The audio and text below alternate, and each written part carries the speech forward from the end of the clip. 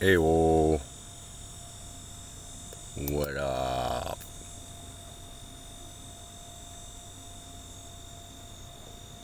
Here we are, Monday. Good day at work today. We'll let a few people roll in and I'll have some real talk. Real talk today.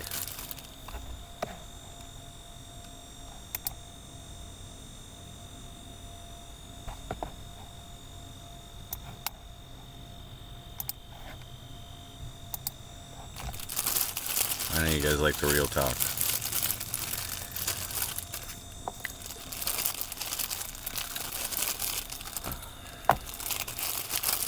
White Tupac, what up? Sorry I didn't bring the laptop over, man. I couldn't do it yesterday to fix it up, but it's still yours, bro. Don't worry.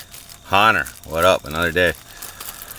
I think I got some good chat for you guys. Chatting going on here for my behalf. Mr. Black. Yes. So you get the holiday pay and you get your hours, bad. You know what I'm saying? So, what up, guys? As you can see in my description or my stream title, we're gonna smoke some weed today, by the way. Well done, chat. Okay, so without you guys knowing what I'm praising you for, well done. Well done. So what we're going to do in today's chat, in today's stream, and my basically what I'm going to be talking about is I'm going to be letting you guys in on like the internal processes that are going on. Maybe, I don't know if you want to call it letting you in beyond the fourth wall or something to that effect. I really want at this point I want to inform you guys of what is happening. Disclosure. And also I need to let you guys know who don't know, or I need to remind those who may have forgotten, or people in chat who I may invite to be part of the team, i.e. doing business together. Okay, I need to let you all know exactly what kind of savage you're involved with. Okay, because you might have forgot, and new viewers and things like that, they might be biased by my frosty table image. Let's just say I'm branding and degree of content. Okay.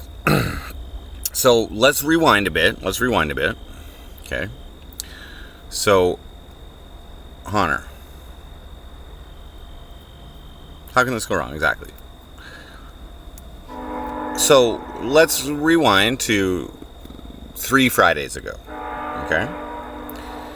So I was still a herbicide sprayer at that point. Okay. And my boss calls me up on the Friday, and he tells me that he's going to move me over to this cleaning job, okay? And also tells me that my work season will be extended by 2 months, okay? So, which means more money.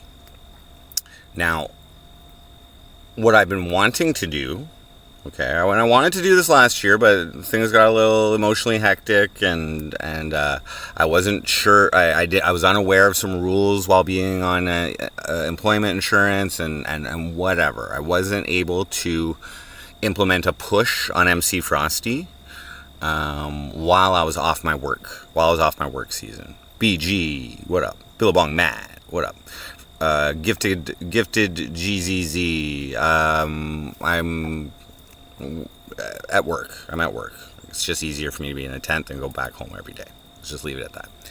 Okay, guys. So for those who just tuned in, okay, this is real talk, okay, and I'm letting you guys know what just happened. Again, kudos to chat, because you guys you guys showed up. And as I mentioned, some people may have forgotten. Some people need to know. So other people have no fucking idea exactly what type of savage you are watching, involved with, supporting, okay? Spit it out, Reform does. I'm looping. Well, we just jumped up to 30 viewers. I doubt they're rewinding, so I just wanted to let you guys know what's going on. Okay, so as I mentioned, I love doing Frosty. Okay, I love doing Frosty. Okay, it's a means to a lot of my personal goals. Okay, so last year I got my job, money, whatever, blah blah blah, and I had intended to go full bore in the off season for whatever reasons. You guys can obviously tell, whatever reasons, I didn't do it. Okay. Part of it was I didn't know that you wouldn't receive EI if you did more than 28 hours of work in a week. Streaming is my work, okay? Self-employment work. So that kind of fucked up my plans, and then I was also emotionally distraught, and then I got back into a relationship and blah blah blah blah blah blah. Okay? Didn't happen last year. This whole work season I've been intending to go Frosty in the off season again. Okay? Now it does, to do this effectively, I need more than 28 hours a week. Okay? That's like what I used to do. I need more than 28 hours a week, okay? So that means that I need to be able to still financially support myself without relying on donations, generosity, that's like amazing that you guys financially contribute to me, but I can't rely on it. I can't predict it. You know what I mean? It's not, but I have to be able to financially support myself without receiving EI, employment insurance, while I'm laid off for the seasonal work. So when my boss told me that my work season was going to be extended, and the first and I, you know what I mean, that's 2 months extra of work, okay? I clear $3,000 a month okay, approximately, a little more. Okay, so the first thing I did is I ran the numbers, okay, and I have now an expectation of how much I will have banked by the end of the season. If I would have stayed on spraying, and I would have been done in 2 weeks, because it would have been mid-September when I was done, I would not be able to implement a full-blown Frosty fucking hoorah, okay? Because I was planning on taking my daughter to the concert and all this stuff. I just wouldn't have enough to forego any weeks of EI. Just saying, okay? So, I ran the numbers, okay? And the numbers are good. If I have $6 or $7 grand in the bank, I can do it. All right, it's more than enough. Next step is to establish the goal. The overarching goal, which has not changed. It's to be able to financially support myself, make at least as much money as a job doing MC Frosty. There has been months, there has been weeks that have been good, but it has not been stable. It has a stable prediction, okay? Now, ideally, the ideal part of that is to be able to do it through ad revenue and not rely on your donations to do that. That's the long term with MC Frosty, okay? So, was the Candy Crush game not lucrative? I made $300 playing that game, and that helped me out a lot. To segue me into the work season. No fucking lie, bro. Okay, so establish target, where I want to go, where I want to be, where I want to work, what I want to work towards, right? Okay. The next step, okay, is you have to know where you are currently, where you're at. Where you're at. Kip, what up? Okay, now that's rather ambiguous, right? Because where I'm at might be different than where you think I'm at. When we might have a different opinion of where at is, so I will define this. So, let's first define what exactly is going on here in its basest form. Panda Clown, what up? Let's just be real and really like just acknowledge or be aware of what the hell is going on here. Okay, so by my opinion, by my judgment, so in this game, in this streaming game, in this entertainment game, there's ultimately two parties. There's the content and there's the audience. Agreed? You guys are all different people. You guys have all different interests and all that kind of things. But in its basis form, there's the show and the fucking audience. Okay? What is the show? What is the show? The show is basically me entertaining and influencing you guys via visual and audio content. The video, my voice, sounds, blah, blah, blah, blah, blah, things happening on the video, but in basis form, it's just video and sound, entertaining and influencing the audience. Now, with the audience, I'm not going to go members only. They don't allow me to go members. Don't have members because I have too much copyright on my page. So, the audience, okay, you guys, can be broken down into two types. There is the silent viewer who just watches and does not engage in chat. And then there is the chat viewer, okay? And what the chat viewers are doing, okay, is you are influencing me via chat and the audience.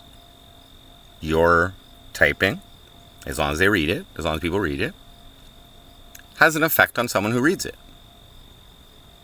Now, I happen to be a streamer who really pays attention to chat. Probably way more than you fucking think I do. Okay? But I really try to acknowledge you guys. Right now I'm talking a lot, so I apologize if I'm not acknowledging you too much, but I am watching. I am watching. So, any disagreements so far? That the base form, what's going on? Okay? And, you know, like, I wouldn't be here if it weren't for you guys. And you guys wouldn't be here if it weren't for me. We're, like, symbiotic, basically, right? Alone, what up? Yes, okay, so the silent viewers, okay, they're able to be measured by analytics alone. I can see, you know, view time, amount of views. I break it down to views per hour, you know, things like that. You know, maybe, you know, whatever information that YouTube provides me about the viewers, that's what the silent viewers contribute. And I'm very big on my analytics, and I do review them quite frequently. The chatters, they have different metrics that can be measured, and some of them are quite different. So what I'm saying is when I set my goal of what I want to do, I'm trying to establish my current condition. Okay, where am I at in relation to in relation to the goal. Now,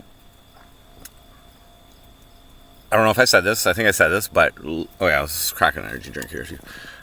Let's be realistic. Over the last couple years, over the last few years,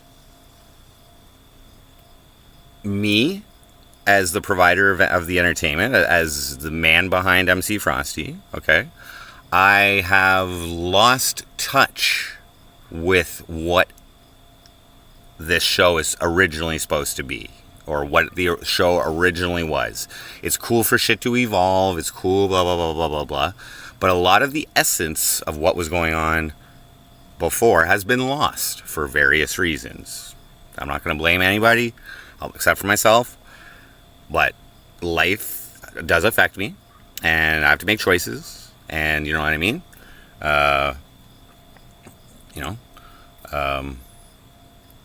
Having a girlfriend sets restrictions on having a job sets restrictions on what I can do with MC. There's all kinds of choices that I make that have resulted in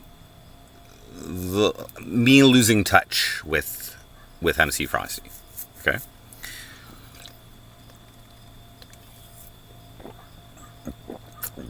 Black metal. Tommy Two Finger Whip. Silent watch while you cut up the pieces. Cool, man. Thanks for contributing. Okay. So, now, the result of losing touch, in my opinion, less viewership. Okay. Less views. Less donations. Less revenue. Okay.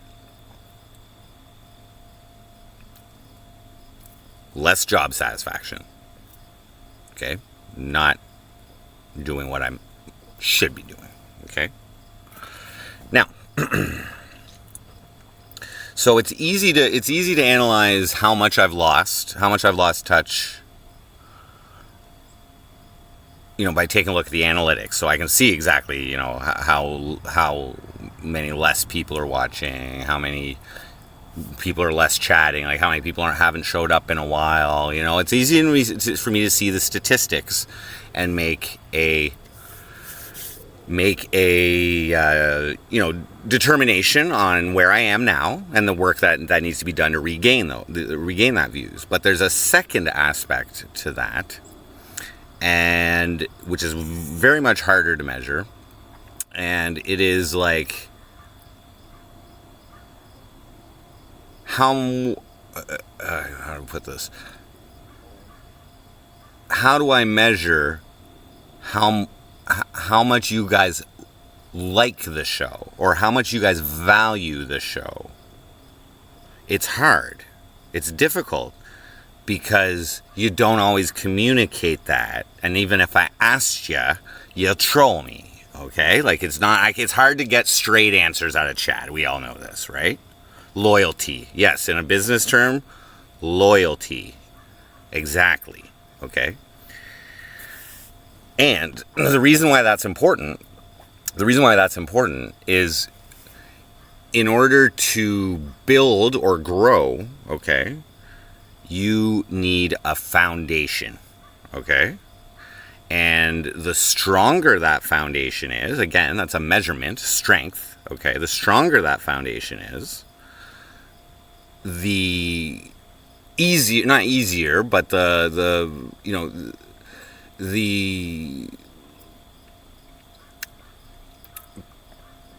higher likely of success in your growth, I would say,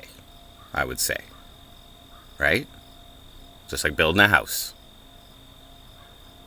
right? Okay, so the first thing I did is found out I would have the financial means to be able to give a push on MC Frosty. I have my goal. And then I needed to establish my measure my foundation. Okay? So, how many of you, over the last 2 weeks of me living in this tent, had any type of inkling that I was conducting an experiment, a test? Did anyone even like suspect that? This is what I'm saying, the savagery, okay?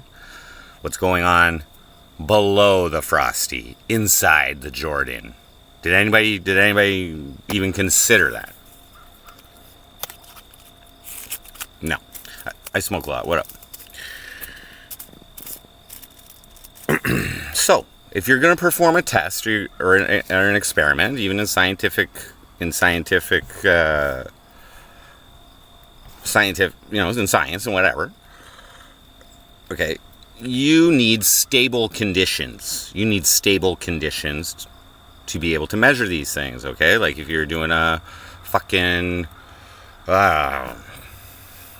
humidity test outside or something, and I don't know if wind affects the humidity or whatever, probably, but like you're not going to have accurate measurements if it's windy one day and it's calm the next and blah blah blah blah blah. You need calm all the time, right? So what I decided to do, okay, is just stream in this fucking tent, stable, only talk, okay, that was the original plan, and measure the results of a baseline test, okay? This is about, aside from Tetris, this is about as little effort. This is about as little effort as I could possibly put into streaming. Is sitting in a tent just talking to you guys. But I already know that you guys like that. You guys like to talk when I just chat with you guys. Did you pass? Absolutely. I gave kudos earlier, okay? I'll explain exactly how you guys fucking pass, okay? So first off, even in my heyday,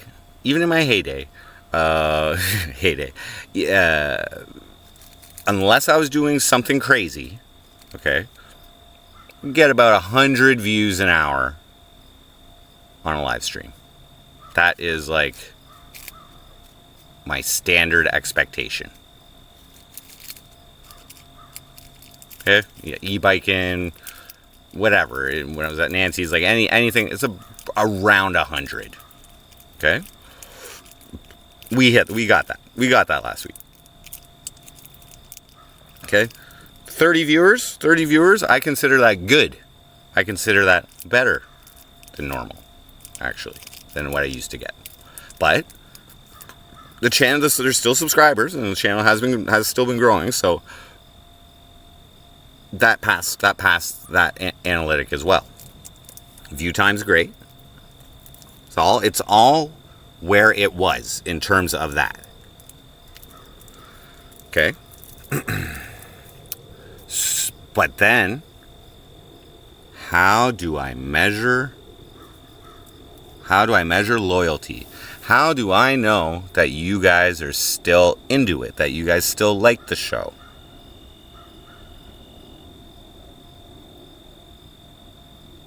So, I'm talking about chatters.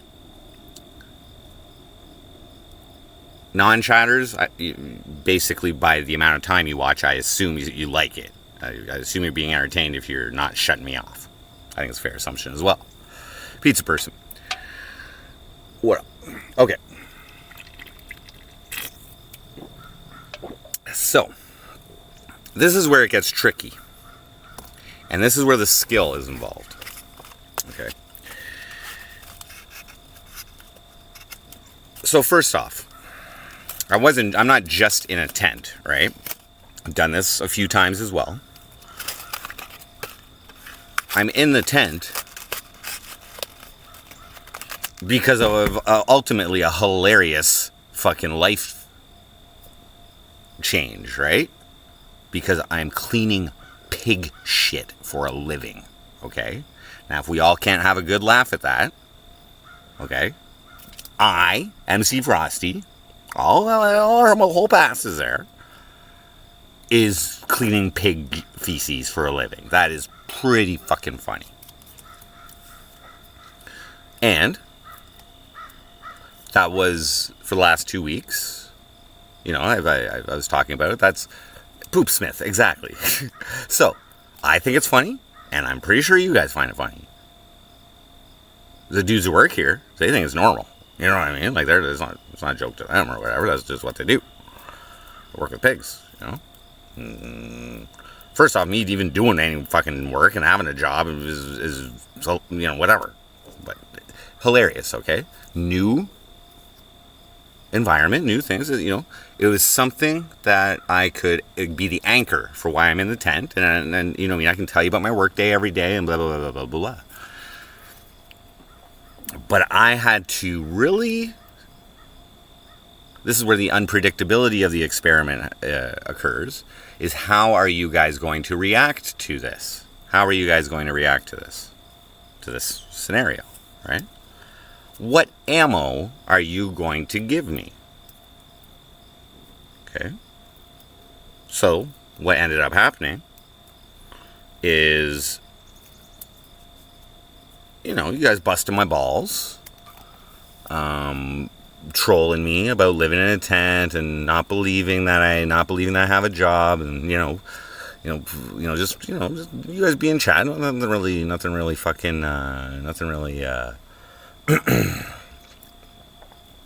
like insulting or anything. It was just you guys being pretty consistent actually with how you've always been. Good sign for loyalty. Value and things like that. Now,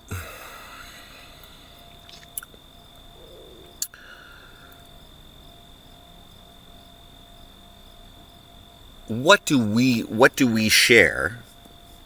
Me as the content creator, and you guys as chat or the audience. What, Pure Gosu, what up? What do we share? We share our engagement and our interactions, right? And I know that I'm pretty good at it, and it's probably thankful to, like, I don't have a huge audience, is that I can fucking address each and every one of you if I want to.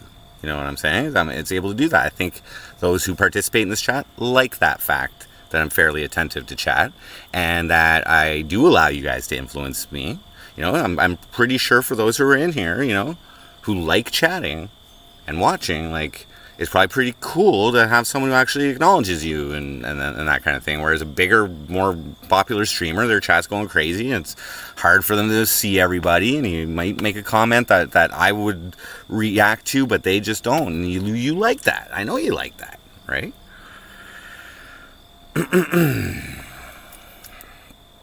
Right? So that's where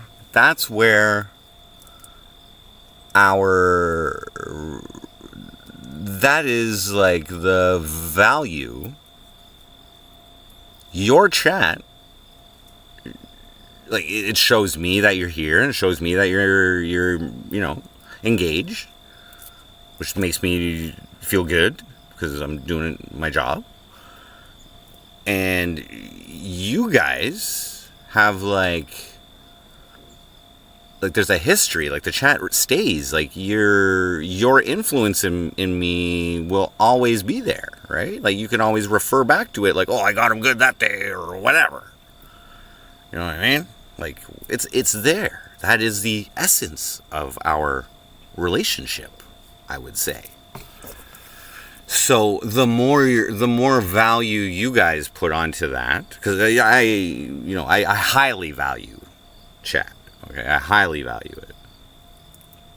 Otherwise, I'd just be making fucking music videos and replayable content and whatever. We're getting to it, Hunter. First contact. No kid. I have to explain this thing, or you guys might accuse me of something. I'm filling all the holes here. Okay. So, what else did I do in the last 2 weeks? Okay. Now I had to start planting seeds. I had to start planting seeds. Okay. So, I reminded you guys of some meth content, right? We had one day where I brought up, am I high? Did I lie about being high? And this is all based on what you guys are inputting to chat. I'm like, okay, well, I can do something like this, all right? But the question is, how much do you guys value? Because the more value that I know is there, the more reason I have to develop this, okay? To develop this. If you guys don't give a fuck, then I don't give a fuck. That's just the way it is, okay? And part of my job is to make you guys give a fuck. And I have enough evidence over the years that I can do certain things which make you guys give a fuck. And even if you're laughing at me, you're giving a fuck about it. Sorry. What up, Toe Nipples? Good games yesterday, buddy. Kick my ass. Did you take me over? Did you take me over in the win spot yet? We're like neck and neck, or nipple and nipple, or something. Anyway. So, how do I test your? How do I measure your loyalty? How do I figure out? How do I figure out how much you value this shit? I can tell you guys all day I value it and how much I value it. Are you going to believe me? Yeah, maybe not. I can ask you guys. You guys could glaze me. You guys could fucking underplay it. You guys blah, blah, blah, blah, blah, blah, blah, blah, right?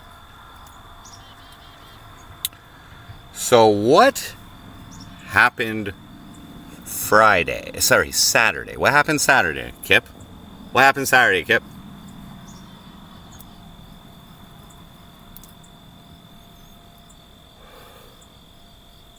I already planted the seed.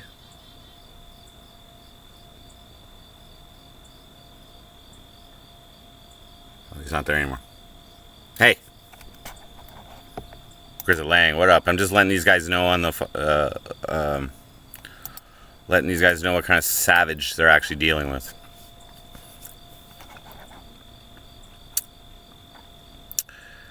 Okay. So... Kip's not answering. So after planting the meth seed last week, Saturday, I got lit. Okay? Now you guys probably think, oh, he's just off work and partying, or oh, he's just a junkie, or whatever. That's part of it. But that's not the whole thing. The main reason as part of this experiment why I did that, at the end of the experiment, when I'm convinced your views have come back, like the tangible analytic measurements are there. I'm satisfied with that. You guys came back, you're still here. We've actually grown in subscribers. I was able to get that female viewer percentage up a little bit. We're like 7% now. We started the 2 weeks at 3, so we doubled it. Okay, just got a little too sausage factory up in this motherfucker. I'm doing my best, guys. We're bringing them back. All right, Speedo's incoming. All right. Anyway, so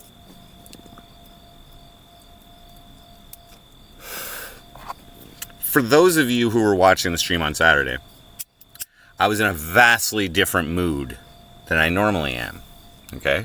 Usually I'm a pretty nice guy. But on Saturday, I started trolling you guys back a little bit, okay? I started trolling you guys back and giving you guys a little bit of attitude. But if I was in my normal mental state doing that, it would not be as believable as when I'm lit, when I'm stimulated, okay? And there is 2 things that I did that I intended to do that I measured your response on, in particular in relation to how much you value this. Like, are we on the same fucking page? I need to find out if we're on the same page. Okay? Because if we're not on the same page, okay, if you don't get it, then that lowers the chances of success for growth plans, okay? I feel I have a very strong foundation. I just needed proof. Okay? I just needed proof. So, and you guys gave me the inch. You guys gave me the ammo to be able to pull this off. Okay? As I said, you guys were trolling me the whole 2 weeks. Just,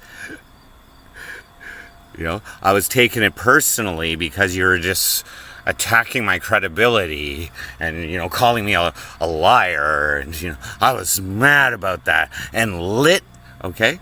So, there's two things about being lit, and this was mentioned in chat last week. Me being lit, Aaron Shred said that, meth streams in the past, you guys aren't sure if it's the drugs or if it's just mania. So, I know, and I know you guys know, that when I'm lit, I'm a little less stable, like I'm unstable, and unpredictable, basically. I'm, a little more unhinged, right? And in general,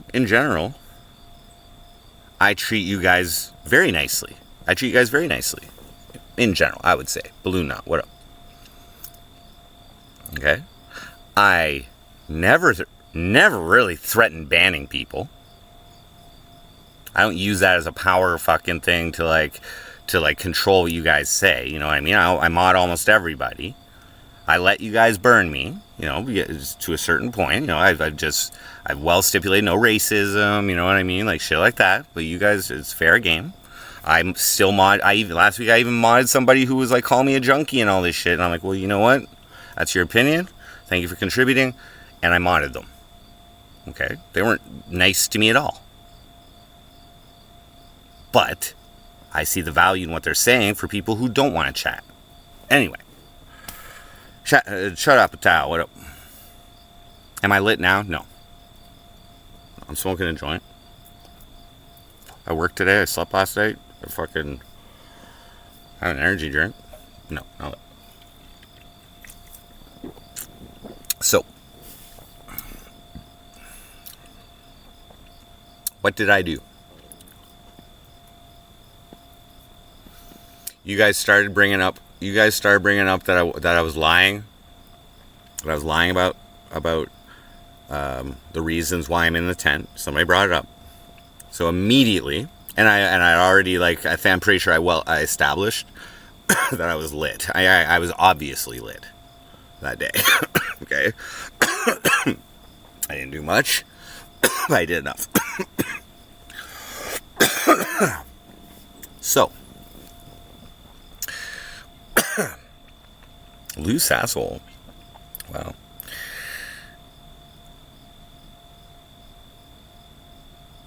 This is the bot screen like that joint. I'm off the clock, bro. I can do whatever I want, except film and photograph work property. So,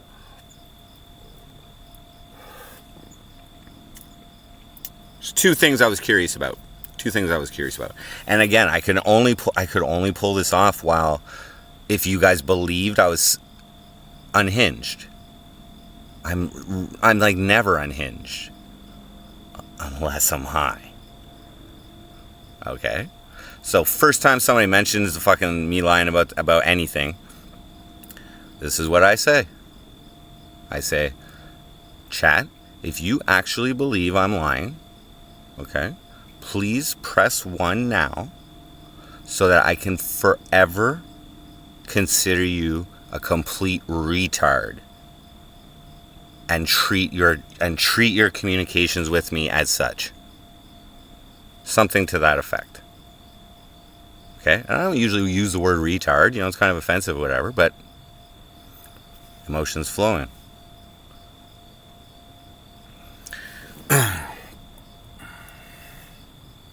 Only one person pressed 1. That was Bull Monkey. But everyone else shut the fuck up about it for the rest of the fucking stream. And I made sure to say that. When I knew certain people. When I knew certain people were in chat. Okay? And I'll just let you know, that's because some of you,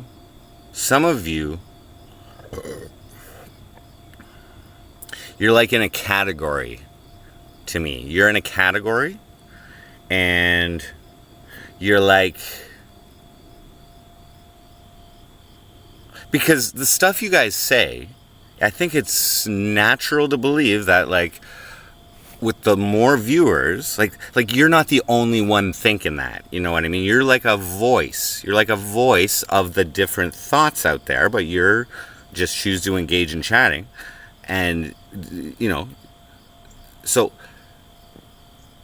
like Kip, you would be like the gold standard for outside the box thinking. You know what I mean? When you say something, I'm like, okay, that's like outside the box. You know. Let's say faithless follower. He would be like the gold standard, like where I can take what he says and I'd be like, oh yeah, I'm sure a lot of people are thinking that too. He would be the gold standard for, or she would be like the gold standard for common thought. Like Kip is more like outside the box, but faithless follower is like common sense, common thoughts. Like, I feel like a lot of people would share some of these, maybe not the way they say it or the way they do it, but what they're saying, I think a lot of people think. For instance, when I was first with Heartbeats, I didn't get her anything for the first Valentine's Day that we shared together. I didn't get her anything physical for that. Okay? And it is what it is. And faithless follower pressed me on that.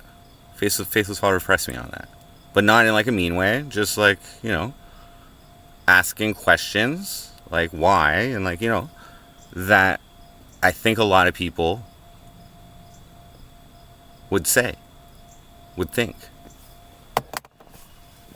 Reform. Anyway, dragonflies is like gold standard for viewers who like care for the well-being of the streamer. You know what I mean? You know, viewers that will worry or you know, be concerned. You know, they want your best. They want you to be healthy, and they want, you know, that there's a lot of people who like have that angle.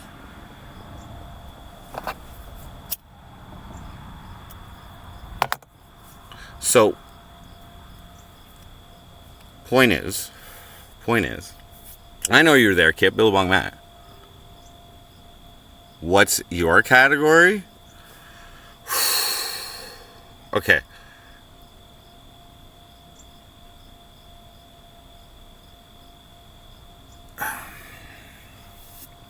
The effect of your chat is that like you're here every stream, just about.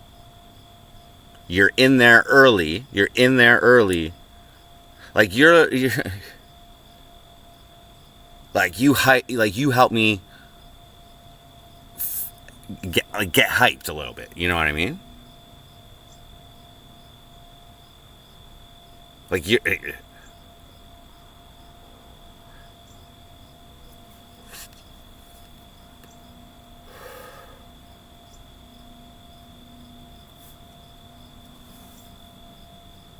Like, yeah, for gold standard, reliability. You know what I mean? That's what I'd say for Billabong Matt. Always there. I do suspect you run many accounts, though. Just saying. I don't care, but I suspect it.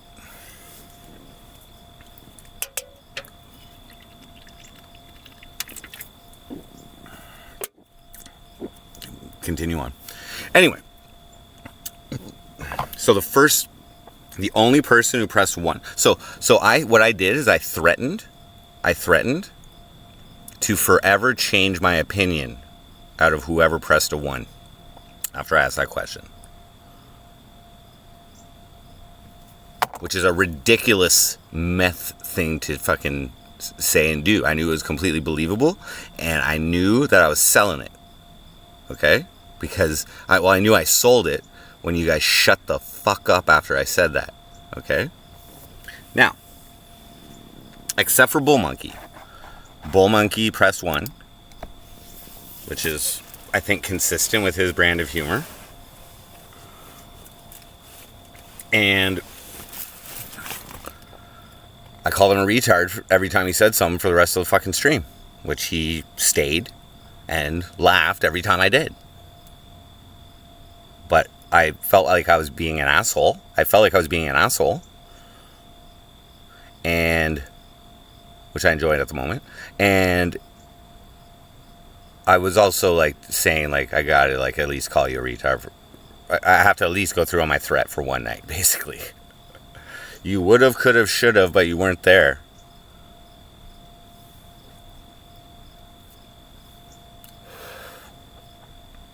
Unless you are Bull Monkey. In which case, you're fucking with me. See, I always have to consider all the like, there's a low chance of that, but there is a chance of that. You know what I mean? Blue Rang, what up? Big Sky, what is this about? Oh, I'm just explaining like what happened in the last 2 weeks of the tent and how I use that to progress the achievement of my goals. And I'm doing this pretty fucking fast, okay? This is all formulated and applied since 3 Fridays ago. And I took 2 weeks to just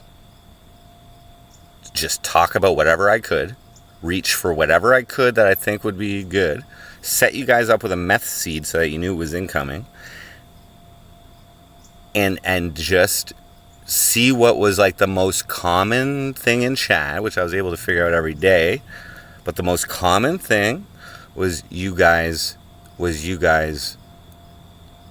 thinking there was something awry with like the living conditions and life story that I was presenting to you guys, which, okay, for a fact, I know that like you're wrong in that situation, right? So you're in the wrong. So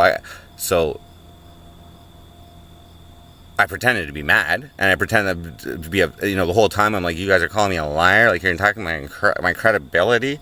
Like here's me never lying about being on meth on stream. Okay, I set it up, and I snapped out on you guys when I was on meth. So it's like, mwah. So so that was first level. Do you guys care what I think about you? Do you care what I think about you? And there wasn't that many people in chat, but there's Faithless Follower. What question did Faithless Follower? I was glazing a little bit earlier there. I said you were the gold standard. I said you were the gold standard for like I'm not saying how you say things, but the points you bring up when you're questioning me or pressing me, politely pressing me. The points, like what you're saying, is like the gold standard. Like I can put more weight on. I can take like a meaning behind what you say and faithfully believe that thought is represented by a fairly large percentage of viewers, like common sense almost. A noticer. Everybody's a noticer. Everybody's a noticer. Everybody notices different things. And usually the things you notice are things that I wanted you to notice, or I'm aware that could be noticed. You know what I'm saying? The more noticing you do, the more mental energy you're like I'm entertaining you. You can't notice something that isn't there first. and I'm the first. Anyway, why do I call Bull Monkey a retard? Because, okay, so Faithless Follower, if you haven't been watching secretly or quietly, I'm analyzing. I'm telling you guys what happened the last 2 weeks. Is I was running a test. I was running an experiment. Okay. As soon as I knew I was making money, that will allow me to give MC Frosty a good hoorah in this fucking EI segment when the layoff. Plan started being initiated. Okay. And I think I executed it very well. And I want to commend chat for coming back, participating, acting in ways which I feel are consistent with the way you've always been, which makes things easier to measure. And then I got lit on Saturday and implemented basically the fucking hammer to find out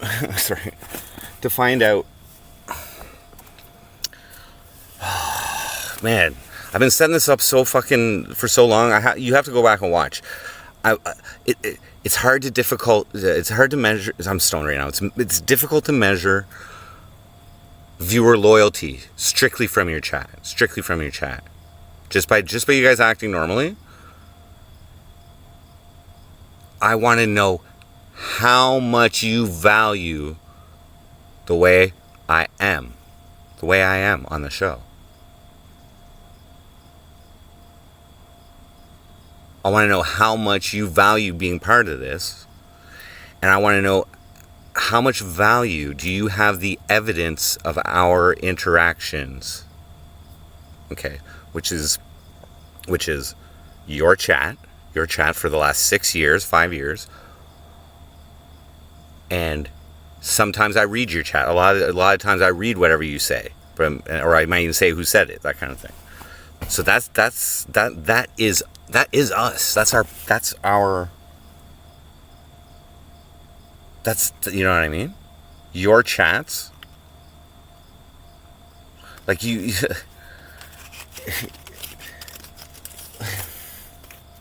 our influence, our shared influence is fucking materialized by your chat and the analytics I'm able to derive from viewership. Okay, point is, for me value, not the word, for me it's entertainment. Right, Bones.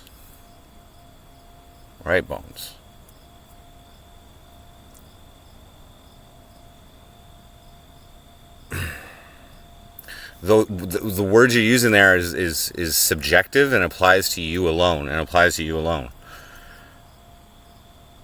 I don't recall you questioning my integrity, my credibility at all in the last 2 weeks. Okay? It's a good thing. That right there shows loyalty and value. That right there. The real problem with streamers and shit like that is when they're like disgenuine, or they're like, or viewers stop trusting them. You know what I mean? That's a very bad thing to happen to a live streamer.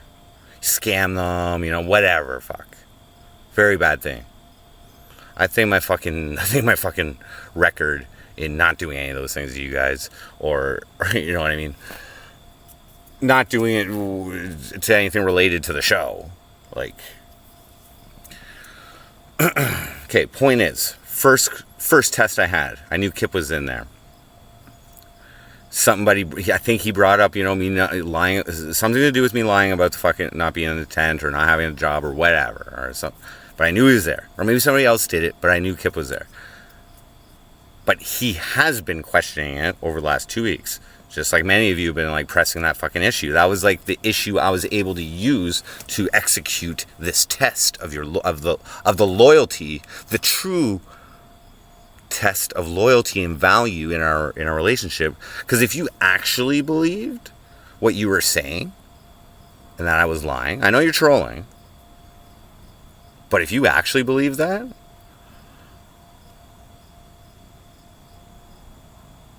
then it's going to be harder to entertain you. It's straight up harder to entertain people that don't like buy in to what's going on here. You know what I mean? There's no reason not to buy in. Malarkey. So, first question I asked was, if anyone believes that if anyone believes that I don't have a job, or that I'm homeless, or whatever you guys have been trolling me on, I'm stoned now, man. Fuck.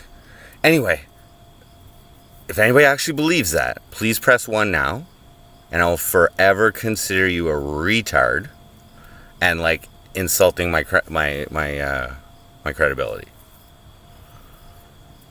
Forever. Doesn't matter now.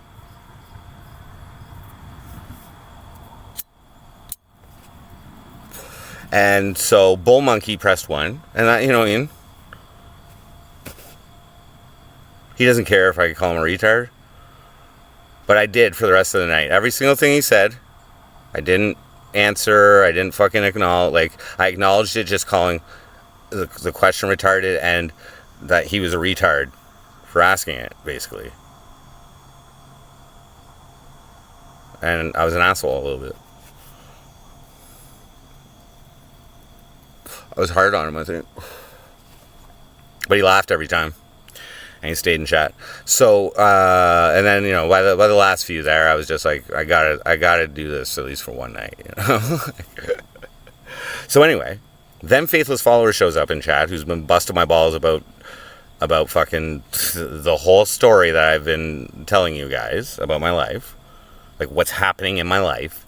And you guys are like, so,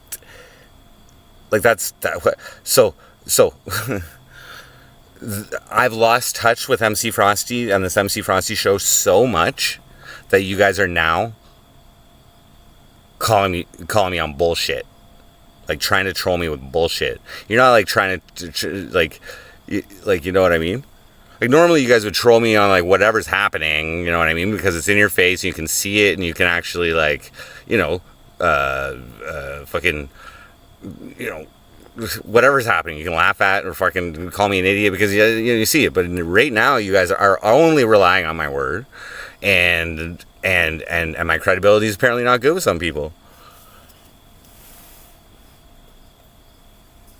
To even imply that on me is like, whoa. There's a break, and there could be a break in you know, customer loyalty here, like audience loyalty. Like, whoa. Like, maybe some of you guys actually believe that. Like, whoa. We can't be having that here, guys. We can't be having that here. You know what I mean? So then Faithless Follower showed up. And again, he busted my balls for living in a tent, not having a job, being actually homeless or something, whatever. He triggered the response. Because I needed to measure Faithless Followers' loyalty. So I said, if you actually believe that, you know, whatever you're saying is true, press 1. And I will block you forever. Hide you forever. And what that'll also do, I'm pretty sure, is erase your entire chat history of all the years of MC Frosty. You basically, like, disappear. Because that's what you guys have. You're like, that's your power, is chat. That's the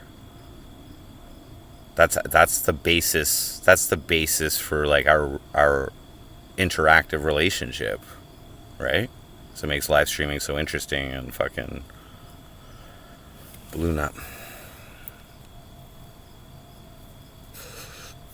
Why won't I show you a Papa Pig show? Well, it's all in the barn. All the shit I've seen is in the barn, and I can't photograph or take any video in there. So I'm not bringing it out because that's a violation of biosecurity protocols. Chat logs. I think I also added like I'll forget you ever existed or something like that as well. I think I said I'll like hide you and like forget about you. Something like that. Anyway, everyone shut the fuck up. And it was kind of like, oh, I guess my first threat didn't work. I guess my first threat of like thinking you're a retard wasn't completely 100% fucking there. But the thing is that I never threaten banning to you guys. You know what I mean? I rarely ban anybody.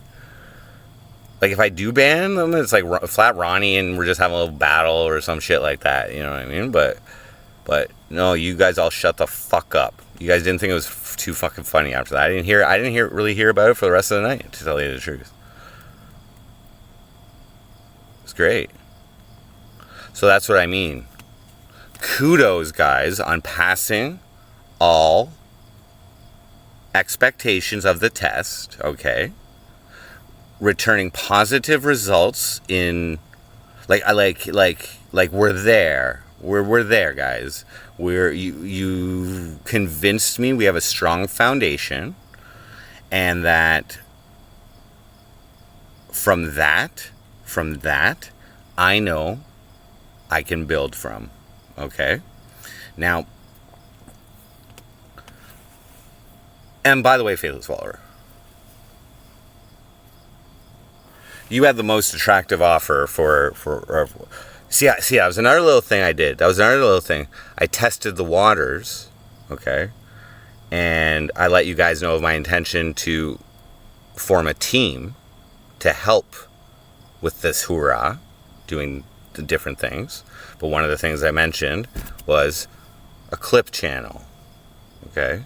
And then like just like without having thought of like, you know, compensation and whatever, I was like, you know, just proposed, you know, considering all the revenue coming in online from MC Frosty as like the pot, and then everybody working on the team gets a certain percentage, and I'll take the lowest. Like the other guys got the same percentage, and I get the lowest. But then we started talking about weekly pay. People were like, nobody wants that. You make $5 an hour money. So then it was suggested that there be like a pay out of my pocket for it, which I'm happy to do. I probably even suggested it. And I started off at $100 a week, you know, and like whatever. Then we're just shooting the shit. We're just brainstorming. And then somebody laughed at it like, fuck that, you know how much time goes in, blah, blah, blah. But Faithless Follower suggested that they're asking questions about the revenue. And at first they asked if suppose they do like a, you know, like a YouTube clip channel or a Twitch, you know, a X clip channel or whatever, if they can just keep all the asset. I didn't even answer it. And then he said that he would do it for $50 a week plus he keeps the revenue, he or she keeps the revenue of that channel, of the channel they work on. I don't know if Faithless Follower is still in chat. Trip and Sip, what up? Trip and Sip, yeah, we're not together anymore. Yeah, we broke up probably about 2 months ago. Not getting into details. It took like a month. I didn't really stream for at least a month after that. We're not repeating the script of last year. All right, that's been played out. You guys saw the full range there. Okay, emotions, and not repeating that. And I'm more confident in the decision this time. But I did feel sad. I felt sad, but I didn't want to bring that to the show. I wanted to get over it before I came back. I wanted to make sure that I wanted to make sure there was no loose ends there at all. So, yeah. Before we start getting back into it. Yeah, that's cool. Oh man, it was worth the attempt and worth the effort and whatever. No regrets. Okay. Yeah, yeah. But some things are still worth trying for, even if the expectation of success is negative. You know what I mean? It's still worth it, all the effort, if you actually do get success. You know, some things are like that. Anyway, so when I did threaten an actual consequence, nobody fucked around after that. So I think we're on the same page. I'm happy to report we're on the same page. But yeah, so Faithless Follow-Arounds are still in chat. But okay, so they offer $50 plus they keep the revenue channel. Now here's the thing that I was thinking about. Okay, so what we'll do is we'll do like a 30-day probationary period. Okay, a 30-day probationary period for whoever's on the team and whatever they're doing, 30-day probationary period, where you do not have to divulge your identity to me. Okay, after that 30 days, okay, you're gonna have to not be anonymous anymore to do business with me, because we're gonna have a contract. Okay, now we will include an NDA portion of this contract where I'm not allowed to, ever divulge your information or some shit. We'll protect ourselves. But I'm just saying, this isn't an anonymous job. But we'd probably go for like a 6-month contract after that, and we'll just negotiate everything. We'll have 1 month to first month will be a big determiner if I can even can do it for a second month. We'll see what happens. But I'm planning the first month right now.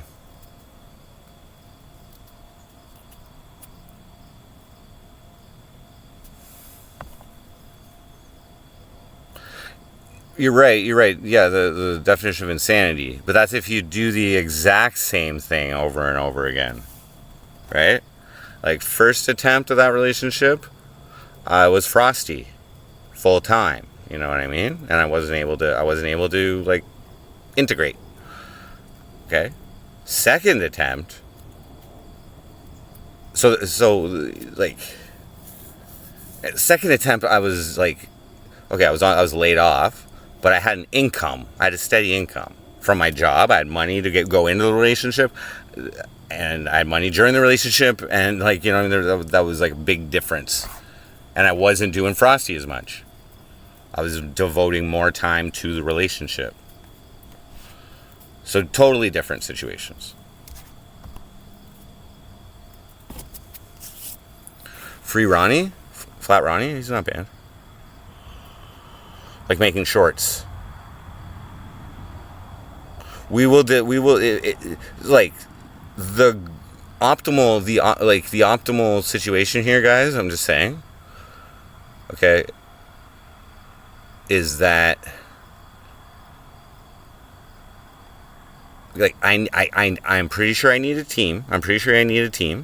But at this exact second, I've just been proposing this, because what I'm saying is I can't do everything myself, okay, and deliver the best content I possibly can, okay? If I have to change the hat and get my mind focused on fucking editing videos when I'm trying to run 24/7 streams or whatever, okay? Can't do it.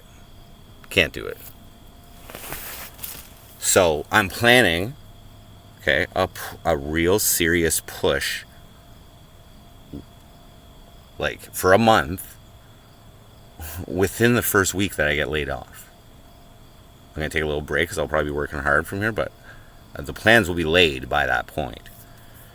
There's going to be a 30-day serious push of MC Frosty live stream. What is there to clip? Okay. 7-Eleven manager. Good question.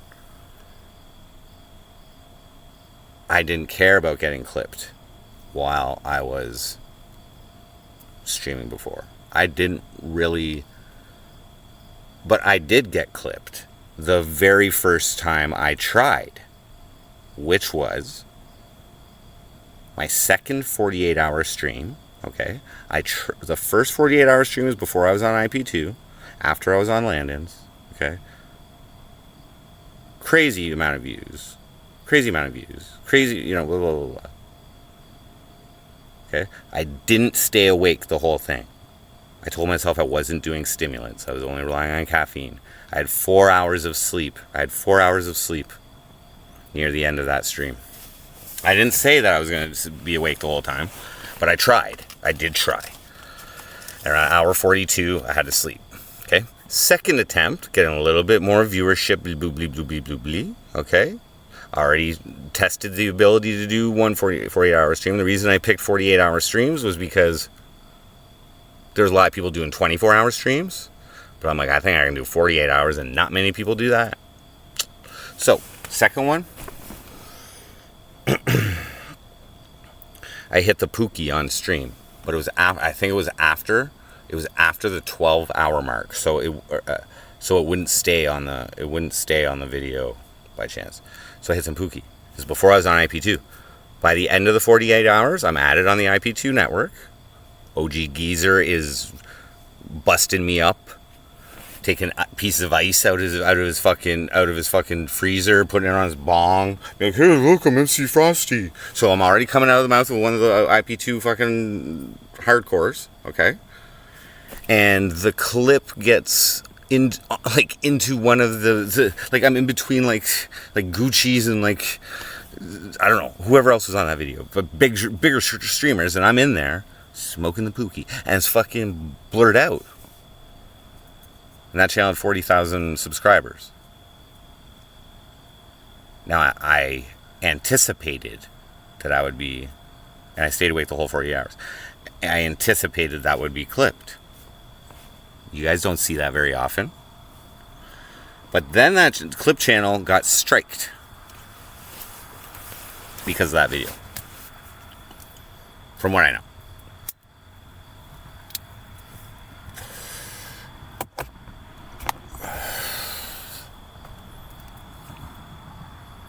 So, to answer your question, clips will make you a lol cow. No, clips will be of what... So, okay, the reason... And this is just an idea, it's not set in stone. But that's just something I've observed with a lot of channels, bigger channels, is that, and probably also for revenue, is that the ability to extract your live content into replayable content. Okay, there's value in that. A lot of people only watch clips and shit like that. You know what I mean? All they want is clips. They don't want to sit around for fucking forever watching a dude sit in a tent. You know what I mean? So like,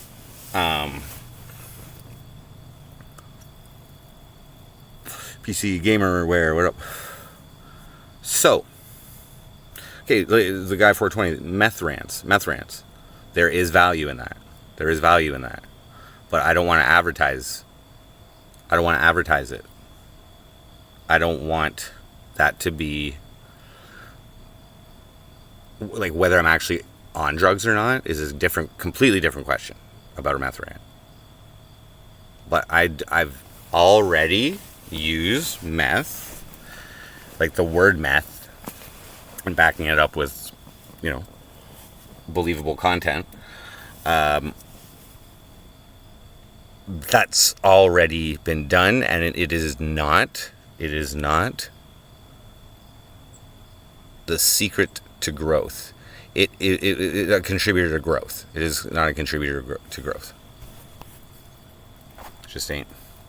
It's not good for the algorithms. Nope.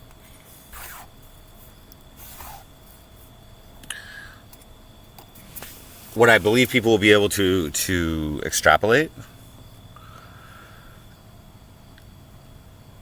is when I'm high.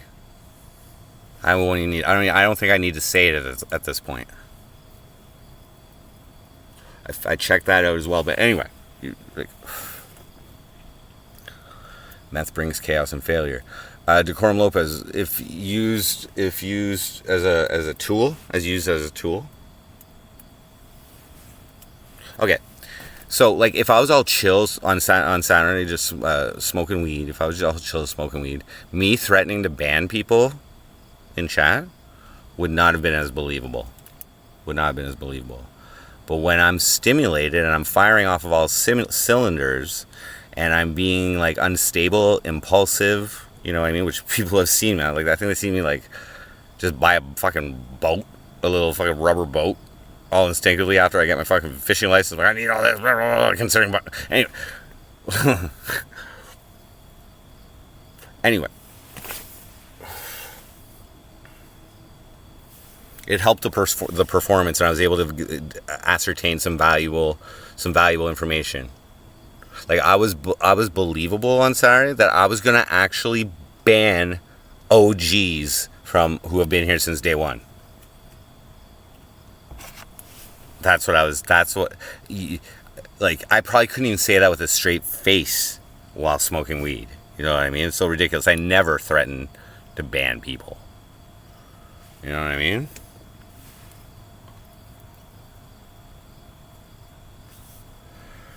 Ephedrine is similar to meth. I used to do those pills when I was in high school. They made my head tingle. Take like 8 or 10 of them, and I'm fucking. But meth is made from pseudoephedrine. That's one way to make it. Pseudified and shit. Okay. So. That's the first element of this real talk, is that I was, the whole last 2 weeks, I was executing an experiment to determine where I'm at in relation to my target, my goal, my overarching, like the long-term one. So the next step now, okay, so I'm satisfied with my results, with my analysis of everything that happened in the last 2 weeks. You guys are still here, and you will troll me. You will troll me with things you know that are completely false. Guys, that's a slippery slope you went down last week, by the way. That's a slippery slope. Bob Jones, what up? You know what I mean? If you guys didn't know that I was stimulated, I wasn't denying it. If you guys didn't know I was stimulated, okay, let's just say I made threats like that when I wasn't stimulated. Okay, I would just be chill saying that, like, dude, I'm gonna ban you, dude. I'm gonna fucking, or whatever. If you actually, you know, but if I feed off of what I know from our entire history is your impression of meth, and most of you, at least meth on me, Aaron Shred even said it in chat last week, it's comparable to mania. It's comparable to mania. I was like, wow, that's confirmation. That's confirmation. So while I'm high, when I make crazy claims, because that value, your chat histories, guys, value, like I value that, like I was saying earlier. Okay, I don't want to ban you.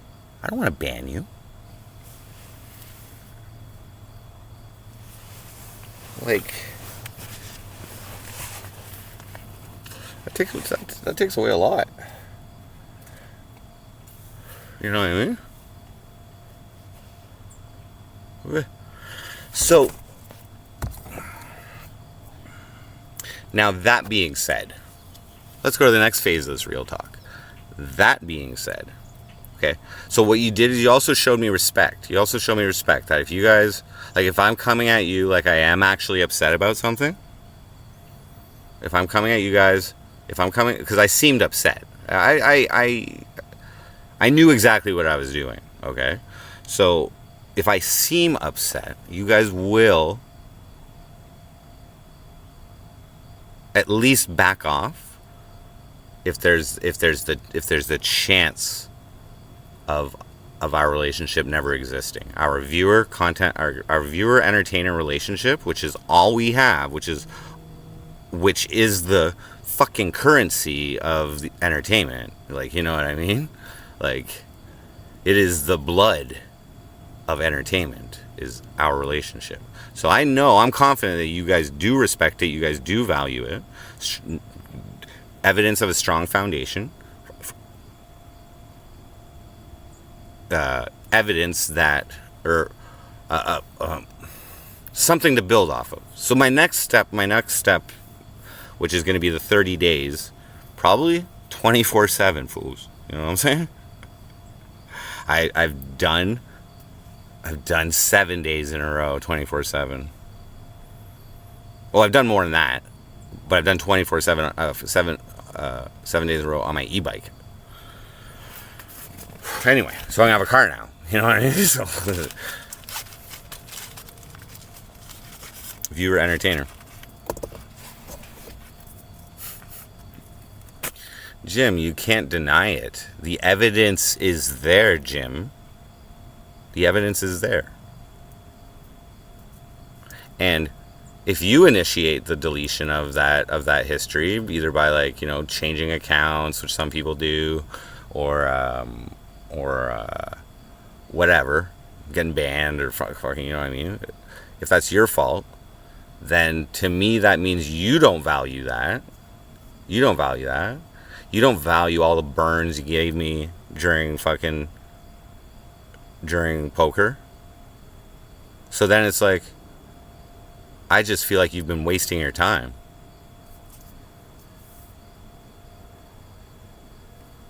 Because you all individually have cumulatively contributed to where we are now. Dude, why don't you change your fucking nickname too, man? That's like disrespectful, motherfucker.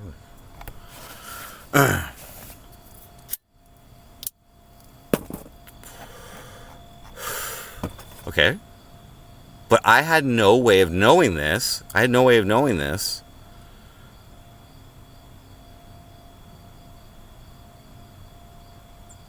Until I created content with a specific intent to analyze what was happening. That's why baseline. That's why I even turned the camera on. You know, I don't have to stream from here. I can play Tetris. I can watch movies. I can do whatever the fuck I want. You know what I mean? But the cards, like, the stars were aligned. Because reality, the truth is, I'm out here for a pretty ridiculous reason, and, you know, to clean feces. So the story, I'm confident when things happen in my real life, if that's usable content, you know what I mean? If it's even worth talking about, you know what I mean? Like, I know by now what you guys like, you know what I mean? At least have a slight interest in, you know? I do have good content. But at the current moment, okay, it's like, I was saying, like, I've lost touch with, like, what I know works with MC Frosty.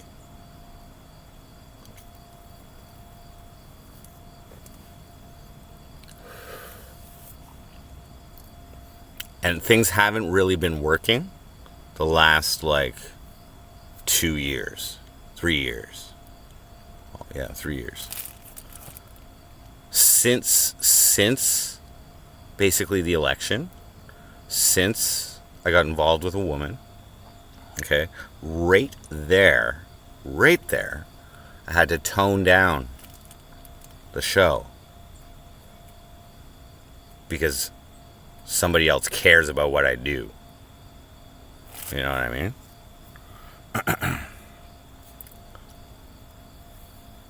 Negative effect.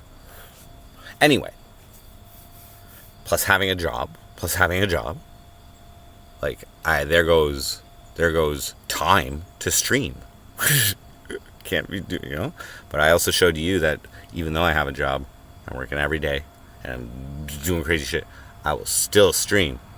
I think I showed some dedication to this craft the last 2 weeks to you guys, which shows you that you can your loyalty and your value is well placed.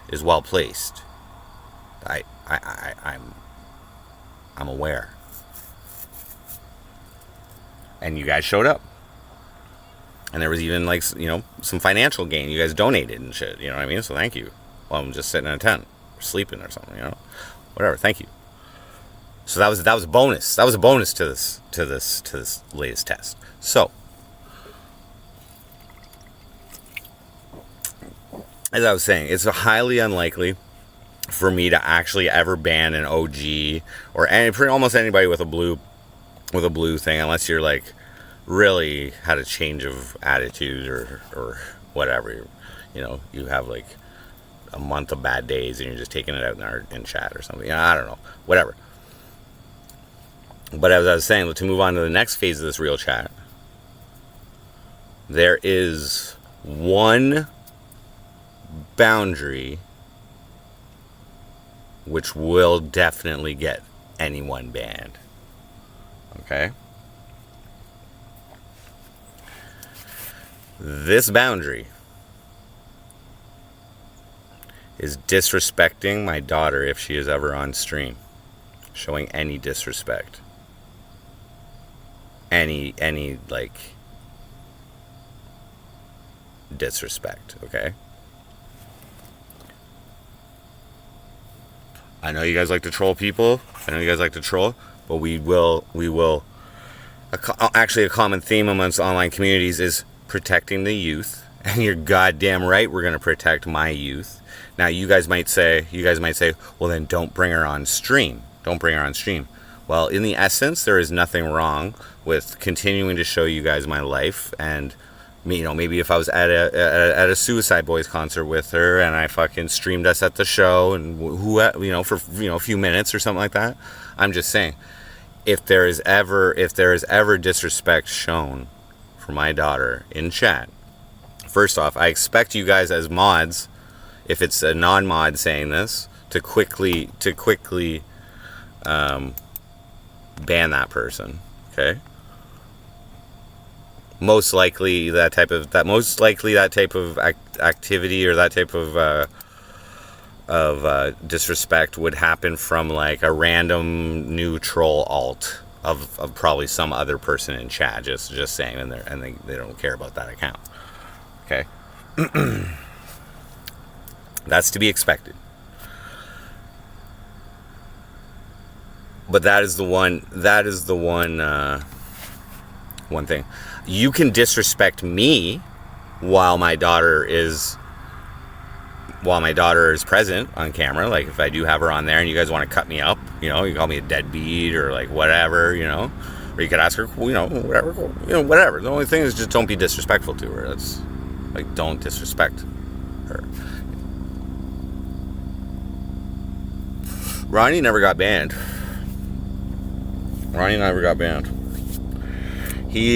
I've only seen him in chat maybe like 3 times since my really depressed stream there, where explained how I wanted to die, and what he came in chat. I think at a couple concerts I was at just to say like I suck, and then but he also came in and explained that he was disgusted in both me and Heartbeats for getting back together after I threatened death. That was his,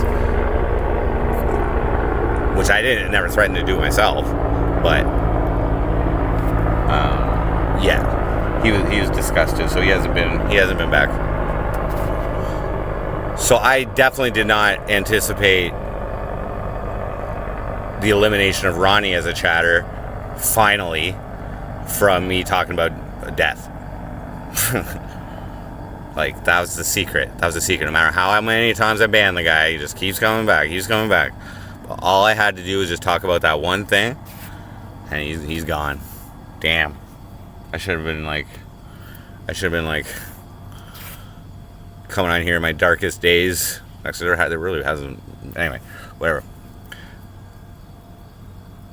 So,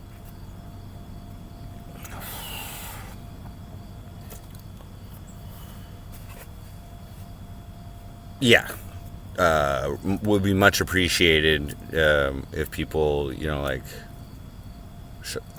you don't have to show respect if you don't want to. You can just treat like a normal person, like whatever. You don't respect people automatically. That'd be awesome if you did. Like, you know what I mean? It would be awesome if, like, someone in chat who's like, let's say, 90% negative, trolling on me, like, laughing at me or whatever. Something like that. If they, like, just change their tune when my daughter is on stream, what I mean? Because, like, I'll be straight up. One thing I would love to do is when if my daughter wanted to do this, if she showed interest in it, but if when she's old enough, is like, I would, like, show her how to stream and, like, you know what I mean? Maybe pass the family business down to her, you know what I mean? At some point. But, you know what I mean? I think I have a lot of knowledge that I could share to help her to, at least get started doing it and that kind of thing. But if she doesn't want to do it, then fuck it. But anyway, so what I'm saying is I may introduce her to it. I may introduce it to her at some point. At some point in the future, I may introduce my daughter to you guys on a live stream. If she wants to, if she's comfortable with it, if her mom's comfortable with it. But I'm just letting you know, and I'm not going to repeat this or threaten this in the future, but anyone who shows disrespect is banned forever. And secondly, I hope you guys as mods would take quick action on anyone who's not modded in chat who also disrespects her. I'll obviously let her know what some expectations are going to be, so it's not going to be like, whatever. She's not going to take anything seriously anyway, you know what I mean? Like, I'll let her know. Like, I'll prep her. Don't you worry about that. I got that. But still, just the intent of disrespecting her, you're getting banned. Now, and I would be upset by that, because I have had some guests. And you guys have been extremely disrespectful to them. And,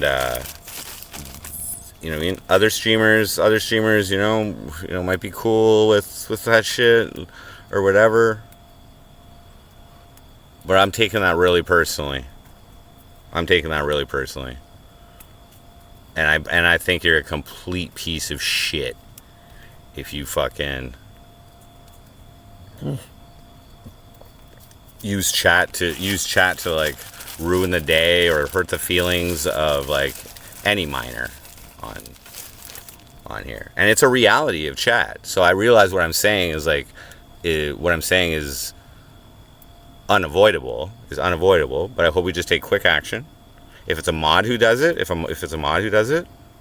okay, I will actually give you a chance. If you say something that I find inappropriate that I would ban, I'm going to actually give you a chance to retract your statement and apologize to my daughter for that statement.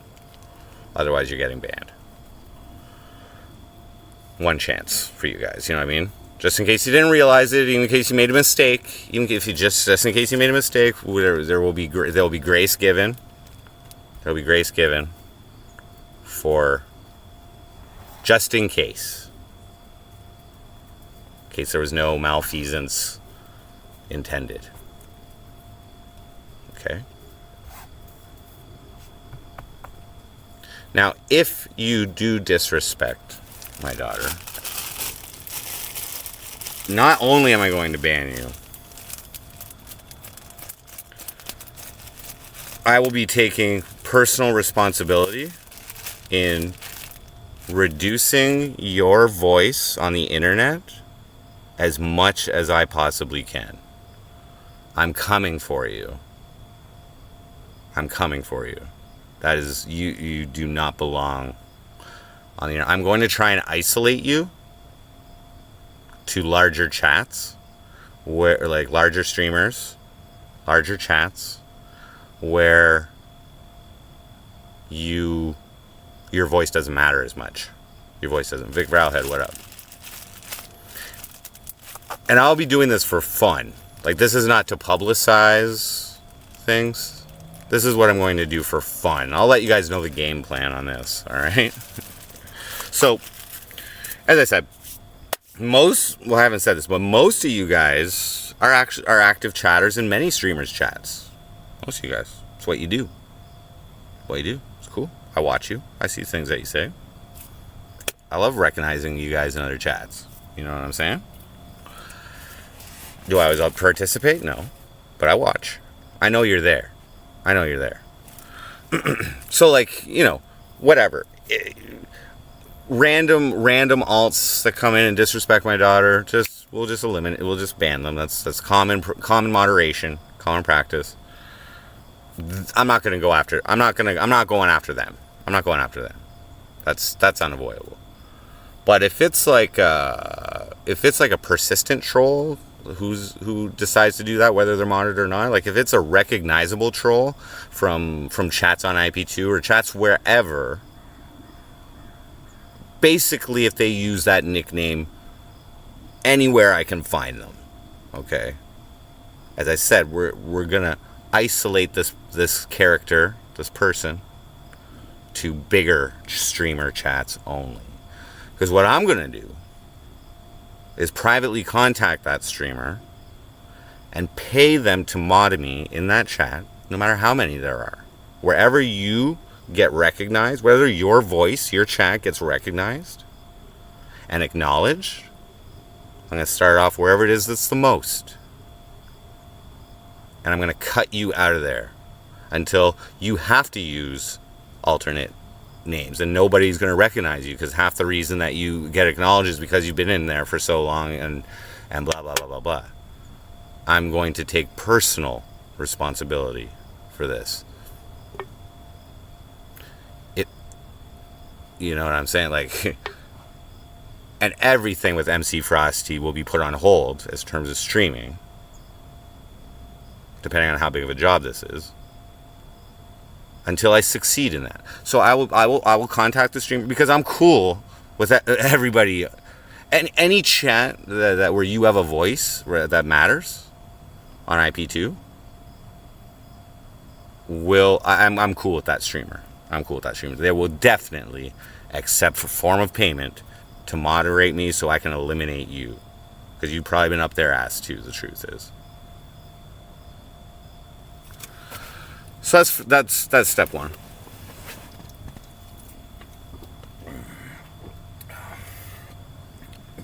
Now, if you choose to disrespect my daughter, you better hope to goddamn that your anonymity on the internet is well secured. Because, as I mentioned, I'm not going to publicize the anonymous trolls on my channel that I'm doing this. I'm not using it as content, okay? Because I don't want to give you attention. I don't want to give your troll name attention, any publicity. Everything I talk with the streamers is going to be private. You're not going to know it's happening until it happens. And if it so happens that you have a name, that's when I'm going to make content out of you.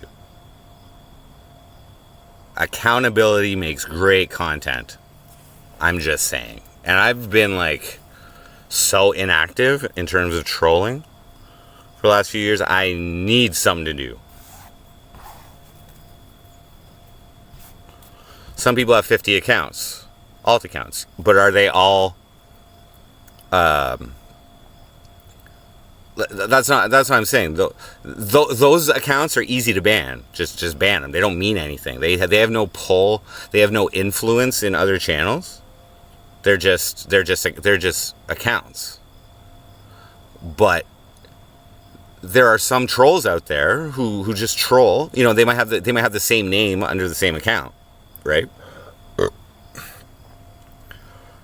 Same name of the recognizable name under the same account, right? That's probably what you mean. I will silence them all until the job is finished. You guys have seen how I handle Flat Ronnie. I'm pretty good with them.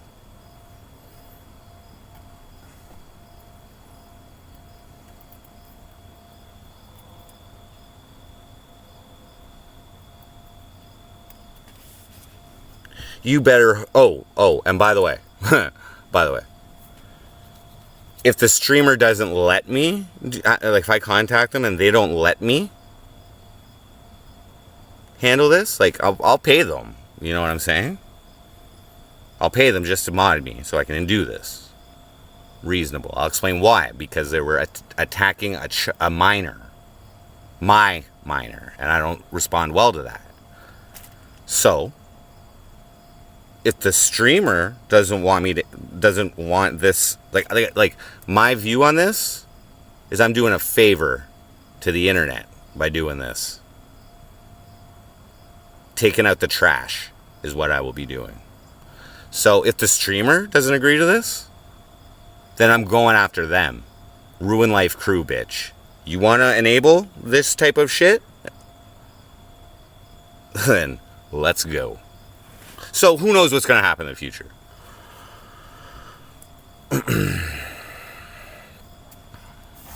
But that's what I'm good at.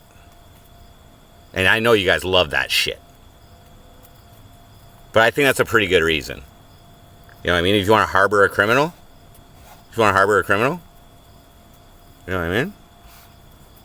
That criminal insulted my daughter or hurt my daughter's feelings. That's another thing.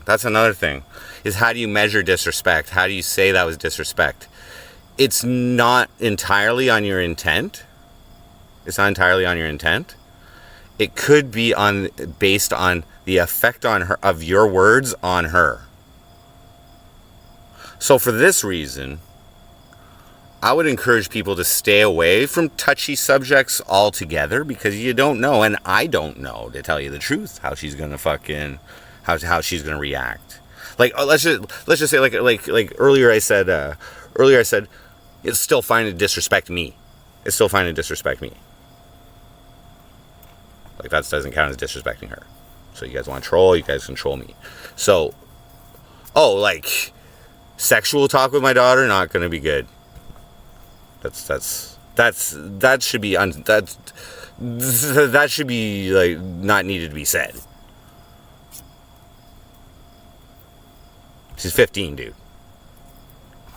If you guys want to fucking expose yourself as a pedophile, yeah, that's you're getting banned.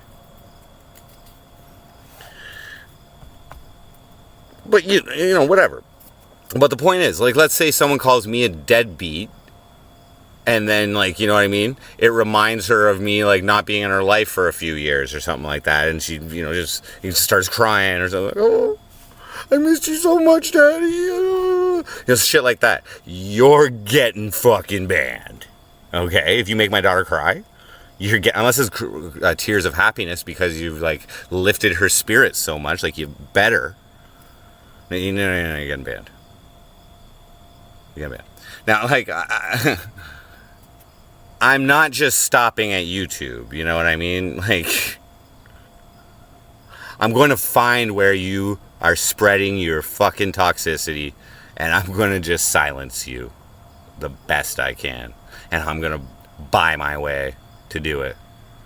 Because, like, even though you might have 50 alts on YouTube, you got one Discord fucking account that you go and fucking troll in Discord chats with, or whatever.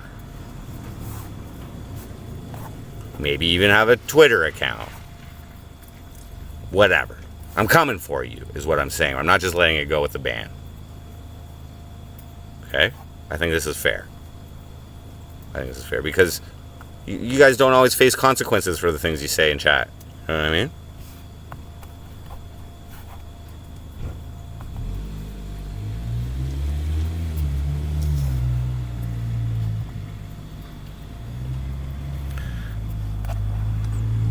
It's been accepted that it's open season on you, and you've encouraged it, but anything concerning your daughter, sister, and mom should be well off the table.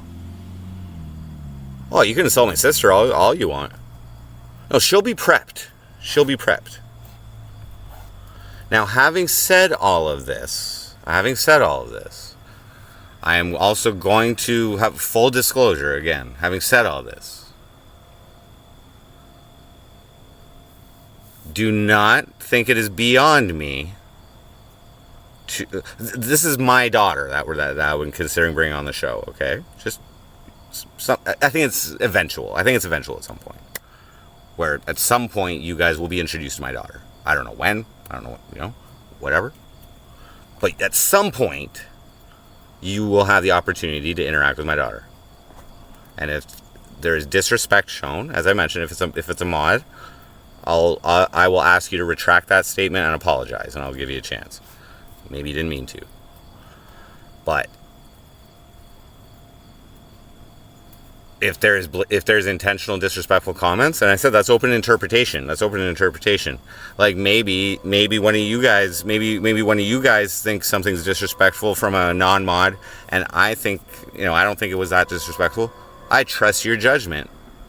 If you have to ask if that was disrespectful, then it was disrespectful.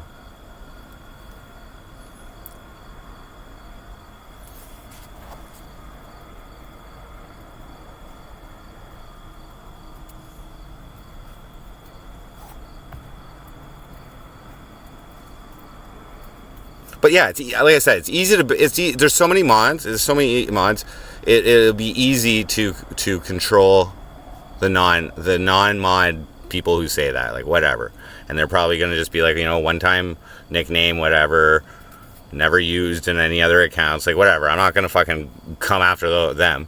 But anyone who has like a presence anywhere else and can be identified, I'm coming for you. Now, like I said, this is my daughter. This is my show. Do not put it over me that I won't set a trap for your intrusive thoughts, to see if you can control your intrusive thoughts. Okay? I would prep her for any type of stream and let her know exactly what's up. And what I'm saying is I would encourage her to act at some point as though she's taking your comment disrespectfully. And at that point, we're going to have some fun. So I'm just saying, don't be respectful to my daughter. You don't have to be respectful to her, but you just don't disrespect her. That's all. Let's protect the youth, all right? I don't even want to say the youth, but that's the logical thing. It's just I personally, don't, protect the youth, but we will exercise that train of thought with my daughter. Fair? You know what I mean? Like other streamers, don't even, set expectations for you when that happens. They'll just bring their kid on, Fucking whatever. I'm just letting you guys know the score, that's all.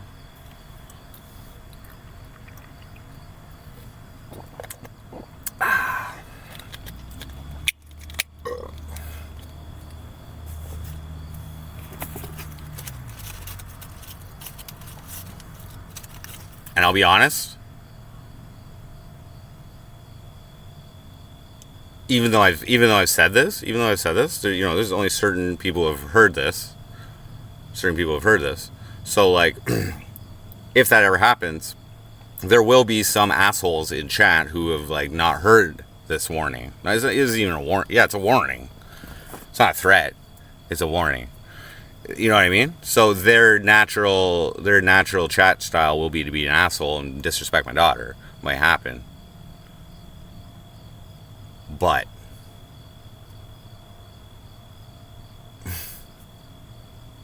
you can't claim ignorance on this. So my natural having enacted this policy,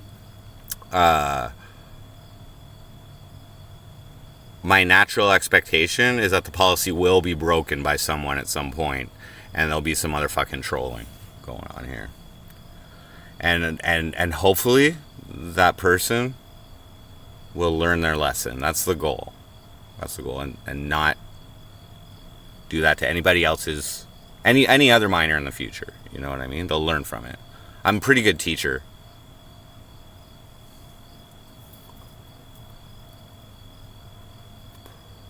Like, I will find out who your online associates are, and I will pay them to let me know your identity. And then we're having great fun. Like, who's not going to sell you out for $1,000? Just think about your circle of online associates. If you're thinking about disrespecting my daughter, I mean, if you're not going to disrespect her, then whatever. Oh yeah, guys, that type of like, you know, I wouldn't do that. I wouldn't do that if you like disrespected someone else's daughter.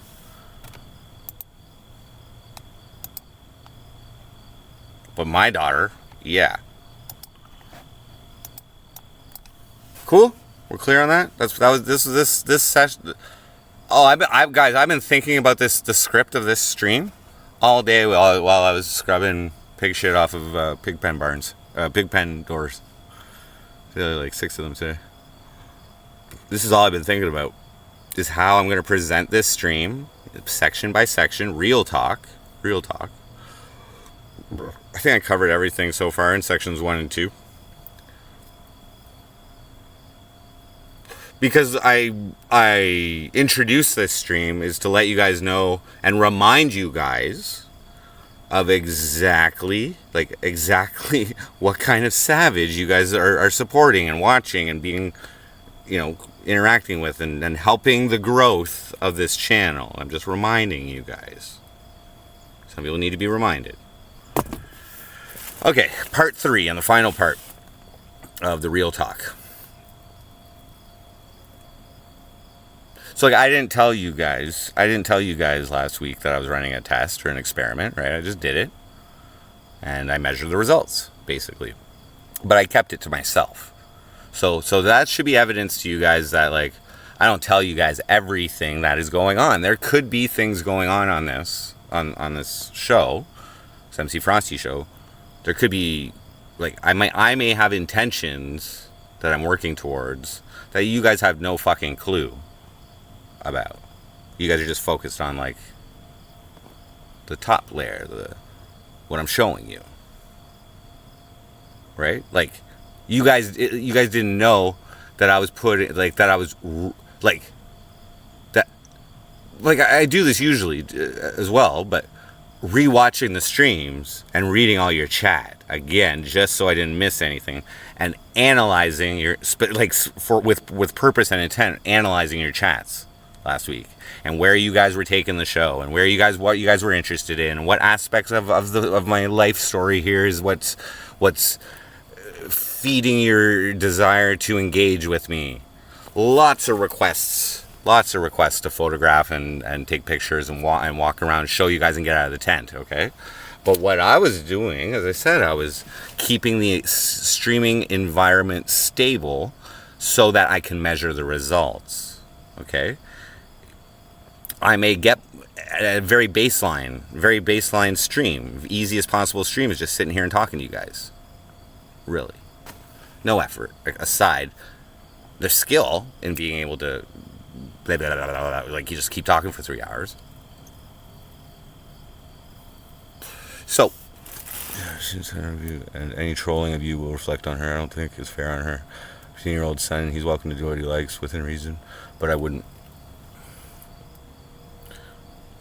I am just saying that I'm, like,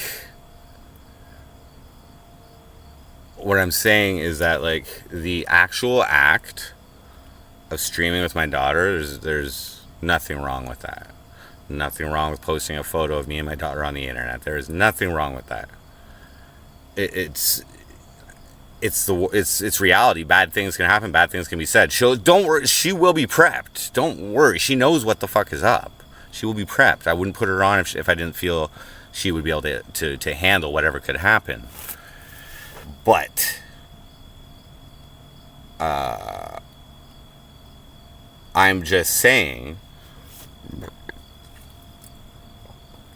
that whatever could happen, it's ultimately just words. There could be some sickos out there that fucking try and cyber stalk her or some shit, like, whatever. But I've already had that conversation with her. Like, that was like the first, like, She knows what's up. She knows what's up. But what I'm saying is that she's like, you guys are interested in my life. You guys are interested in my life. She's big part of my life. And so that, like, I know there is entertainment value in at least once introducing her to you guys, so that you guys can interact with her. Maybe you have questions for her about me. Maybe you're wondering what she thinks about I Like Meth. I don't know. You know what I mean? If you want to know, when I was writing the song while she lived with me half the time, it was I Like Math.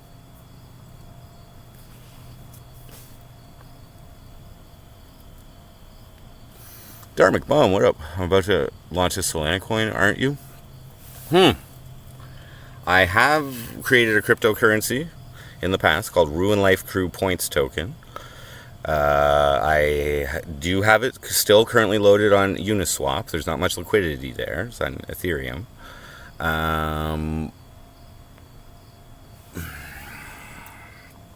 The original intent was to return 10% of whatever financial contributions, as in donations or merch, or any business done with me and my business, Ruin Life Crew. I would return your cash value for this payment with 10% of crypto. And then you could trade it to whatever else was on Uniswap. That was the original plan. But market change, I lost focus. But yeah, that could be a good member of the team. Someone running a cryptocurrency or a meme coin. I didn't think of that. But that was an original business plan. And it might be nice to not scam anyone, attract a crypto-minded audience to the MC Frosty Show. Good idea. How clever. Usually what happens is big streamers launch a meme coin and try to capitalize off of their fame and their clout in the form of a cryptocurrency rug pull, right? This idea starts the coin when I'm small, with not a lot of liquidity to invest at the beginning. Big difference. Big difference.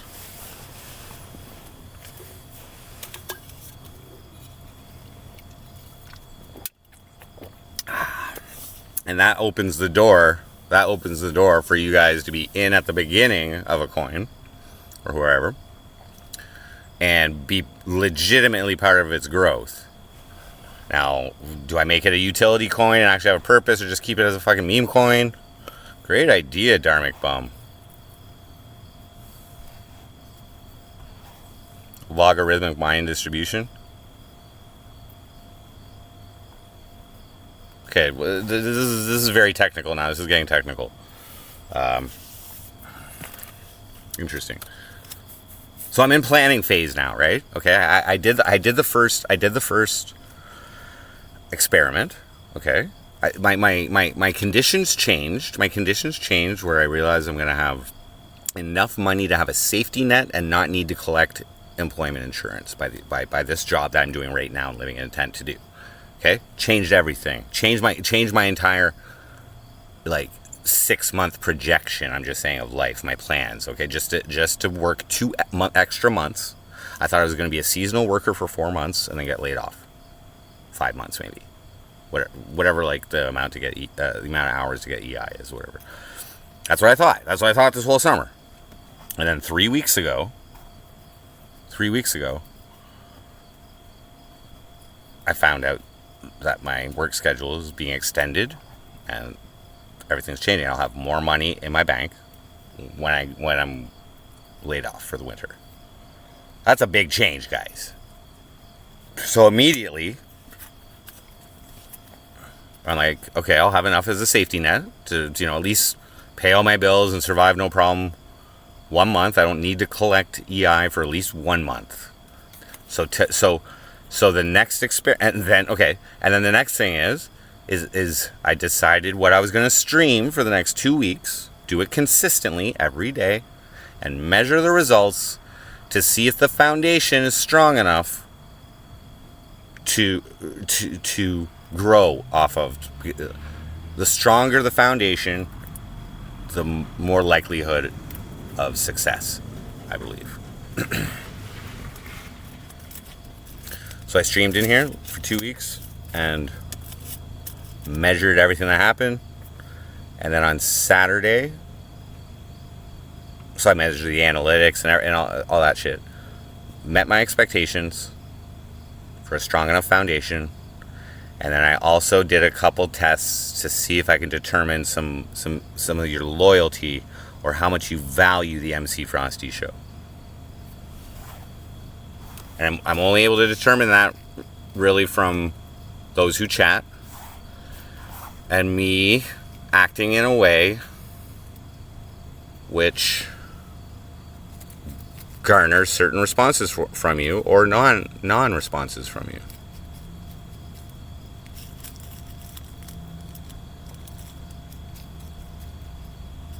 And I was able to pull that off. And I think I was really only able to pull that off by how I decided to measure it.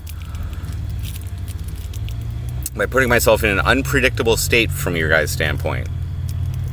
And then making threats. Which threatened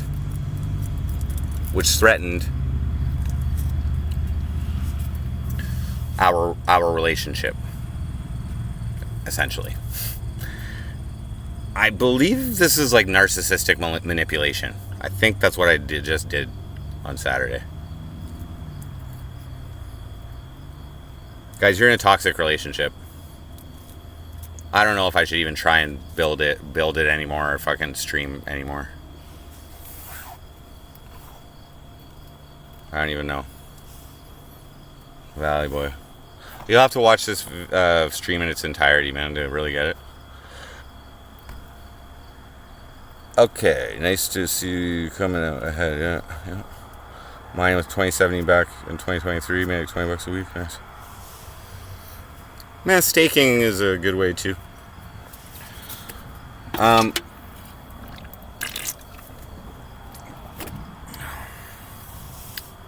yeah, if I decided to go with that, I wouldn't be able to run that shit myself while doing all this. You know what I'm saying? I need somebody to help out with that. Problem is, how trustworthy are you to not pull the rug? You know? Suppose there's security options that, double key or triple key, fucking, whatever. Different, I don't know. I'd have to be all figured out. Okay, so the third part of this stream, real talk. So as I was saying, there may be things that are going on, intentions behind, like personal intentions of the stream or my content that are happening that I don't let anybody know about. So I don't tell you guys it's happening. I just do it for my own reasons. Because if I did tell you, it would affect the way, it would change how you naturally act. So it would taint what I'm able to derive from any type of study of our relationship. Okay? So to also show you what kind of savage I am. I'm going to just let you in on a couple details, personal details, because I don't just do this when it's business related. I also do this occasionally when it's personal, in my personal life, in personal, real relationships. Sometimes I do things with keeping the true intent to myself. The deeper intent. So,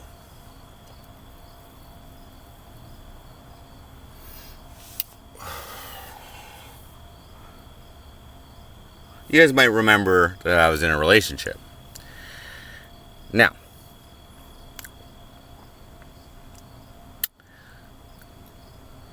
I guarantee you guys have a different impression or a different thought of some major aspects of what was going on in that relationship from what was really happening from my end. So, for instance, let's go back to when I moved to Newfoundland in with my girlfriend. All right, let's rewind a little bit. Let's go back to July of 2023. Okay. So I just got finished. So we had been dating long distance at that point for about 8 months. 7 months, 8 months.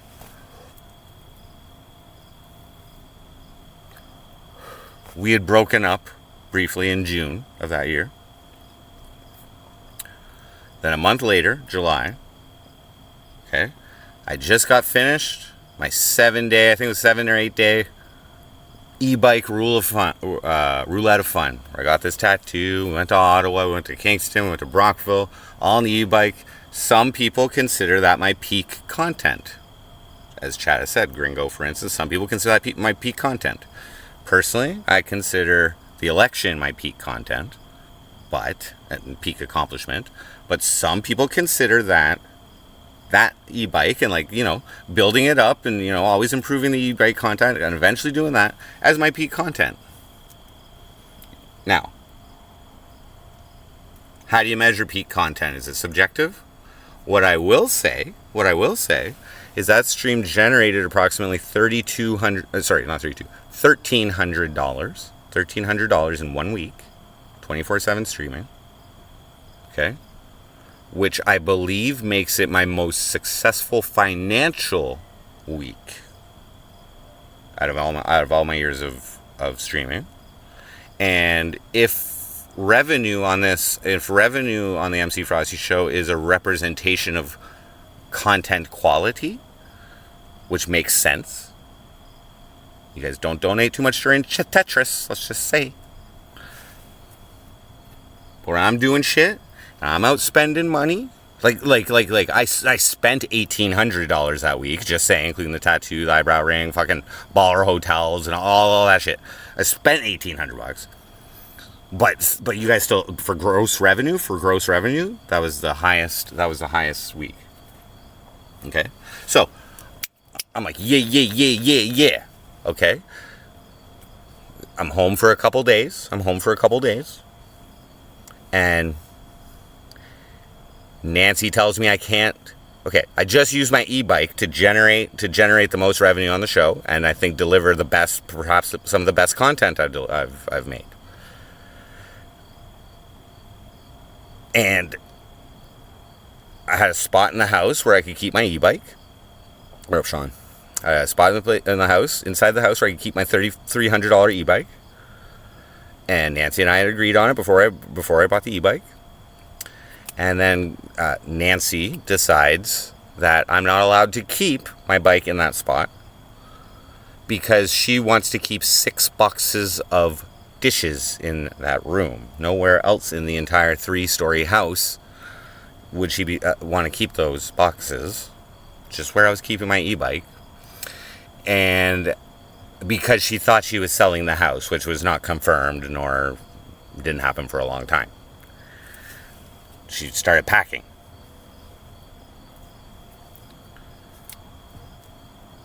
So I expressed my disagreement with that and suggested she keep it in the closet or somewhere else. And I would even put them there. And she did not accept this. And during this argument, she made a comment as though whatever's in her house is hers. And that kind of scared me because she's kind of crazy. So she was evicting my property from where we had an agreement to with no notice. So I immediately decided to move out. Okay, you guys remember this? Remember this?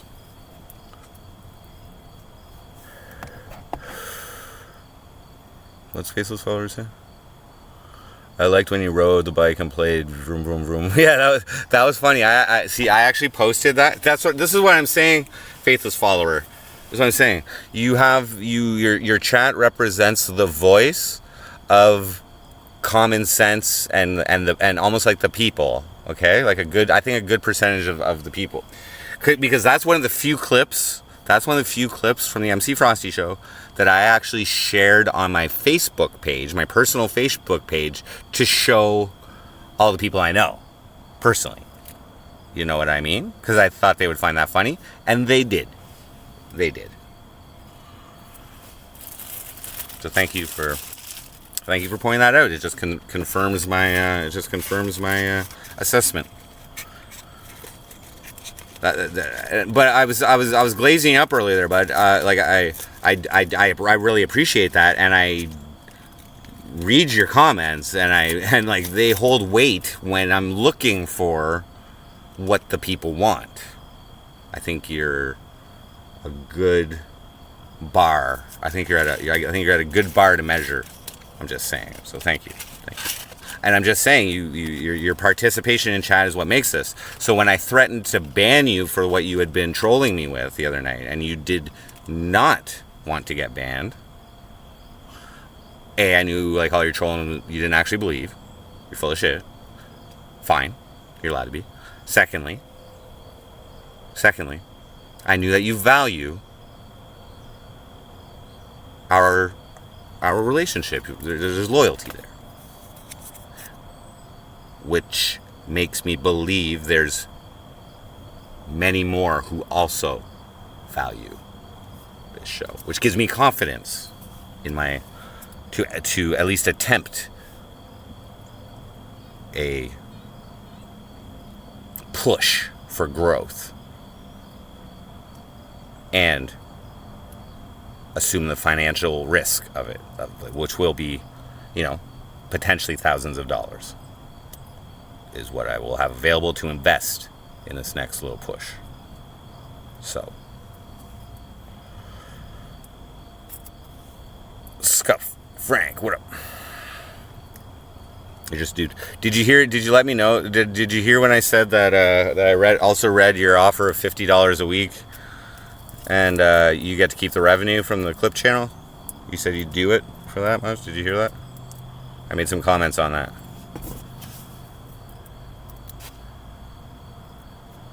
Because you're like, I'm just a dude.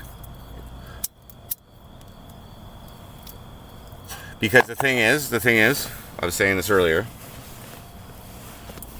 If I end up forming a team, and we're doing real business together, okay, I will need to know your identity at some point. You're pretty protective of that identity, but you will need to sign a contract, a legally binding contract for whatever business relationship, and that's just for each of our own protections. And I'm also letting you know, like, that's how you do things properly. I'm not. I have enough experience at this, okay, guys, but I haven't had a lot of intent of of real, of like the growth of this channel just kind of happened naturally. Okay, there wasn't a lot of like, there was a couple moments. Like always doing 24/7 streams and shit like that. Just doing the 24/7 stream will bring in growth. But the things that I do on the streams will, if those actions are have in my the intent of growth. Yeah, like, what I was doing is more like before was like the event as the attractor, but not necessarily the content all the time. Like, anyway. Big side shit. No, what'll happen is this first 30-day stream that's coming up is the next step, the next experiment. So, like, anybody who wants to be on the team, we'll negotiate if you want to get paid for it or whatever. We'll negotiate it. And the first 30 days would be like a probation. It's part of the test, okay? Because I don't necessarily know if I'll keep going after that or whatever yet. We have to measure all this. But if we got the team in place and they're doing their thing and everything's measurable and we can, you know what I mean? Like, that's what I mean. That's when it gets serious. That's when like I'll commit to 3 months, or we'll do whatever. You know what I'm saying? Depending on the results. I haven't even established what the metrics are for success of this experiment yet. Okay? Like, I don't know how much revenue I want to bring in. I don't know how much growth I want to do. Like, I'm just planning right now. And it's going to be like 2.5 months down the road, at least probably 3 months from today down the road when I start a 30-day 24/7 stream. Just saying. A couple ideas we're going to have visit viewers, party, make content with them. First thing I do though is go to Erin Shred and get my hair done. That's the first thing that will happen on that stream. Pay her for a hair appointment. And she'll have free reign. But if I don't like it, then we're going to shaved head.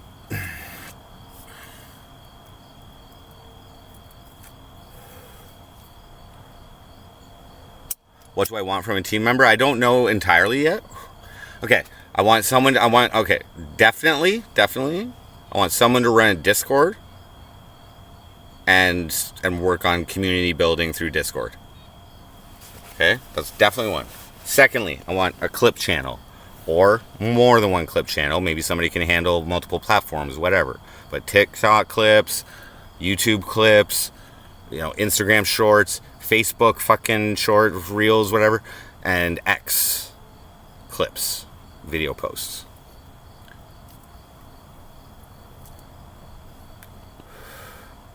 How much is she paying to do your hair? She's not paying anything. I'm going to pay her for her time. She said she's a hairdresser or something. So I'm going to book an appointment and we'll go there.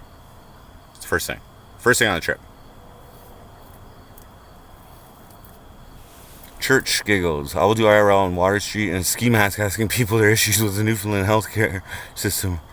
I made a spiked bat to use as a mic holder and got an armored vest with a stress badge on it. Cool.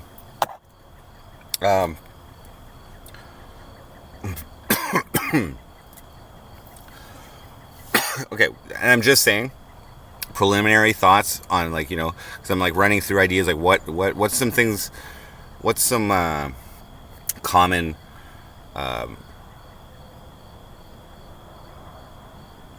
common content things that have worked, you know what I mean, throughout the years. What's some identifiable frosty content basically that I can run with or improve. And so let's just say it was December and I was walking around downtown Toronto with my Speedo on with a sign that kind of encourages people to come and talk with me or something like that. Or I'm doing, and other ideas I might hire a cameraman to come with me for this IRL trip. Because I noticed a lot of like well-produced streamers, which adds to viewer experience and viewer enjoyment of the stream. A lot of them have a cameraman with them, so that might be. I might take someone along with me for this trip as well. Just saying, possibility. Here's Aaron Shred. I was just saying, you're gonna be the first stop on this like 30-day 24/7 stream where I'm just in the planning phases because chat in the last 2 weeks, all you viewers and everything and everybody, you're all still here, and based on my tests, I'm confident in your satisfaction and loyalty of what I deliver, which has proven to me I have a strong foundation. There's a strong foundation for me to attempt to grow. And Aaron Shred, you made a comment in chat last week when we were talking about like me doing meth and like and whatever, and you know, I said like something like, guys, I was like, lit at a few of these streams, and you made a comment something like, oh, we know it was either mania or drugs kind of thing, you know what I mean? So that indicated to me that I act a little crazy when I'm high. Okay? So that helped me know that getting high on Saturday and implementing my strategy to determine viewer loyalty would be more believable. Like if I made threats on something that's valuable between me and that viewer, such as just banning an OG. I threatened anyone who actually believed that I was lying about living in this tent and having a job. Like if they did that at first, I said I would regard them as a retard for the rest of existence and fucking treat them like one forever. And that garnered some response. And then I threatened to ban, which I never do. And I can only be truly believable when you guys believe I'm a little unhinged, a little unpredictable, a little impulsive.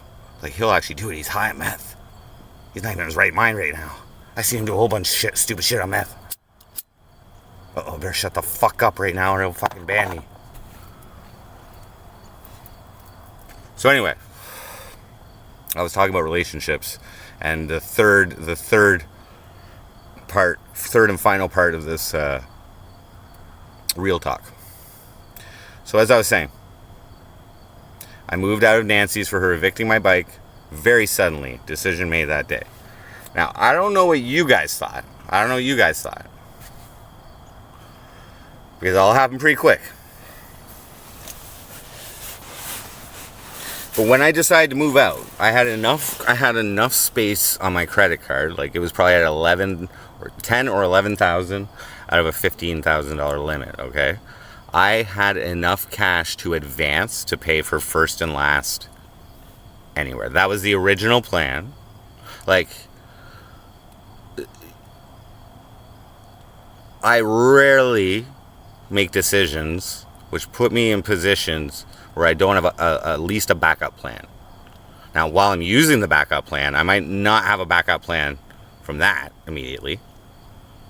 But usually when you have to use the backup plan is when you really got to get yourself out of that situation. So anyway.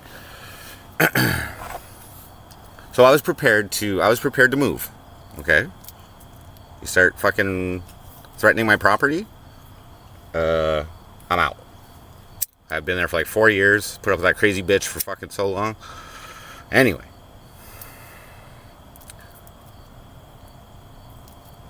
So I moved out. I decided to move out. Obviously, I tell my girlfriend this. And she almost immediately invites me to move out with her. To move in with her in Newfoundland. Okay? So, I mulled things over. I thought about everything. Okay? And I decided to move. The plan was, I had some plans. It was the summer, so I had some plans for August or September or something. I couldn't just straight out move there because I had to be back in Cornwall for some shit. Oh, shit. So I decided to go out there first for a few weeks and just test out our living arrangements at first. Return to Cornwall.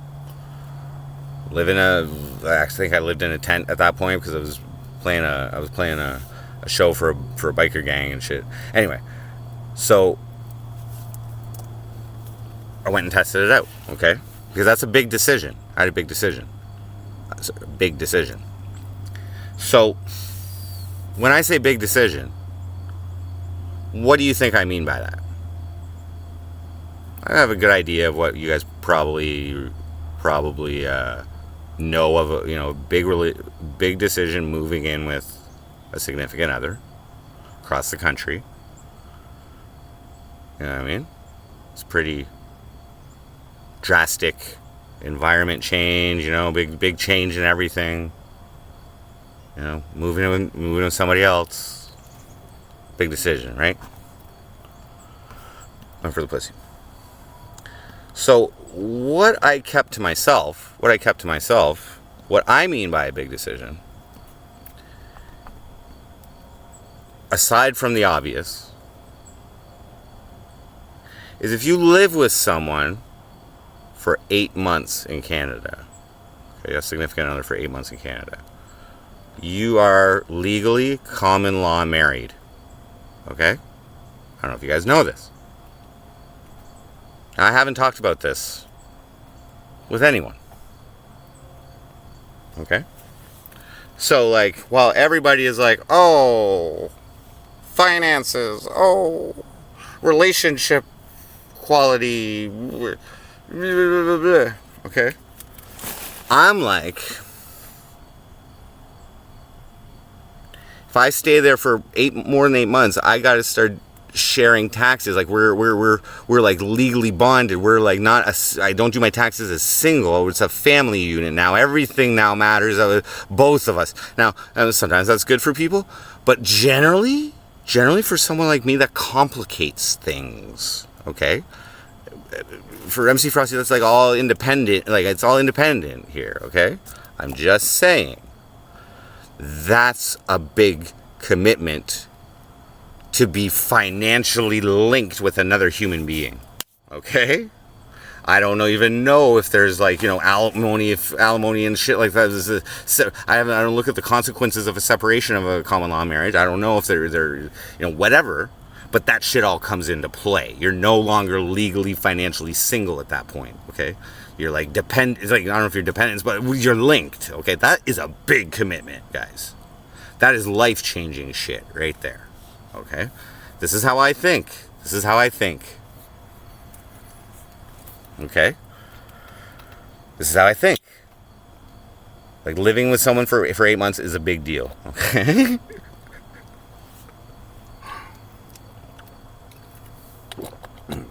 Now, here's another thing.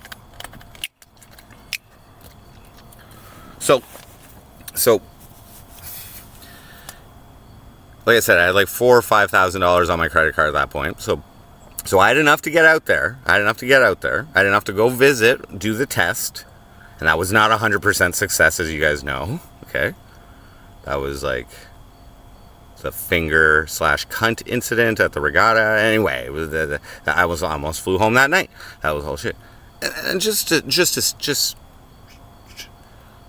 to say on that incident. Okay.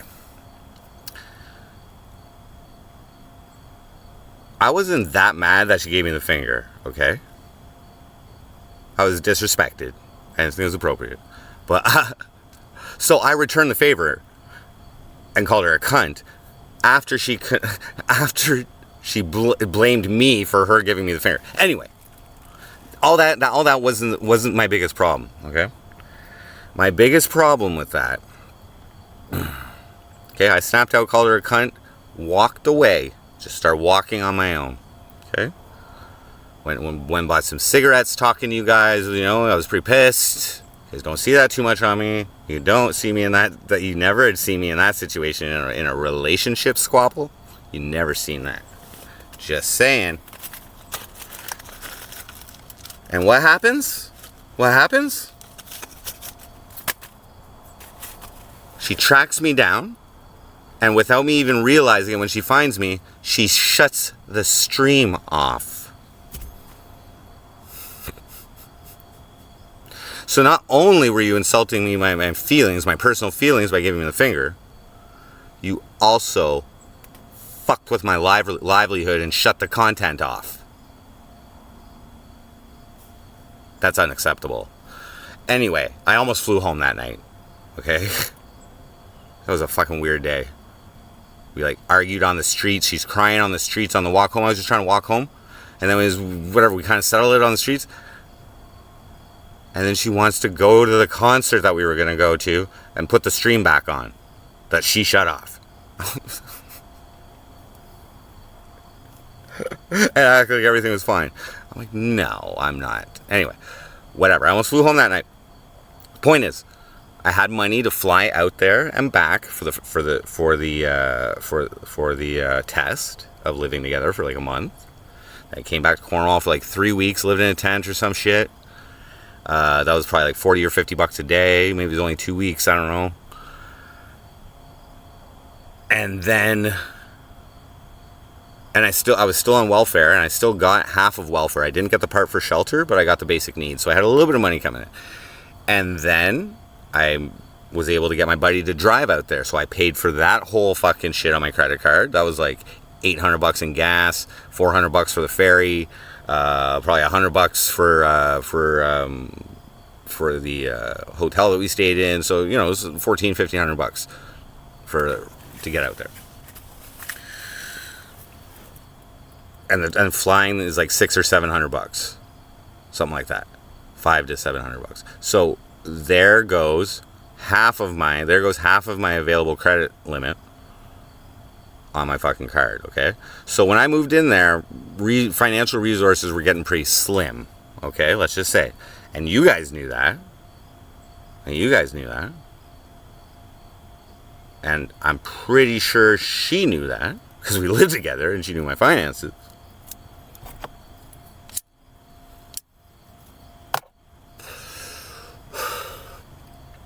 And then I just got personally poorer and poorer and poorer living there. That was a problem.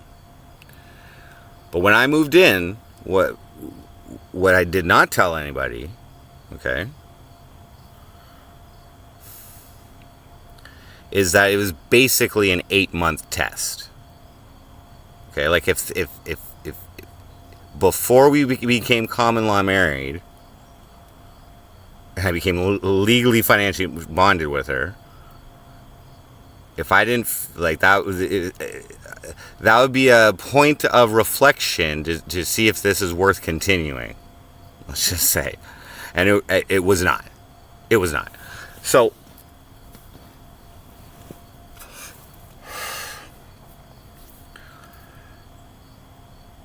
now just to reinforce this, you also may remember that around that time I was like rebuilding my relationship with my daughter, and I was hanging out with her more and like going to movies and shit with her. Okay, now I had to tell her that basically, you know, this like resurgence of us hanging out right now, it's not going to really happen because I'm moving out with my girlfriend in Newfoundland. So I hung out with her, okay, before I moved, and I told her face to face. The last thing I said to her is, I'll be back. Okay? I promise that I will be back, is what I told her. So, nobody knows that either, I don't think. So I moved out there. Now, my intent was never to stay out there. My intent was always to bring her back eventually if things worked. Like get out of Newfoundland.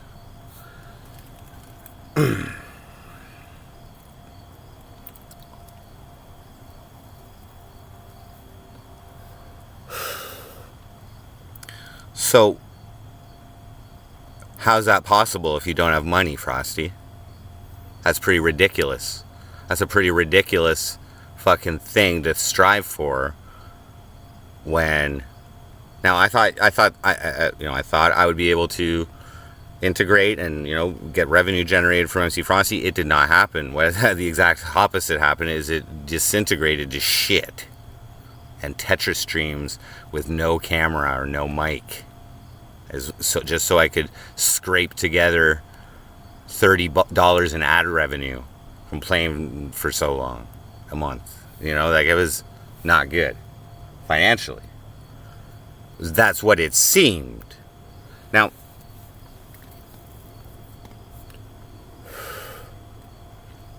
are you like poor? Are you poor if, like, for example, maybe you don't have the money, but you have access to it under certain conditions? Church giggles, if you want to call it that. Yeah, I'm a big white rapper. I got a lot of music though. Check it out. It should gradually get better, like the newer it is. The older stuff, it's whatever. So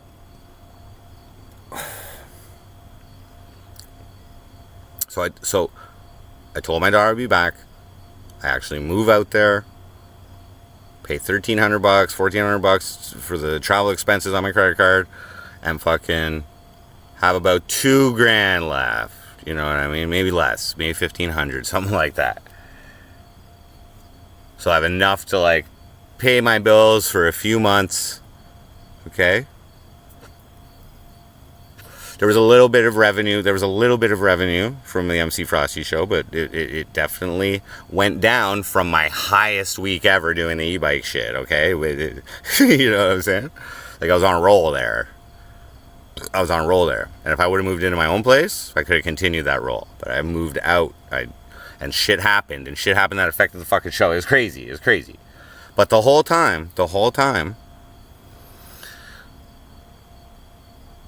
I'm like, if this doesn't work, like, if this is not showing signs of working in 8 months. Now, I didn't tell anybody, but if this is not show signs of working in 8 months before we become common law married, I'm out. I'm not getting financially linked into a relationship that I don't feel is going to work. Because there were signs. I'm not just saying it's coming out of nowhere. But we had broken up the month before. I moved out there, or not moved out there, but before I decided to move out of Nancy's. Okay, so it wasn't like the relationship wasn't like 100% like, oh yeah, for sure this is gonna last forever. Like, it wasn't like that. It wasn't like that. I had to protect myself. So relationship happens 3 weeks before we break up. Okay. 3 weeks before we break up. And this is approximately the first day of the 8th month of being together. Just saying. Okay? Things aren't going that great. I suggest that things might be better if I move out into my own place in St. John's. Okay? Well, we can still stay together, but I get my own place.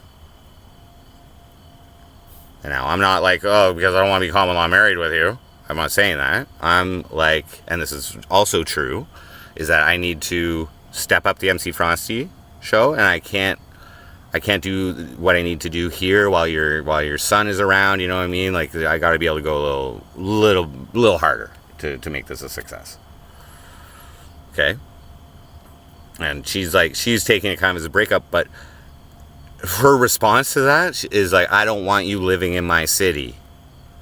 And also, I don't want you to end up hanging out with my friends, as if I was going to. Like, she had this idea that I would, like, be going to the bar. Anyway, these are stupid details. Point is, I tried to get out of it and get to my own place, which would negate the 8-month common law marriage. That was impending. That was impending if I stayed there.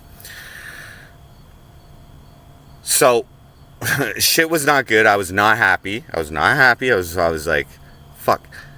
Now the question is,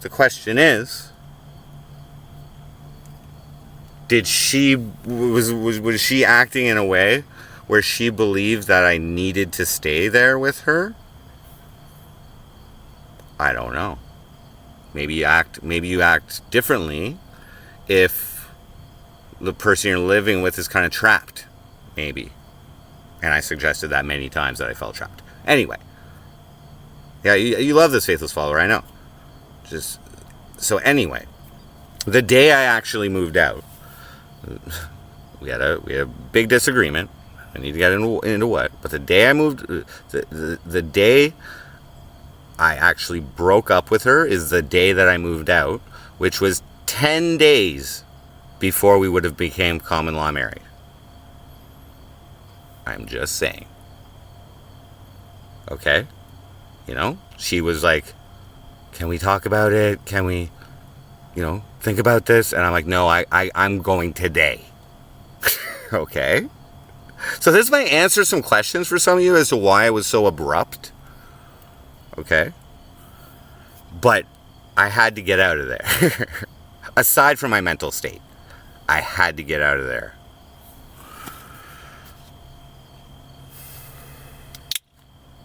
I preface this, Kip, is to let you guys know exactly what kind of savage you are watching, what kind of person. Like, I have all of these, there's a lot of things going on that you guys don't know about, and there's a lot of things that are going on that nobody knows about. I'm just saying. Okay?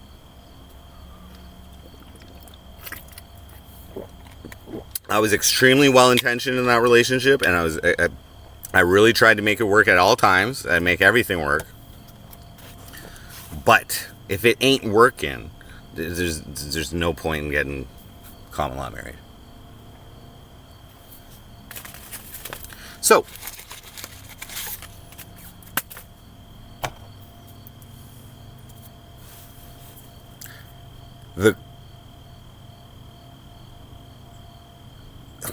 So, this is where the reality differs from what everyone, and probably including Heartbeats, thought about me. Is that I had mentioned my Lambo buddy a few times, and you guys, for the most part, think I'm full of shit. Alright? And we got no proof or anything, right? And what you guys don't know is how actually close of a friend my Lambo buddy is. Like, for instance, I probably wouldn't be doing this right now if it weren't for him. As in, he financed the original Facebook ads, like thousands of dollars, for I Like Meth on the cryptocurrency platform. Okay, the original massive post that I have for I Like Meth, Tune isn't there anymore, so the link doesn't work, but the post is still there on my Facebook. He financed that. I was #1 song on an entire platform for daily, weekly, monthly. Like, he really helped MC Frosty in the early days. He's my boy, okay? So all I'm saying is that, like, if I am ever in emergency, like, if I ever really need money for a good reason, you know what I mean? Like, shit happens. If I ever get in a situation where he can financially help me, I know he is there for me. Sure, he's not giving me a lump sum of Lamborghini money. Your suggestions are like, press him for it. Like, no, I don't press my friends for something like that. That's what makes me, like, we're good friends. Like, give me that whenever the fuck you want.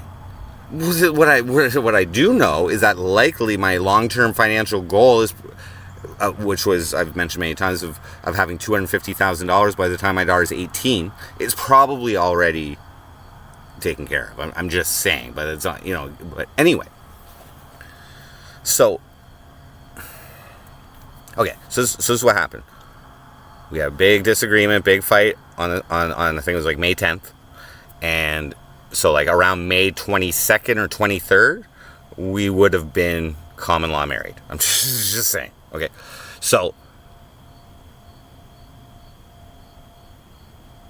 So if she knows I don't have any money on my credit card and I have like no money in my bank account, and I'm threatening to leave today, do you think she's taking that seriously, or do you think she believes that's an idle threat in a fucking argument? So she probably, while we were having that argument and I'm saying this, and I'm like, this is for real, because we'd fight all the time, okay? She's probably thinking I'm full of shit. Like, yeah, go ahead, go live on the streets here in St. John's. You're not gonna find a place. It's the middle of the month. What, you're gonna go rent a hotel? Yeah, good try there, brokey. You know what I mean? Like, you need me. I'm just saying that's probably going through her head at that exact moment. So I said, once I make this call, there is no turning back. As in, call my Lambo buddy. Okay? Email him. Explain the situation. And he has transferred me $2,500 in about 20 minutes from our argument. From the finish of our argument, 20 minutes, $2,500, so I can go home and survive a little bit that day. And that's exactly what I did, and I left with 3 suitcases. That's exactly what I did. But all you guys, all I've told to you is that the relationship was really bad, right? The relationship was really bad. But I haven't explained to you why I didn't stick it out. I've never talked about that.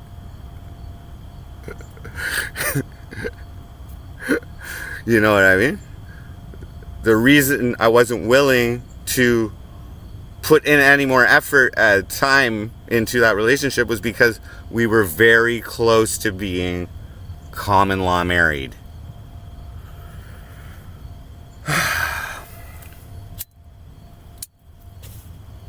Does anybody get into a relationship, moving together, like actually really think about that? No. I've been in common law married before, but it's like with my baby mama, but she's not that much of a cunt, so it's kind of like she like didn't care about like any of that shit. You know? The thing that we don't understand is Frosty had borrowed $2,500 times from the Lambo bro for emergencies. No, I've only done it once. And only when I absolutely need it. Now, to explain a couple other things. So I moved out there like knowing that I was exposing myself to some financial risk. Okay? There's a possibility. Okay, there's always a risk when the environment changes that I'm working, like, you know what I mean? I'm family life and all that. Like, I knew there was a potential that the MC Frosty show would take a hit and I wouldn't be able to fucking generate revenue to do that. I applied at 2 jobs there. I was also dealing with a kidney stone, so I had some surgeries there and whatever. But,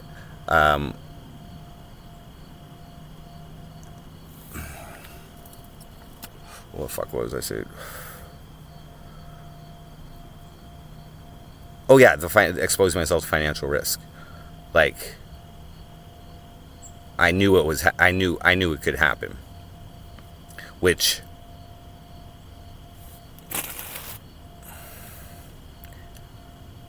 like, I'm just saying, anytime I'm in like a true financial jam, like all this debt I have, it's not really impacting me that much right now. You know what I mean? Like, if I ever get in a situation where like I wouldn't go to him if it was like a fucking meth debt or some shit like that. You know what I mean? But like, let's just say like, something like fucking break my leg at work and oh shit, no, you don't fucking qualify for any financial assistance or something. You know what I mean? Like emergencies. That was an emergency for me to get out of there.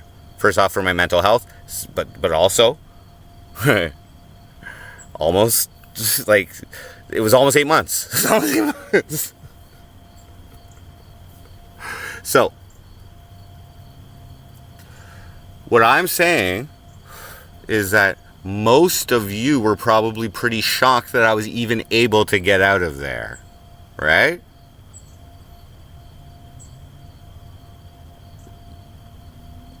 But that was not reality. Now let's say the relationship worked and I wanted to bring them back to Cornwall. Okay, I was in love. Everything's fucking amazing, you know? Nobody's flipping me the fucking bird. Nobody's fucking complaining about the MC Frosty show. Nobody's fucking demasculating me with their vapes. You know what I mean? And let's say I want to bring her back. I would have asked my buddy to borrow the money to get back. Like, you know what I'm saying? Like, it wasn't like that would be about 10 grand. He gave me 2,500. He makes that's less than what he makes in a day. Like, I'm just saying. He's my boy, and he will help me out if I financially if I ever need it. I know this, and I would do the same to him if I could.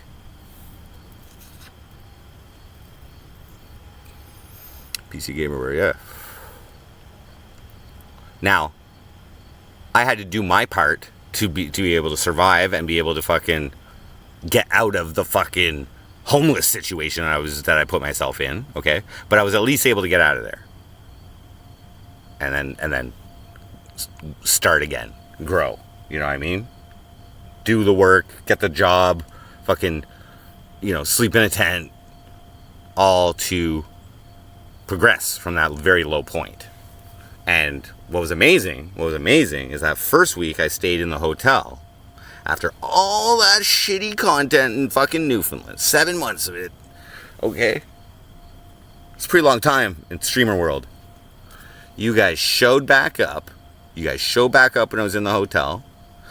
And you guys immediately started donating to help my fucking costs of staying in a hotel. So not only did my very close friend help me get out of that situation, you guys helped me get out of that situation immediately when I was back.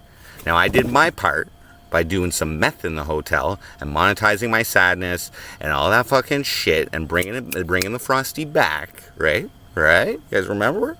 But you guys helped me out financially, and in that first week of leaving Newfoundland and being single, there was more donations than the entire time of living in Newfoundland, which again happened.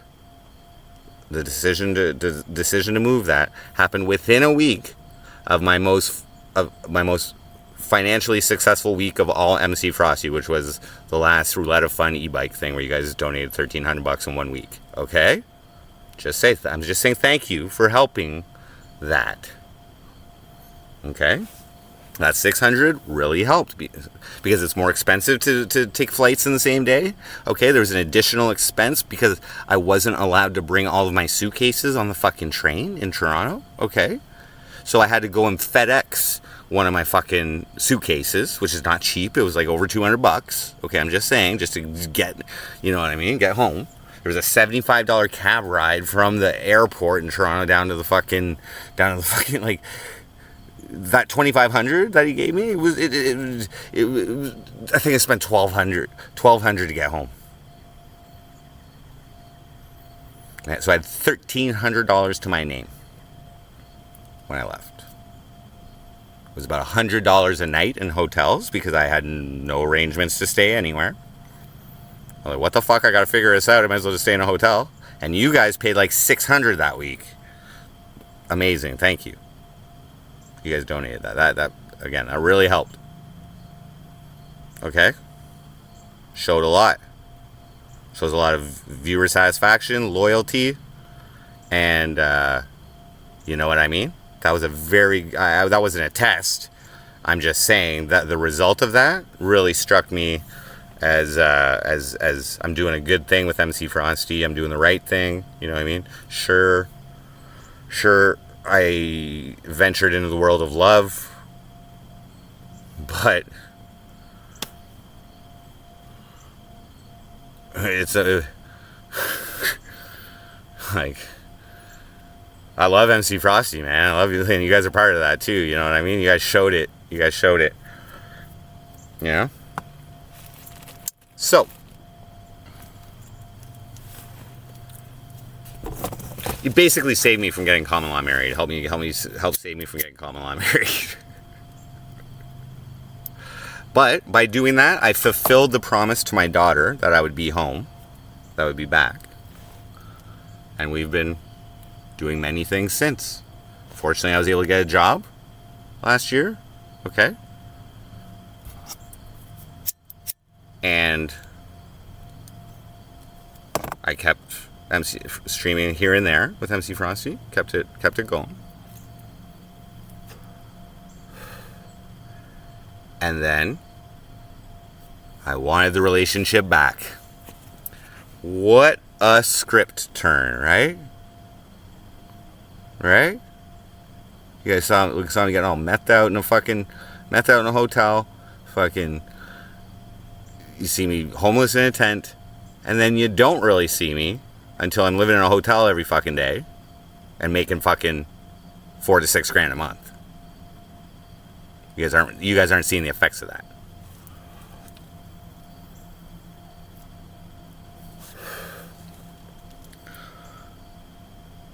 But when the season was nearing end, it just so happened that I was like, you know what, maybe things would be different if I could, like, you know, actually provide in the relationship. So I tried to get it back, and you guys saw the effects of a broken heart and a fucking.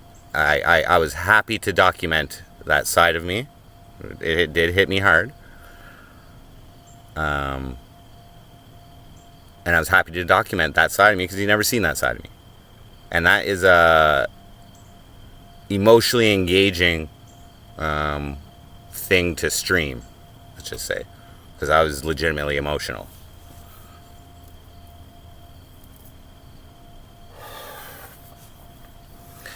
And you can't get common law married if you're not living together and you're working on the road, which is going to be my job.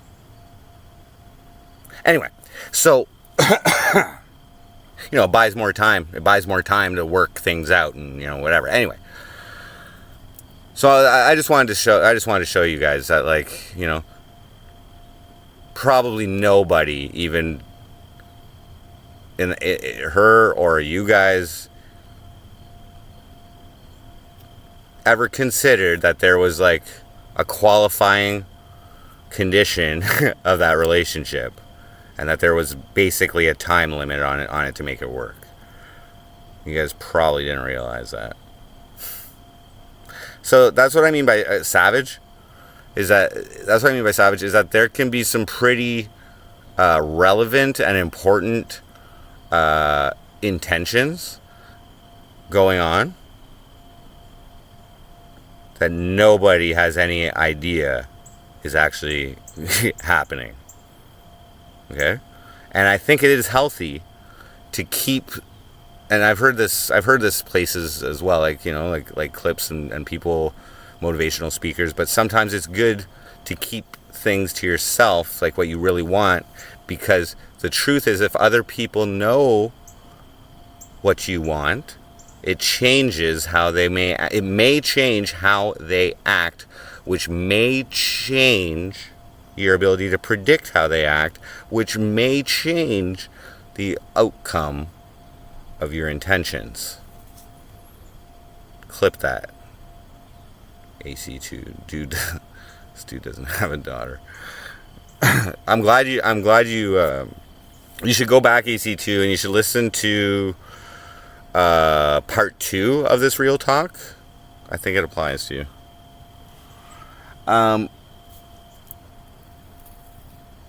So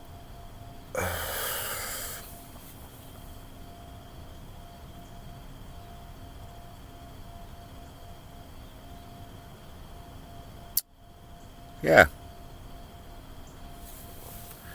that's what I want to let you guys know.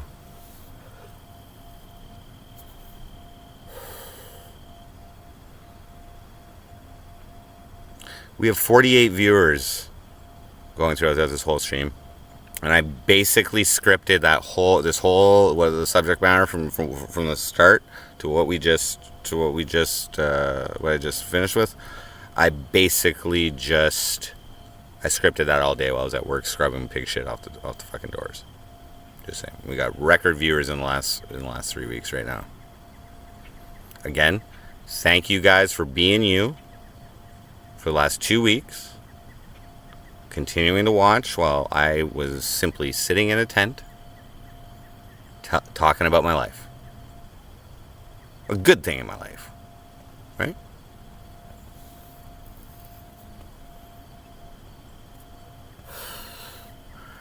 I let you guys be you. You guys were able to provide me with the information that I was looking for without me having to tell you that I was even looking for information, right? If I would have told you I was running a test and an experiment, that would have changed everything. That would have changed everything.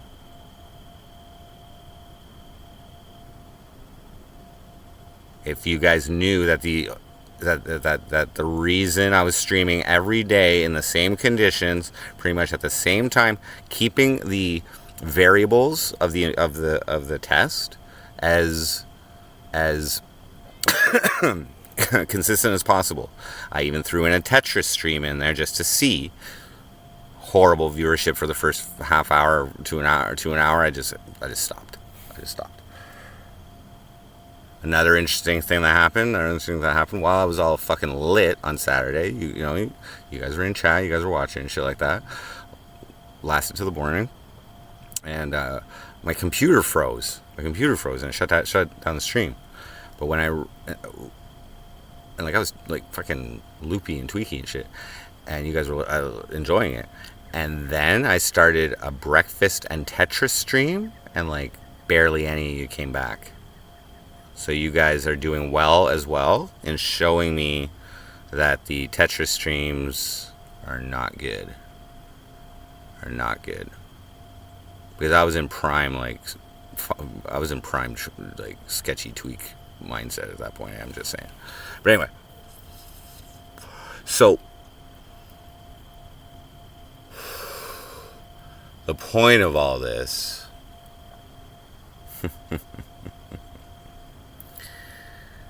is I have confidence. Okay, like,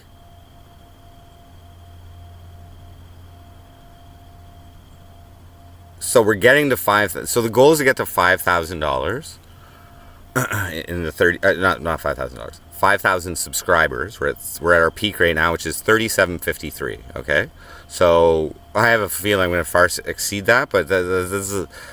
I wanted to get 5,000 for a while, so I'm gonna streaming 24/7 for a month straight, 30 days straight. I'm gonna try and get our subscriber base to 5,000. I should realistically set 10,000 as the fucking goal, to tell you the truth. So maybe I'll adjust that. Okay, the goal. Okay, the goal is also to generate $3,000 in revenue that month via either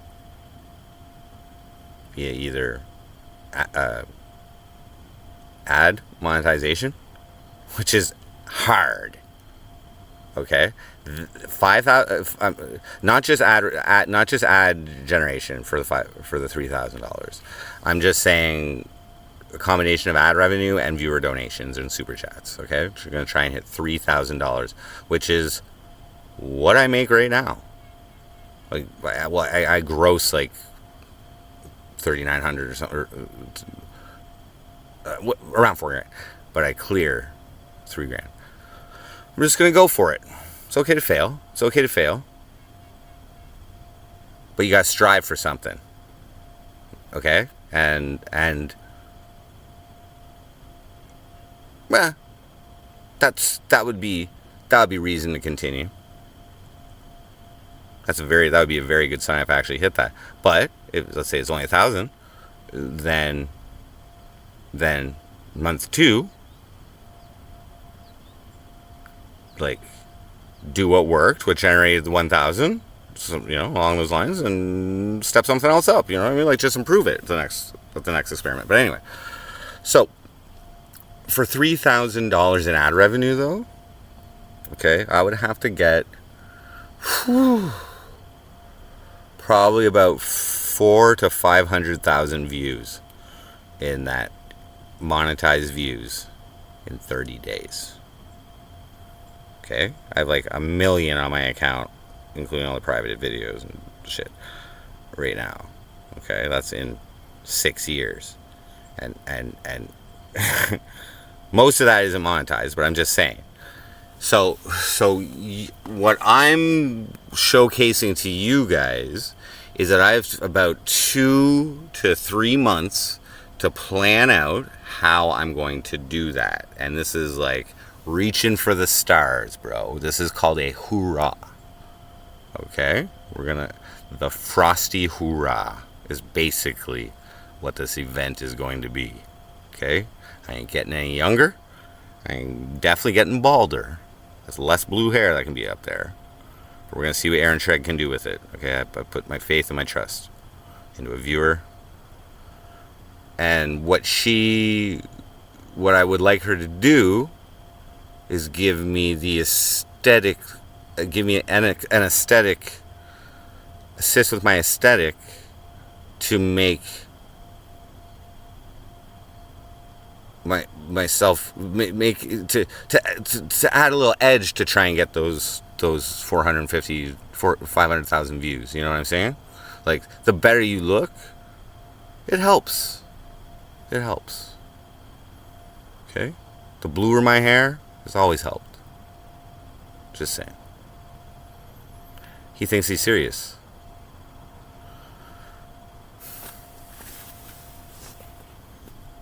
Would you prefer if I didn't take this seriously, Jim?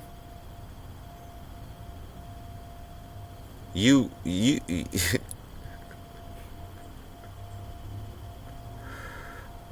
Okay, so here's the out with this experiment, with this test, right? The higher or more difficult you set your goals, your targets, I should say, okay, the more likelihood of failure there is, right? That's common sense. If I set like I'm just saying, like right now have like 7,000 views, 6 or 7,000 views since I started streaming in the tent, something like that. Okay, like I could set an easy target and just be like, okay, I want 10,000 views, so whatever.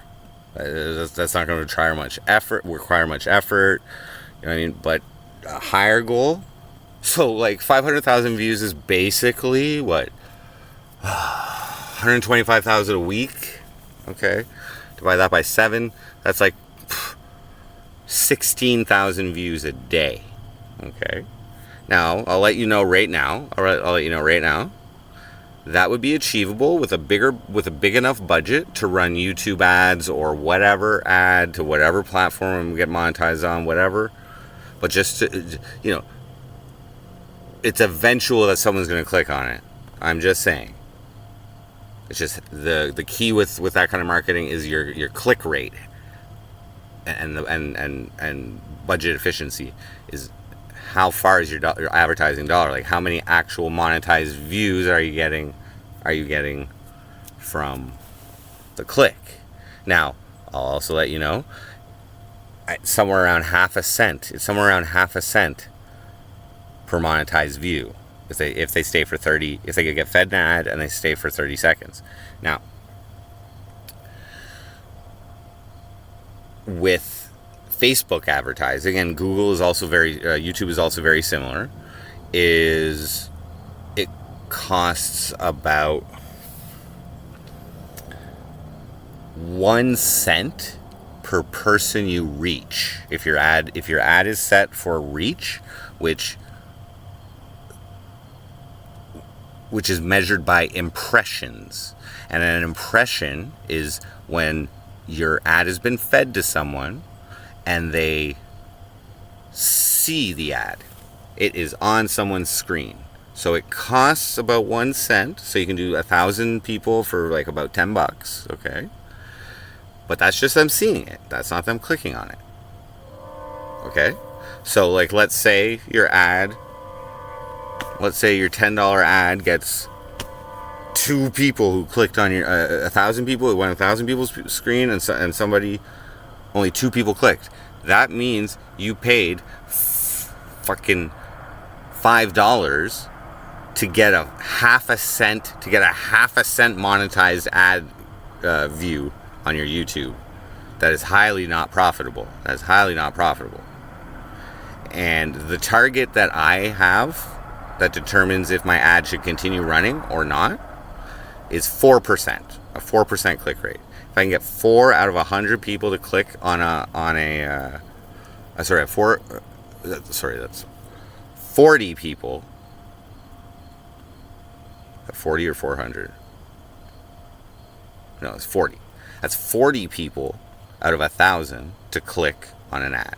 Okay? If it's YouTube, that'll end up paying you 20 cents still. That'll end up being 20 cents. So that's still not good. So you're not going to be profitable. Running a Facebook ad on a YouTube channel, unless that click in the long term equates into a new regular viewer who now regularly clicks on your stream and is fed ads. Okay, so it's not, you don't, in the case of running YouTube ads on Facebook, which is just one platform, but that's about the rate. Decorum Lopez. So then the question becomes, how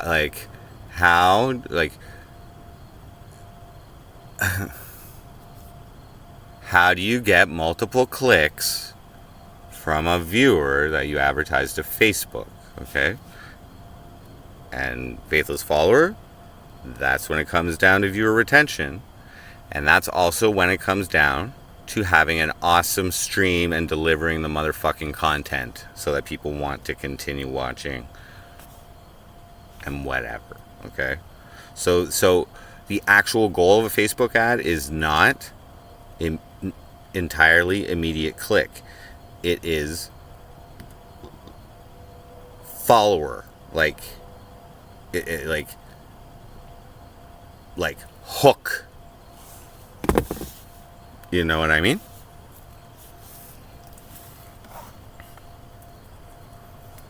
BK Joe. Content like this. Well, exactly. So that's when, like, on a Facebook ad, you can set different times to fucking do it. So this is what I mean, is that a coordinated team effort, it's really hard to grow naturally viral, okay? It needs a little bit of help. One of those tools that I am familiar with is Facebook advertising, and I've also done some YouTube marketing. For some reason, my I don't know, it was like 3 or 4 years ago, my Google Ads account got banned. I think it was because some ads I was running for I Like Meth, the music video, because it happened around the time that I Like Meth got striked. So I would be putting a little bit of money here and there in to force I Like Meth onto YouTube users' ads, like that you get every once in a while if you're not a premium user. Or like, there's different placements you could do. I don't know if I did it like after a video or whatever. I'm just saying, I've done a lot of little things like that. So I'm pretty well versed in base level Facebook ad statistical analysis. Anyway, so the question comes down to, is it worth the money? Is it worth the money? And then, is it worth continuing? And then, you know, me as like the financing of the team and like the but like I said,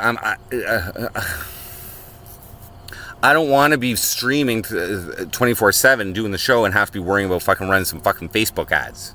Okay, so that's probably someone else I'm going to need on the team, is someone to handle like platform paid advertising. Yeah, so natural virality, guys. So, and I don't know the results of this shit. I haven't been running ads in a long time. I haven't so, but I can probably get people to click. So it's kind of like, this is where planning comes into. This is where planning and thinking of things to do for content rather than just walking around with the phone or whatever. Okay. I do know of probably a few things I could specifically do to A, make better content, B, get clips, because I'll be anticipating what I'm going to do, like planning, scripting, whatever. But I have 2 to 3 months to think about this type of thing. So run ads when I plan to do this, whatever, you know what I mean? Like, but that might not be worth it. But it might be, because $500 will reach, I think it's 5 million people. Is that right? No, 50,000. Sorry. It's $10 for every 1,000. So 500 will be 5,000. Yeah, 50,000. 5 million. 50,000 people. Okay. So I'm just saying.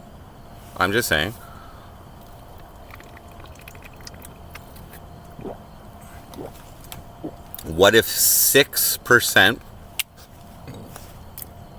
not only click, like, let's say 6% click on the link, okay? And of that 6% become a subscriber. They like it. And if you're really good, if you have a really good ad and you put it to the right people, they'll start sharing the link as well with their fucking Facebook friends and shit. That's when your ads get fucking valuable. Okay? Because if someone shares it, higher chance that they're going to subscribe to you and watch more stuff, especially if you're delivering it. That's where it comes down to me. Okay? And when I mean hurrah, like, we're stepping things up. It's time. The pieces have ended up falling back into place here, guys. Okay? Can't show it's that. Do you see what I mean?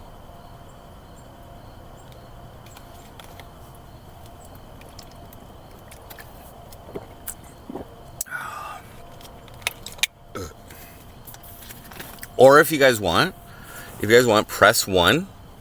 If you prefer that I don't do any of that and I just stay at home and collect about $2,000 a month employment insurance until I start working again next year, maybe $1,800.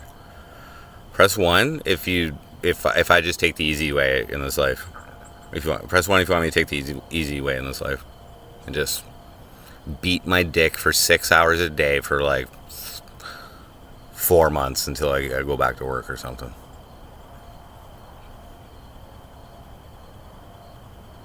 You know? Maybe I just write the occasional community post. Just say, "Hi guys. Thinking about you. Miss you."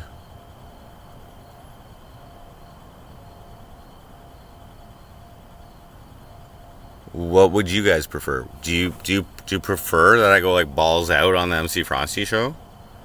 Or you guys prefer I just take already guaranteed financial security and hibernate for the winter? Cisco Libra, what up? You're gonna miss the tent streams.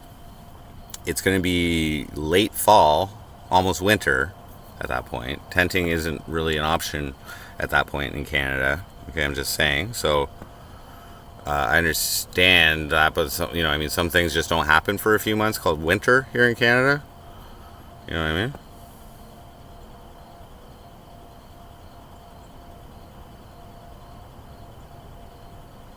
Like, it ain't gonna be easy. It ain't gonna be easy. So here's my thought, though. Okay, so running some form of advertising costs a little bit of money, like whatever.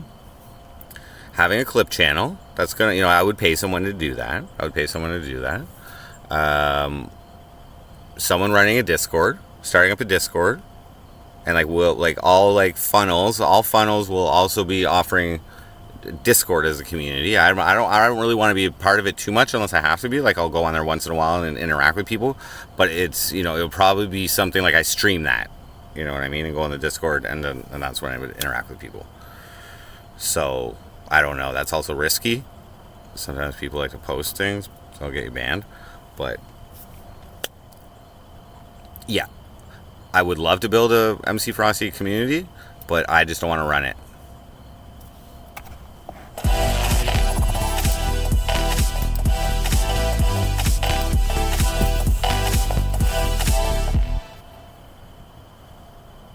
Church Giggles donated $3 Canadian and 33 cents through Super Chat. Let's do this. Thank you, Church Giggles. Very gracious, very generous. Much appreciated. Let's do this. Let's get the September Google revenue off to a nice start there. Thank you. And like, you know what I mean? Like, at the beginning of the 10 streams, there was also the intent to simply hit my $100 threshold for Google ad revenue. I'd been around like $80, $90 for like a few months, and like it's just slow growth. And I sometimes monetize the ads at home or whatever, but like I was like, I don't need much more. So as a starter, I was just like, I gotta monetize this just to hit this, and it ended up being like, what is that? I think it's like 145. So you guys, it's like, you guys help out. You guys definitely help out. Settle down and get my head down. What about IRL?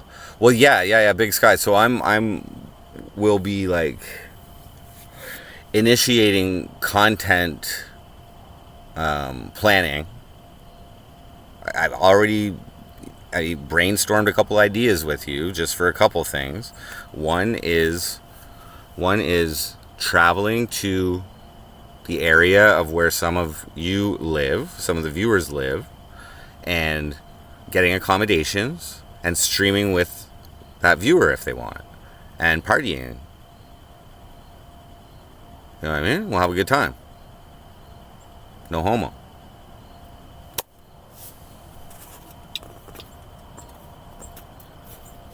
It was pretty fun with No Name that one time there, I'm just saying. Pretty cool. It was fun with Attila, meeting him the first time, just partying, you know what I mean? You're not a streamer, so like, obviously people who are concerned about their identity being on stream or whatever, don't say your name. You never have to say your name. But obviously, if we stream together, people are gonna see your face and whatever. But if you don't want that, then we can't do it. And I don't even know if you guys want to do that yet, but that's just an idea I had that I thought would be pretty fucking cool. Another idea that I've had, okay, is take 1 to 2 weeks of that, or 10 days of that first month, okay, and have an MC Frosty musical tour booked at a different venue every night. Okay, that's another idea I've been floating with you guys, and that would also check off another one of my goals, which is go on tour musically and affect people in different areas of the fucking, you know what I'm saying? Bring it. Now, what's probably going to have to happen for that is a pay-to-play scenario, because I have not had much success booking shows. I'm just going to say that, out of town or anything like that. So I'm going to have to probably pay my way to be able to do that tour. I'm just saying. But I think I can do that. The music industry is fucking harsh. It's a fucking, You know what I mean?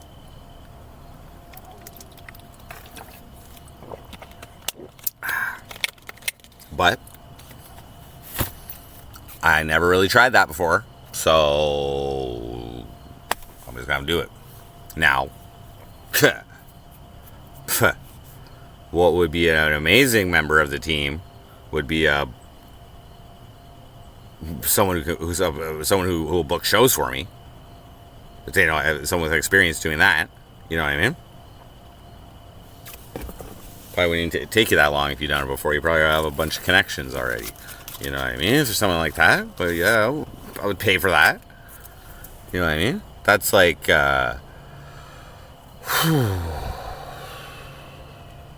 that's like pre-prod teamwork right there.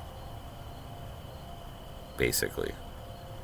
Some members of the team would be like doing their thing during the content, and others might have, you know. I mean, I could try it myself. I could do it myself. But, I mean, I was a telemarketer, but I've tried before. Like, I've tried to book some festivals and stuff like that, but I never get a response.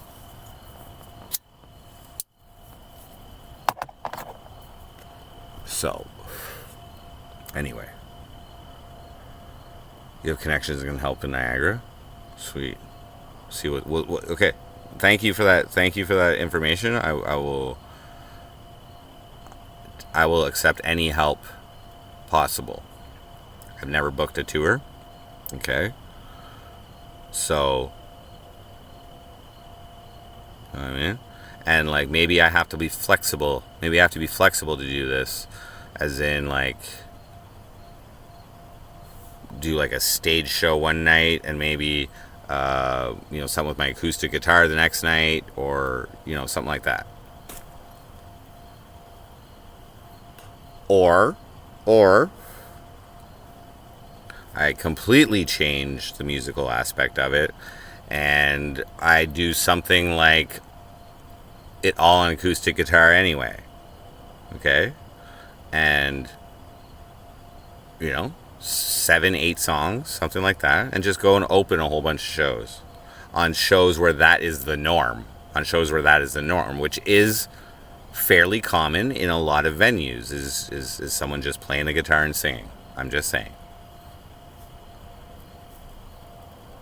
And what would make that, and I'm paying the venue, instead of them paying me to do this set, I'm paying them to let me do the set and stream it. Which increases I believe that increases my chances of booking a show. Pay to play. Common practice.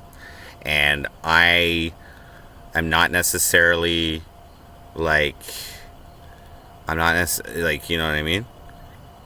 People may not want to willingly just put me up in their venue. And I don't have enough fan base to really sell tickets or anything like that. Do I have a rider? Myth. Just myth.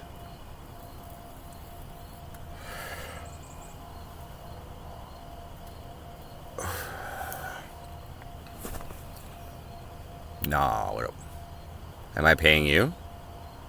I hope so. I hope I'm paying you with enjoyable use of your time. But you probably have something better to do. Just saying. You know what I mean? You know, I feel kind of bad. I feel kind of bad that I'm putting so much effort into like addicting new people to the big waste of time that is YouTube fucking live streams. I feel kind of bad. I'm contributing to, but if it ain't me, it's gonna be someone else. And B, I think I just have this belief that I actually improve. I influence your lives in a net positive way. That's it. That's been a long overarching goal, okay, that I set for myself a long time ago, is to use this life to be a net positive influence on as many people as possible. Now that goal is unattainable because I have not set a specific goal, okay? So simply, the more people that I positively affect and influence in this life for however much time, okay, I'm doing good. I'm doing good.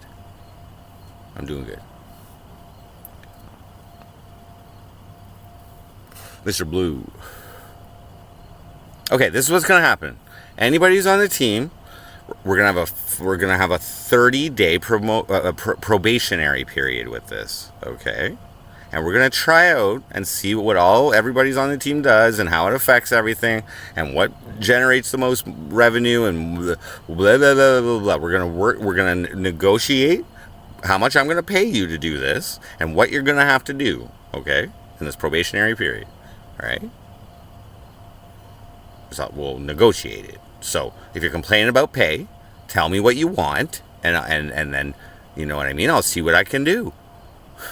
Okay? And if I can't do it, and I can do something lower, it's probably going to require less time than what you would have done for the more money. I'm just saying. Like, I'm not, like, expecting you to just fucking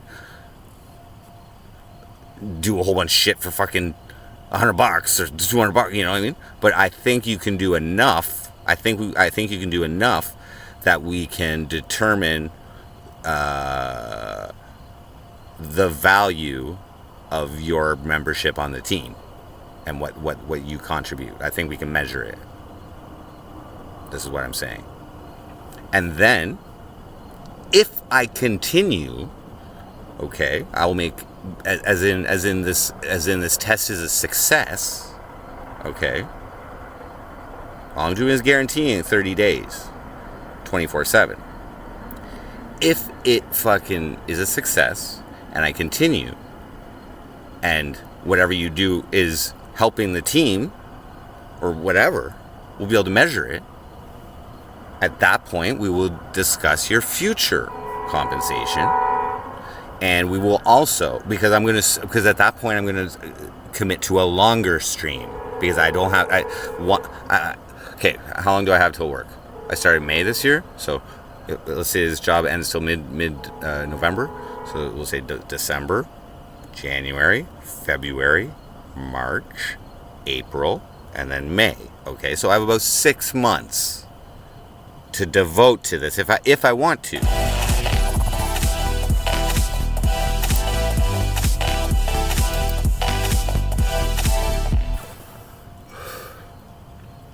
Church Giggles donated $2 and 69 cents through Super Chat. Real talk. What's your favorite Pokemon dollar? Thank you, Church Giggles. Very gracious, very generous, much appreciated.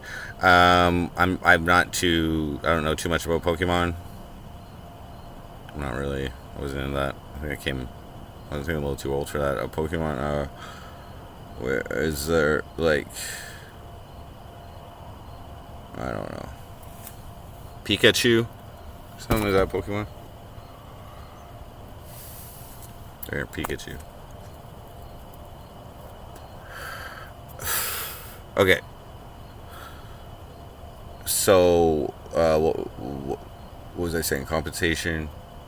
Yeah, we'll measure.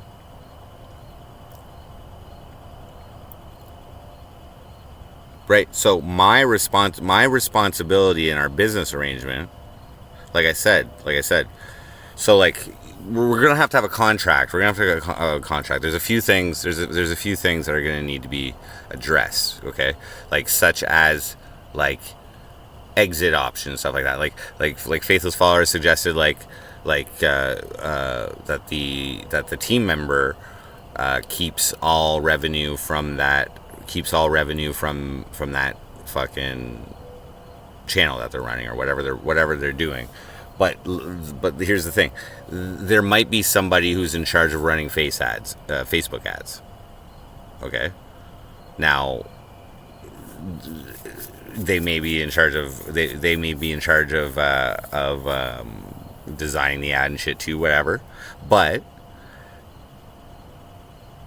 that is far less profitable. Than, let's say, running an X page and being monetized or even running a Facebook page and trying to get monetized through their little stars or dollars or whatever. I don't know. Check it out. So what I'm my initial thought is that all the revenue generated from the MC from whatever we're working on together gets pooled. That includes my donations. That includes my ad revenue. Everything gets pooled. Okay. And we, like the first month, the 30 days, I'll cover all the expenses.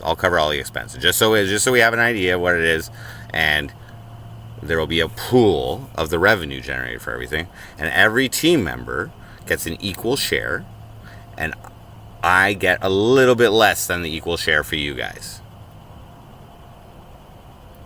Okay? Now, my goal to make $3,000 a month eventually, like let's just say I do this and I just keep going and build momentum for that whole 6 months that I'm all off work, right? And maybe that's how long it's going to take to make me $3,000 a month, which is, or $4,000 a month, which is what I'm making at work. Because then I have a tough decision to make, right? Do I go back to work? Okay. Spray herbicides for $3,000 a month? Or do I keep doing MC Frosty for the same amount of money? I don't know, it's a pretty tough decision. You know, if I'm making $3,000 a month, that means you guys are making $3,000 a month, whoever's on the team. Just saying. These are all ideas, guys.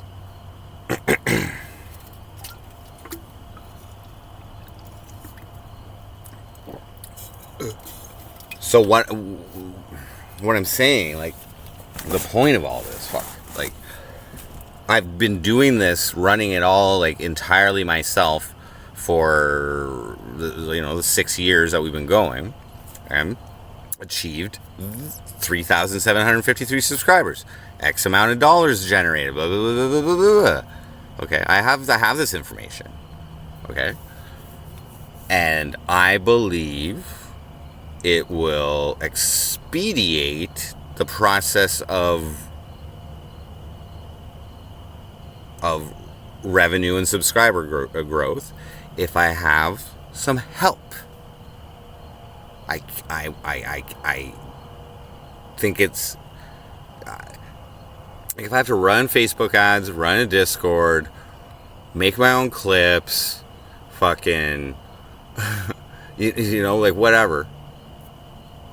Like I can't stream while I'm doing all that shit, and I also have to like get out of the fucking performer mindset. You know what I'm saying?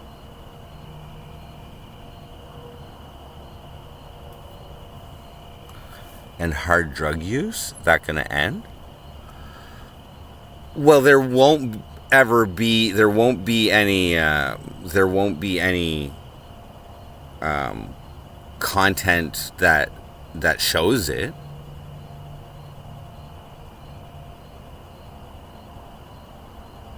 Like I'm not gonna be streaming the actual use or anything like of drugs. Weed, yeah. That would be TOS violating.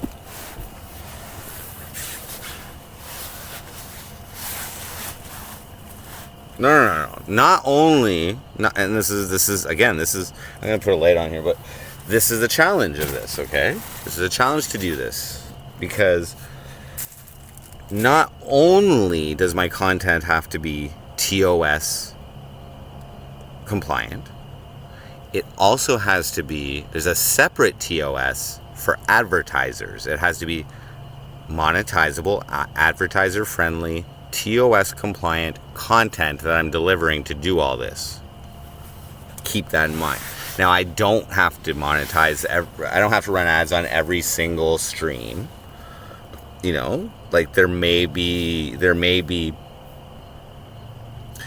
something that I want to do that I know is not advertisable friendly, but it will benefit the show in that it might be crazy, or it might get more subscribers. Like that would be more like kind of like a subscriber boost stream. You know what I mean? But I'm doing something a little crazy. Like, I don't think I can run. I'm not sure. I don't know if I can run ads all the time with my Speedo on. I think it depends what I'm doing. And, just being shirtless for the whole stream and shit like that, that sometimes doesn't get advertiser friendly. And, like, so there's, or like, snorting hot sauce. Like, I'm just saying things that I've done in the past. Like, I don't know if that's advertiser friendly.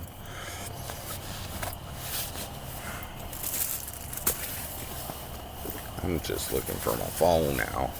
Where do I put that? That's my jacket. Did I forget it? Oh, I got a new pillow too. Hold on, where the fuck? Over here? Son of a bitch. Oh.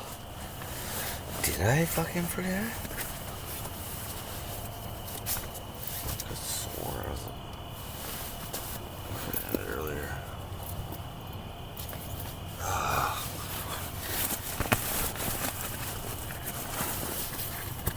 Maybe I did forget it in the fucking bathroom area. Shit, yo.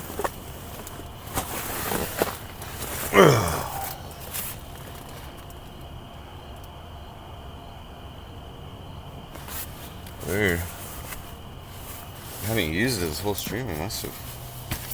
Did I just come straight in here because I was so excited and I fucking just started streaming? Oh.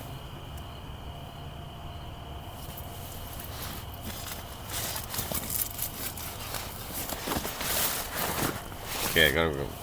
Oh, what's that?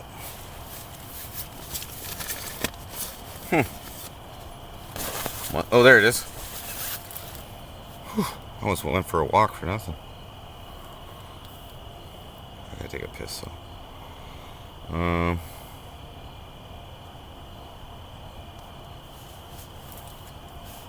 Time is it? 7:41. Okay.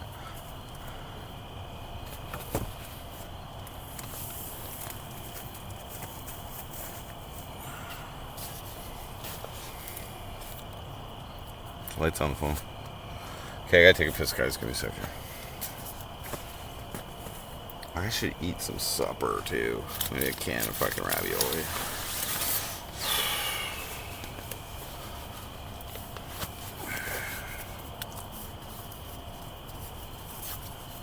So yeah, I got a second pillow. Second pillow. It's the improvement I made to my living conditions this week.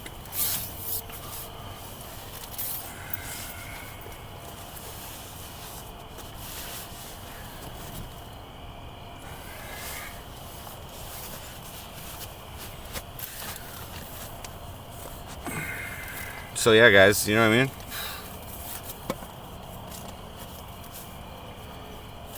Just the fact that I'm thinking of all this, and this is what I'm focused on, it's a good sign. It's a good sign because honestly, like my like when I try, my success rate for entertaining you guys, I think, is pretty fucking good. You know what I mean? It's kind of like few and far between. But when I make an effort to do an event and I plan it out, it's usually pretty good. 24/7 stream is the way to go. And yeah.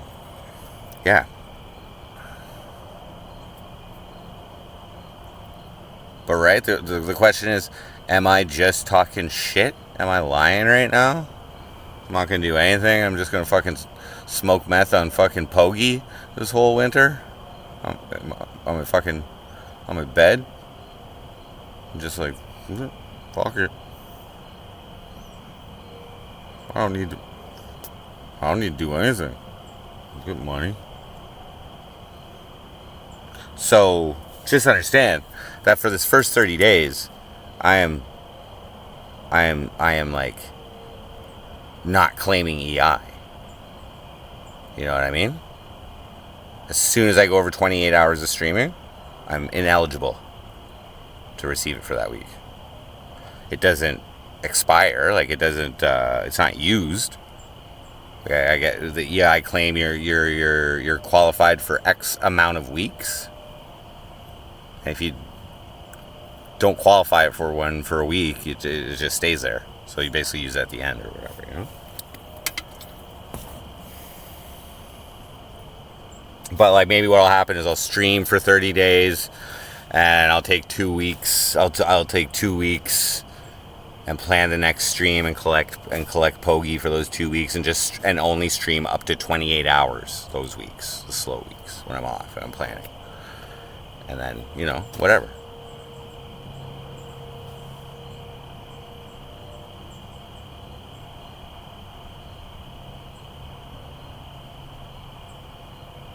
So the benefit of streaming must exceed EI payments. Well, in the short term, that would make it an even trade financially. But if we're talking net income, though, like I do plan for there to be expenses.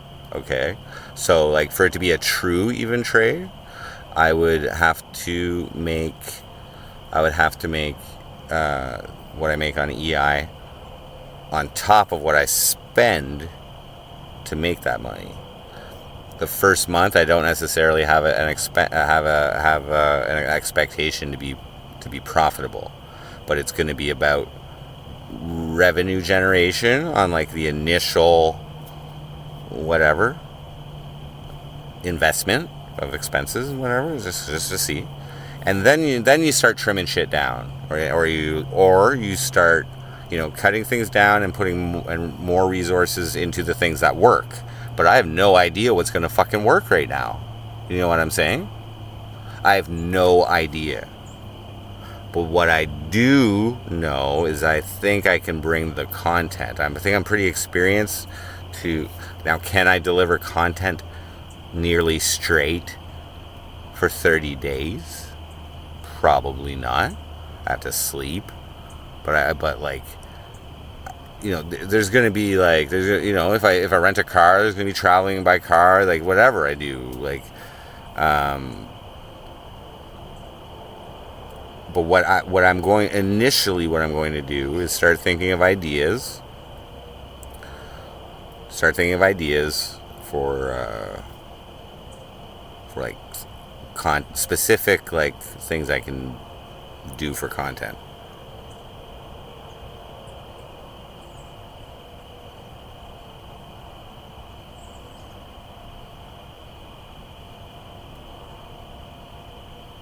Like if I'm doing IRL on the street, okay, at this point, why not make it a spectacle? Right?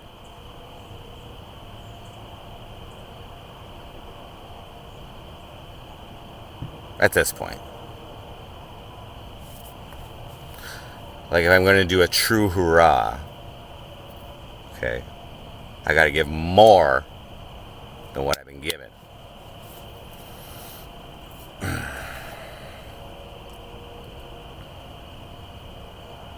Seven-day weekend.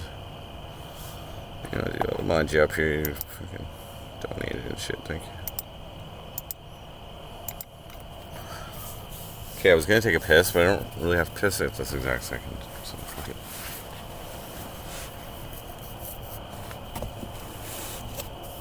But yeah, guys.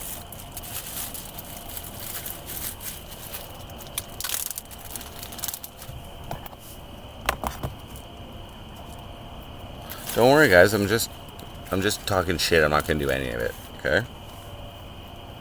I'm just making it all up. Just.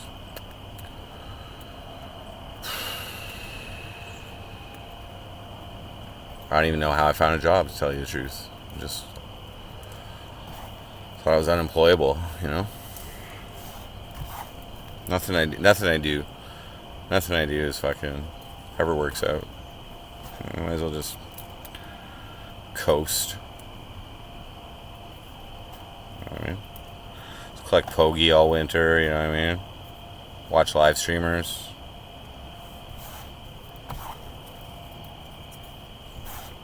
Smoke weed. You know what I mean? Listen to music. Rest up. Sounds awesome. Don't have to worry about, you know, meeting the streaming conditions, anything. You don't have to, you take the effort to turn my camera on or click on Streamlabs. You know what I mean? I can save all that energy. You know what I mean? I don't have to fucking film myself everywhere I go. What's the point? Probably just fail. Anyway, I'll probably make $2 in fucking revenue, but probably lose subscribers. I don't know what I'm doing. I don't even remember. I don't even remember the last time I entertained my loyal viewer base.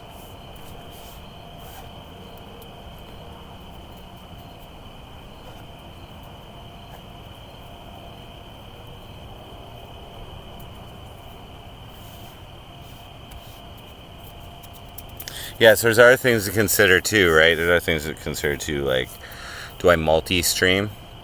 Do I multi-stream this this event? You know, just try and like start up, build a kick following simultaneously. You know what I mean? Something like that. It's all on the table.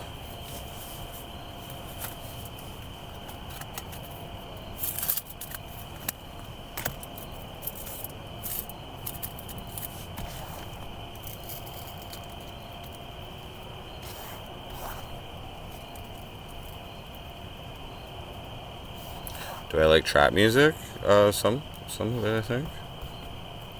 I like the 808 bass. Like the,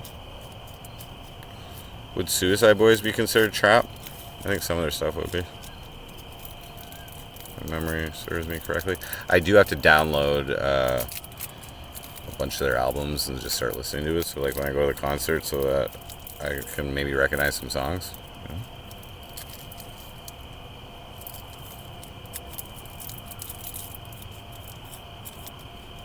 Posters, QR codes.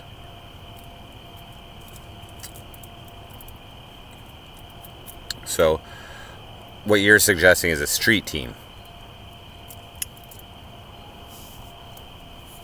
This is what I mean. Ideas. It's about having ideas, okay? Presenting it to you guys. Finding out if someone wants to do that. Negotiating how much you want to get paid to do this. Okay? And negotiating what you do. Okay. And then it's going to be about measuring what your impact has contributed to the goals that we're all working towards. So the first month will be probationary period. So suppose your idea or the idea that you're trying or whatever you're working on doesn't work out or whatever. No skin off your ass. You still made a little bit of money and you still tried.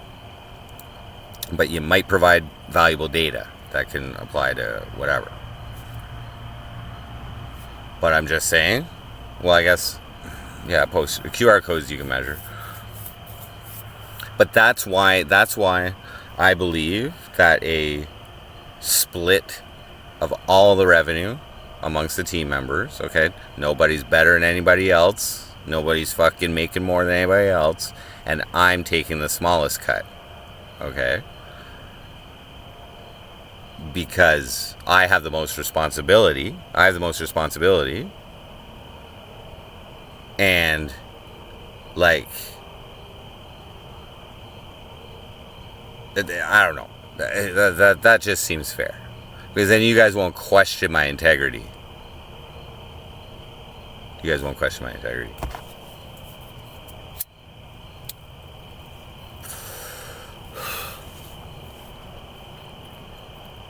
Okay. Now from my end, as an experienced investor, especially in crypto leveraging. Okay. I invested like $2,000 this year on a Friday. And by 8 o'clock, it was gone. Okay. I'm just saying, lots of experience investing.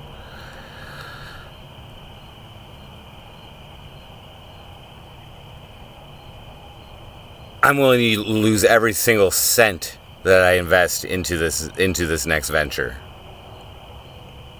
Because no matter what, it's better than losing it on the slots or on fucking crypto gambling trading. Fuck. Okay? I'll tell you that right fucking now. And I already did 2,000 this year loss on that shit.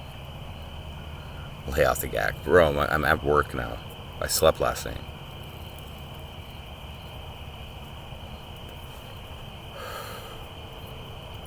Mukbangs, sure.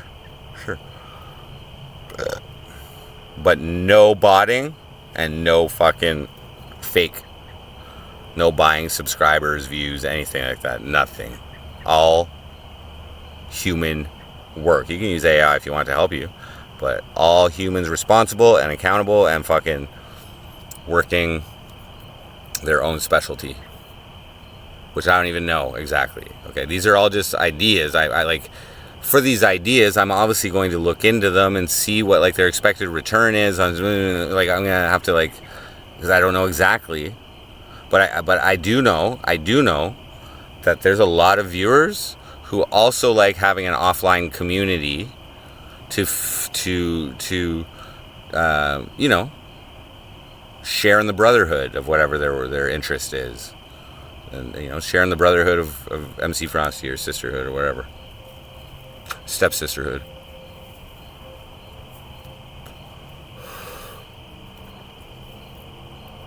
Create a set list. That will happen. So, do I actually believe that I can hit 500,000 monetized ads in my first attempt at this? No. Straight up, no. But I'm gonna try.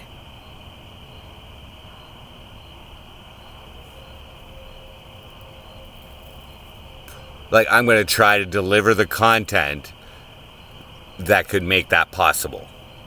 So one strategy, okay, is to plan something clippable and execute to the level of virality. Do I know what it takes to go viral? A little bit. I kind of know how to go viral in, like, you know, based on certain audiences or audience sizes within that relative audience size.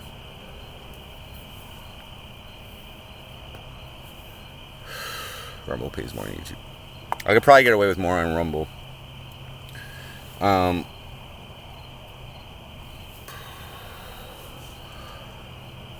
Yeah, so there's no, I don't see any harm in running multi-stream to different platforms. I don't see any harm in that. It's just, you know, I don't know how many of you guys are gonna want to mod there or whatever. So it's gonna be like, I have to take my process of, well, see, okay, so that, first off, the problem with that is kind of like paying attention to 3 chats. If I'm doing, let's just say I did YouTube, Kick, and Rumble. The problem is paying attention to 3 chats, because I'm gonna try my damnedest to, like, continue my ways of, like, interacting with chat as much as I can.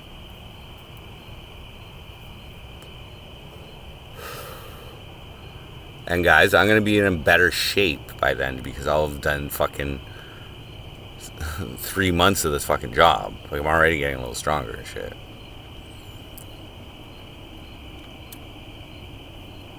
Chicken Annie makes $20-$40 an hour on Kick.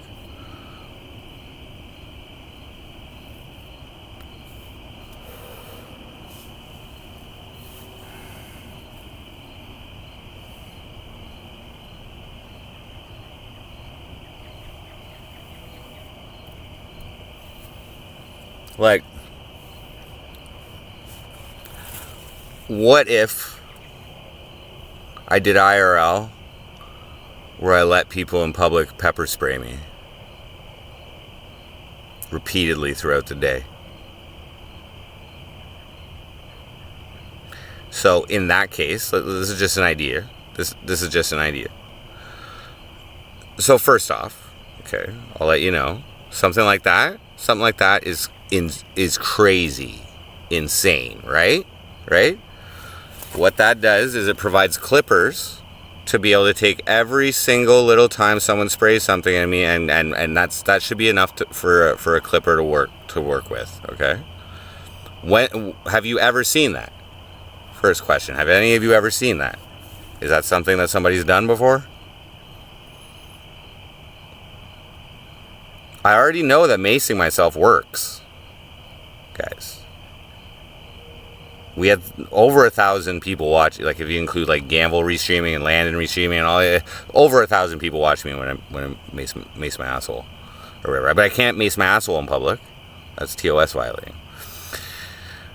I have to check. I think stunts. Are ad friendly and monetizable, but I do have to look into that. But something like that to start shit off, a crazy fucking, like in downtown Toronto or something, like after I just got my hair done, like, you know what I mean, the next day after I get my hair done, fucking walk around my Speedo, which is gonna be cold, I'm just saying, walk around my Speedo with a sign that says spray me for free or something like that.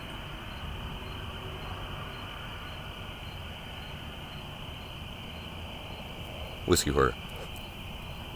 My streams need structure. You're absolutely right. But from what I've been doing with this, I haven't been trying to get clipped. I've been trying to provide crazy content all the time. You know what I mean?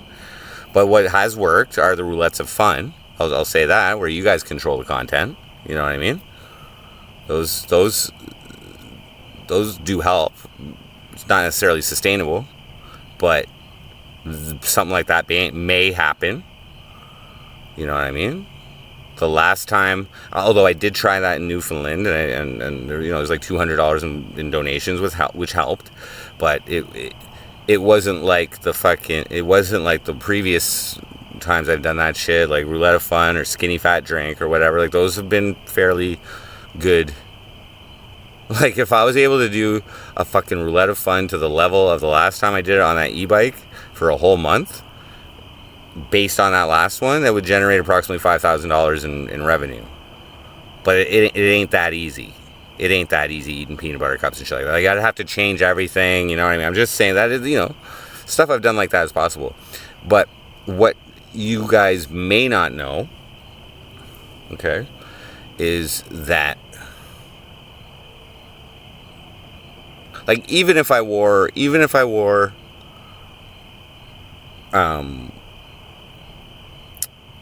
swimming goggles, in a Speedo and letting people pepper spray me in public on the street, that is still pretty fucking good, you know, something like that, like just to protect my eyes. But what you guys might not know is that a tolerance develops, just like eating spicy food. And if you build a correct tolerance, it doesn't hurt as much. So I'm gonna have to train a little bit before doing something like that. It still hurts, but I'm just saying. But I'm not even saying I'm gonna do that. But this is an idea. This is the level. Okay.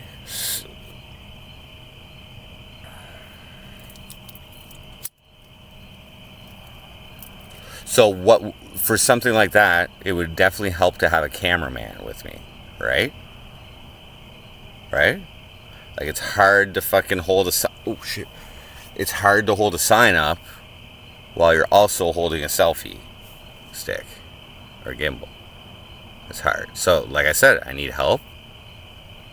I think the format change of having a cameraman with me will benefit, will raise the production value of this stream.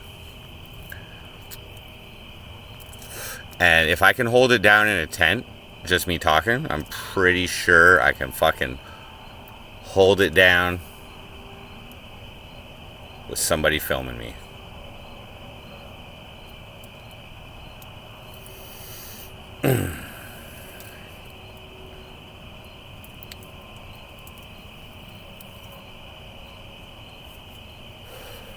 So what's the worst thing that could happen? Worst thing that could happen.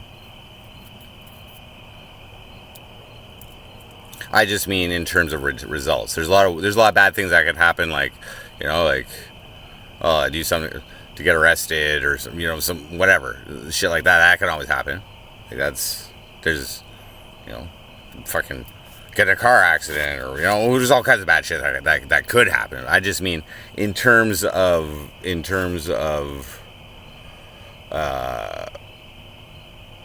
okay, so could make no money. Nobody makes any money the first month. No, anybody on the team, none of us make any profit. Your only compensation is what we negotiated for your time. That could happen. It could also, so if no money's made, then that means I lose all the money I put into this event. So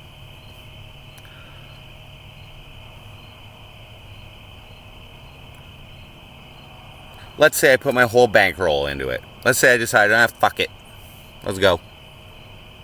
Because I know I'm getting EI if I lose it all. Okay, afterwards. I know I'm still going to get $1,800 a month.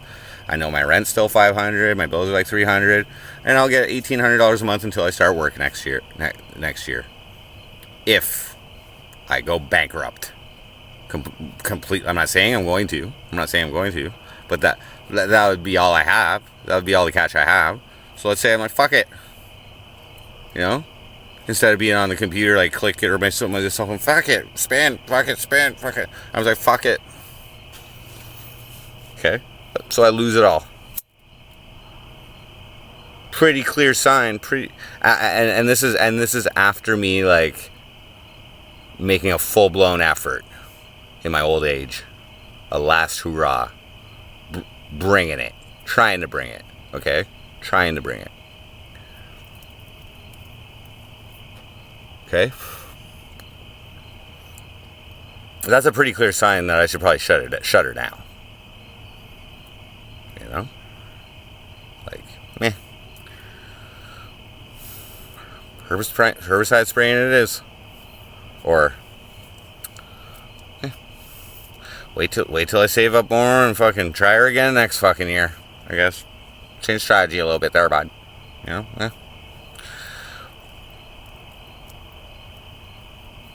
Speedo time. I agree that the Speedo is almost like a trademark, in a way, of the MC Frosty show in its prime time. Almost. I effectively incorporated a Speedo into this show. And narcissistically speaking, I don't think my package is too horrible to look at. I don't think it's too small. I don't think it's too big. I think it's just right for Speedo wearing.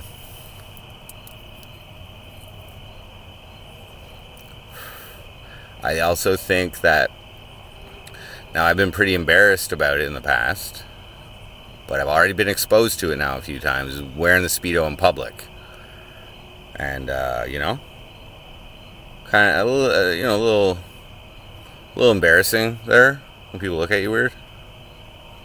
Or dirty looks or whatever. Yeah, I remember I was at some gas station walking out and some fucking like redneck fucking, like, what the fuck is that? Or something like that. I forget. Oh, I had like a yellow beard. Walked around my Speedo. Because on the roulette of fun, we had an alternator. A quarter of it was like, if I have it on, and it lands in this part of it of the wheel, then I have to put my pants back on. But if I have my pants on and it lands there, then I have to go into Speedo. That was kind of fun. Doing groceries in my Speedo. Yeah.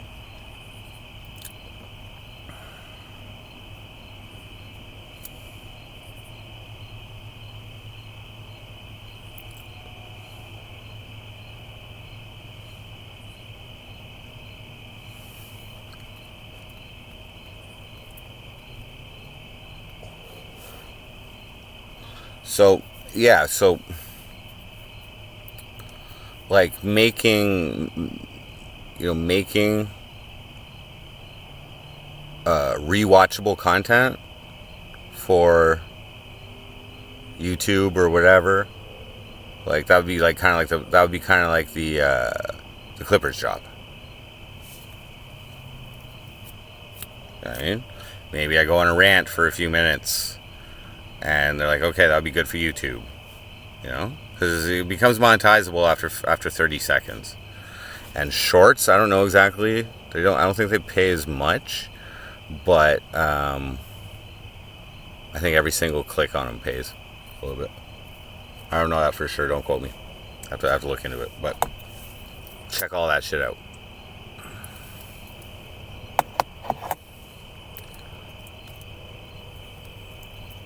Maxim, you're here to save me. Thank you.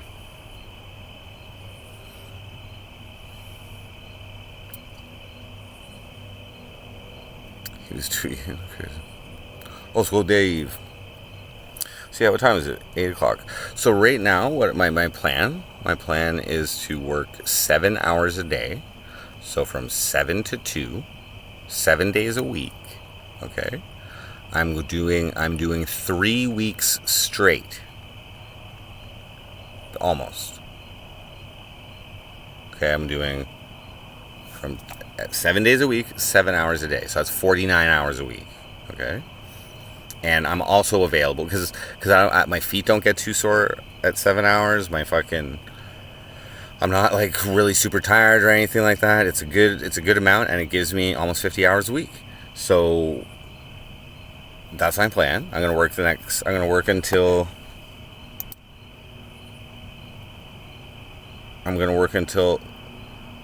the 26th. So that's 2 weeks. And like 1, 2, 3. Yeah, it's longer than 3 weeks. Sorry. 1, 2, 3. So 25 days. Yeah. I'm working 25 days straight, guys. I've done 2 weeks. I know what I can handle. You know, obviously a problem is like getting burnt out and shit like that. So I know what I can do. 7 hours a day. Sounds great. I'll work every fucking day. 7 to 2. And then I'll take my daughter to the Suicide Boys concert. And be off that weekend. So we'll go to Lerone the next day. And we'll come back Sunday. Probably take the train. Unless my boss lets me use the vehicle to take her to Montreal. If he does that, oh my god, that'd be so cool. Then we didn't have to take the train. Well, that would be awesome, maybe. But even if he just lets me take it home and then I take the train with my daughter or whatever, that's fine too.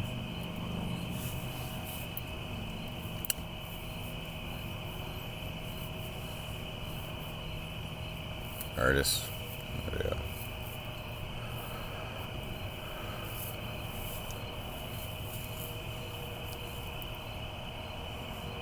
Everything went fine with the vehicle this weekend. Drove it home on Saturday after the shift, and just left it at home. Went and saw White Tupac. Came home like walking on my by foot, and then I didn't pick it up I didn't leave till this morning. It was nice.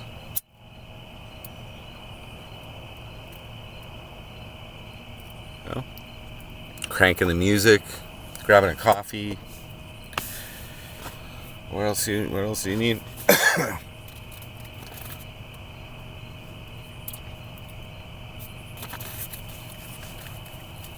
So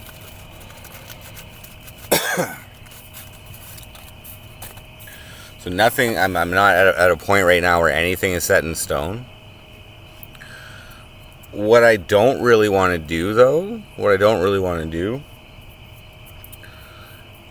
is plan the content with chat. I want everything to be a surprise. So, you know what I mean? I've been suggesting a few ideas. They were only suggestions. Probably won't do those things. I want to be fresh. Maybe a structure would be best, where, like, you know, like a routine where people can expect based on the time, like, what's going on. You know what I mean?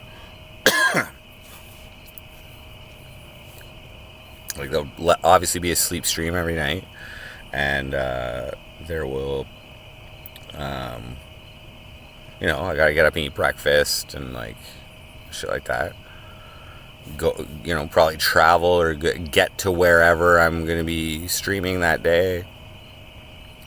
You know, that's gonna be a part of it, is just, you know, getting to wherever you gotta go. And so if I'm driving, you know, it's hard. I think it's hard to deliver content, but I also think, like, do I just rap my own songs in the car all the time? Because I don't really want to get copyrighted. That's a big thing for monetization, is, like, when I'm in the car, I'm not going to be able to play other people's music. Just saying, it's going to copyright, and the song can be monetizable. So, is the thing when I'm driving that, you know, I'm always listening to my own music? I have a lot. But whatever. You know what I mean? If, you know, whatever. Anyway. You're not going to. So, you know, that's a small detail. It's a small detail. But I'm just saying it matters. It matters in terms of monetization.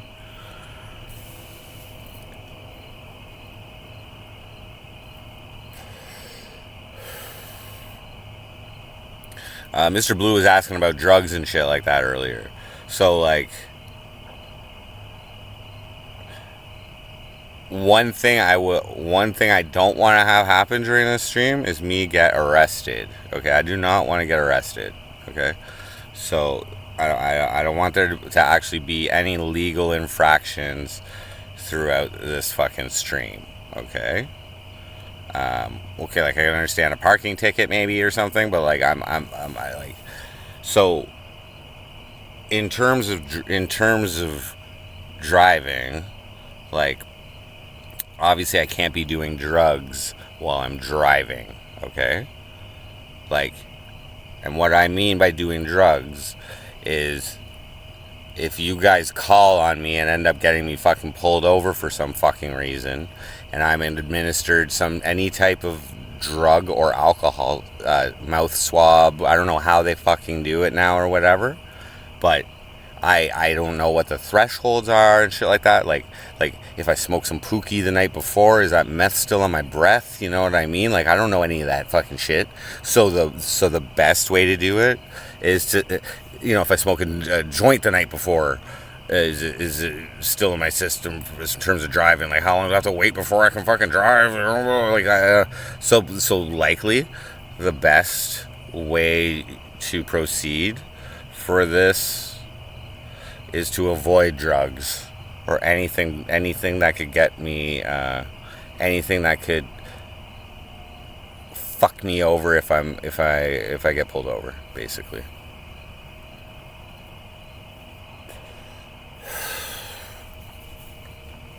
Easy.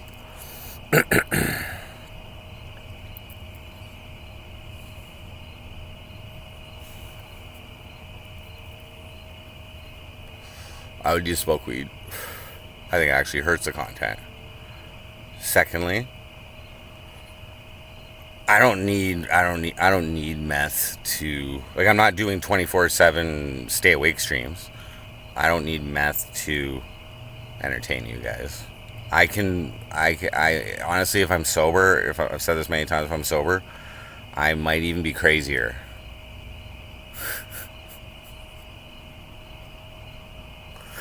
Like that whole time in the tent, there was no weed smoking.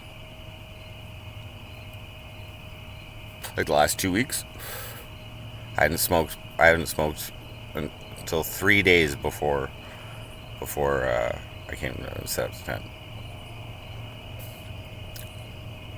Well, what there will be is if I'm traveling to like viewers, just collaborate with viewers, then like weed and alcohol at a party. I think that's good enough. You know what I mean? But I won't be driving that night. You know what I mean? But I have to check and see what the rules are for having cannabis in your system and driving. I can't okay, with my G2 license, just so you know, so I have to be extra careful. You are allowed no alcohol in your system while you're driving. Just so you know. Okay, it's not the same as a full license. Full license, you're allowed 0.08, okay? So if you're a little hungover in the morning, you have a full license, you'll probably blow under a fucking, not guaranteed though, depending on how much you drank the night before, but there's still there's still, like, your breath, you can still fail a fucking breathalyzer depending on how much you drank the night before. But I can't have anything. So that means that there's a longer period before I can drive if I don't control my drinking and get fucking shit faced, which always makes great content. You know what I mean? So there's a lot of different factors to consider here when it comes to substance use. Because I'm gonna just expect you guys to try and call on me, people to try and call on me and get me pulled over. Okay, I'm expecting that already. If I'm driving and streaming, that I might get pulled over as a result of one of you guys. Because to me, maybe I don't know much, but to me, that seems like an easy fucking, like, I'm a fucking sitting duck to callers, essentially, if I'm showing you guys, like, where I am and, shit like that, Sitting fucking duck.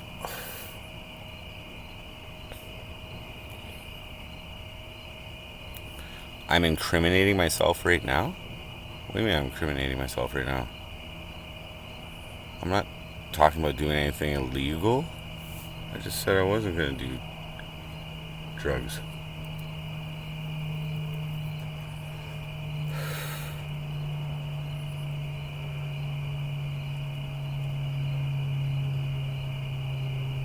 Look here, boogeyman. Yeah, well, it goes here. That just shows my ignorance. And I really don't know. How they... I know they have a law about impaired driving and cannabis. Okay? There is some type of law. But you're not allowed to drive and be under the influence of cannabis, as far as I know. How do they detect that and enforce that rule? I don't know.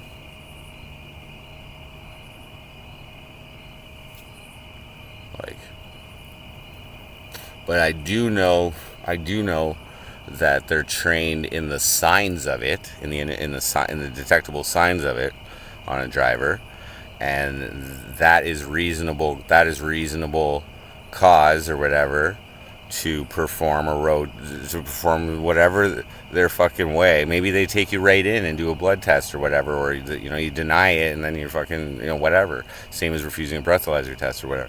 Who knows? But probably, if I'm going to take this seriously, I should probably be as professional as possible. And I should probably, avoid substances. We'll see. Straight drinking.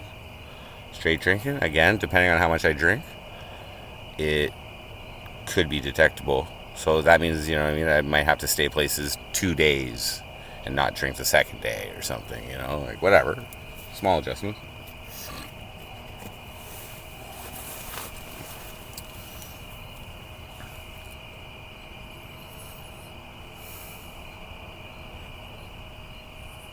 If I didn't stream, if I didn't stream, would you have been able to stay out in the tent night after night?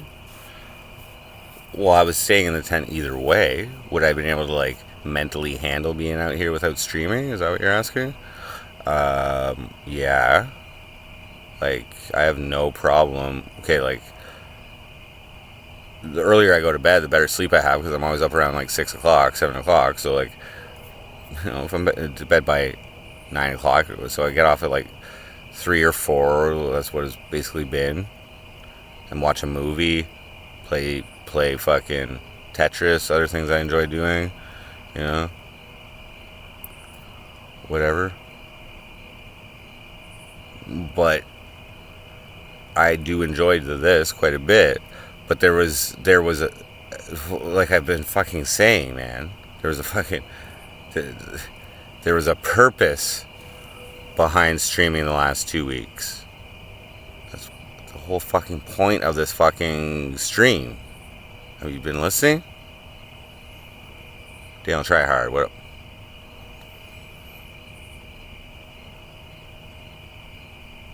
This is what I'm saying. You guys thought I was just streaming in a tent. And what I was really doing was measuring the current condition of the MC Frosty show.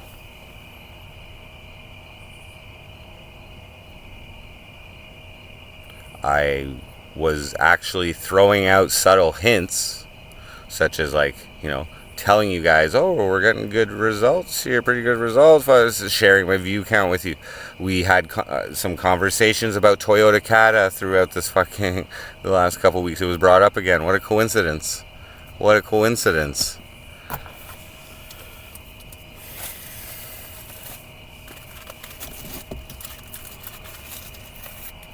But is it really even worth it? You know what I mean? Like, really, Frosty, how many fucking people you think you can provide a net positive influence to with this fucking stupid show? For real, Frosty. Like, nobody gives a fuck. You're old. Fuck. Like a one-trick pony. Let's find out.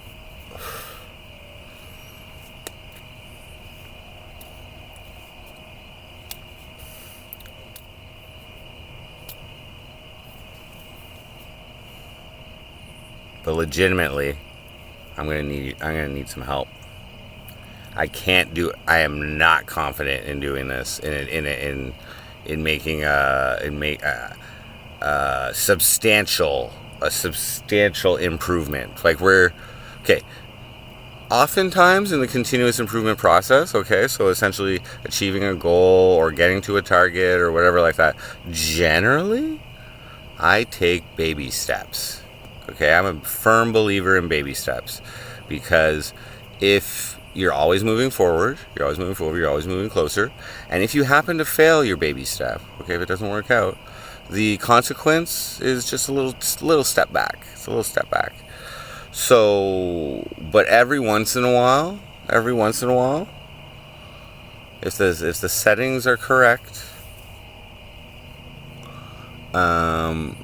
and you're prepared to fall back straight on your back on concrete steps, like a foot or something like that, maybe 3 feet, and crack your skull or something like that, you know what I mean? If you're ready for that, then why not fucking take the leap?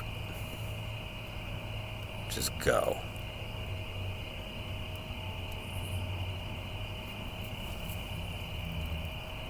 The stars are aligned.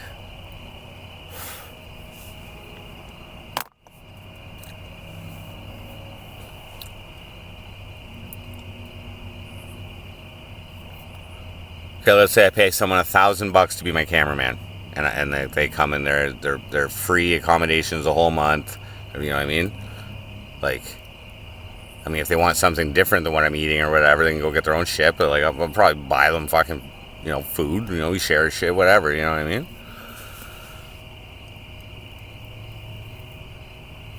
Okay, so out of my $6,000, there goes $1,000.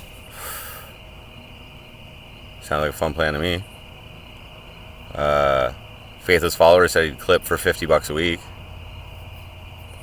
but he wants all the revenue from his fucking work. So then what that involves, eventually if that were to continue, like contractual negotiations, you have to consider like what happens if there's a fallout, what happens if you don't want to do it anymore, whatever. What happens? Do I assume control of the channel? Do you delete the channel? Like, you know what I mean? So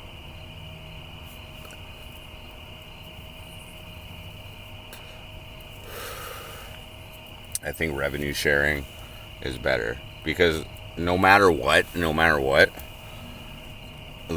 objective, the goal is to make the revenue on YouTube. I think I can do this. I think I can do this strictly with YouTube. That's where all my analytic experience is. You know what I mean? For the first month at least, just to get the measurements, and assess the level of failure and all this shit. You know what I mean? I already know where I'm at. I know the current condition. Okay. And here's another thing that could happen.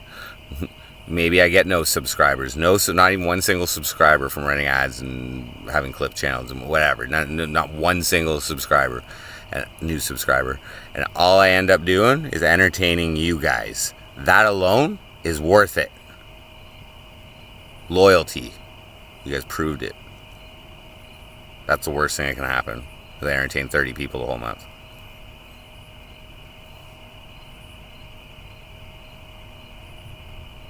Just saying, here, I'll just fucking check. There's my phone. 1 second.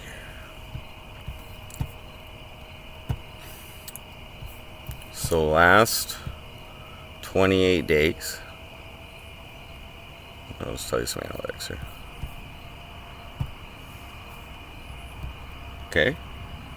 Which I didn't really stream much before this fucking 10, but I'll tell you exactly how many times I streamed, besides the 2 weeks straight in the 10. And we're at our peak, 3755 subscribers. Thank you guys for subscribing. So last 28 days, okay, 7,200 views. That's 3,400 more than usual, which is what it says a lot about me. There was 773 watch time hours. That's 373 more than usual. There's 38 new subscribers. That's 533% more than the previous 28 days. So, when did I come here?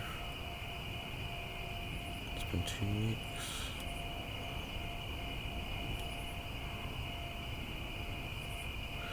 Yeah, so August 18th is when I was in here.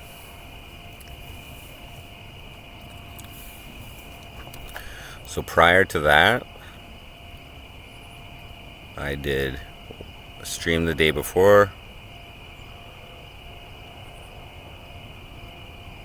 Oh, wait, that's not exactly accurate.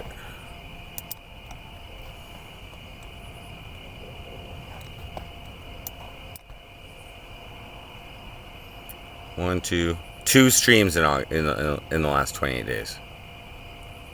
August 17th, August 12th. I streamed July 19th. I went like 24 days without streaming. And So in the 28 days, aside from the 2 weeks in the tent, I've only streamed 2 times, and one of them was the day before. To let you guys know that I was going to the tent.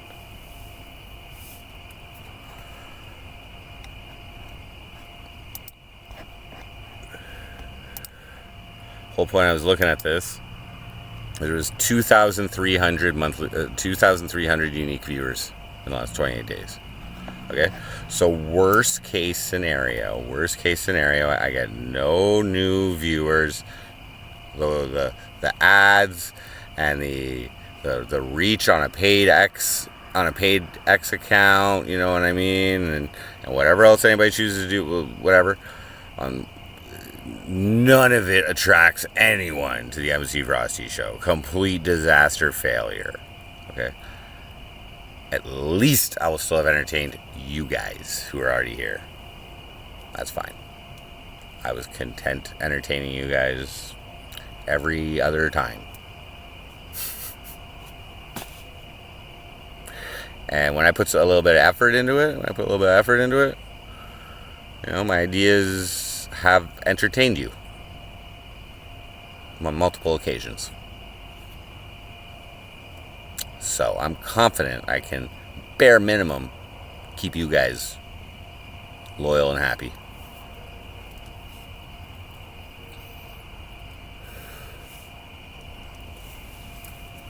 Any bears in the area? I don't think so. Okay, I gotta have a can of ravioli here, man. I'm gonna have supper. I'm gonna have to end the stream soon enough. Like I said, I'm working 7 to 2 every day. I think I was done at 2:30 today. Yeah. Chef Boyardee.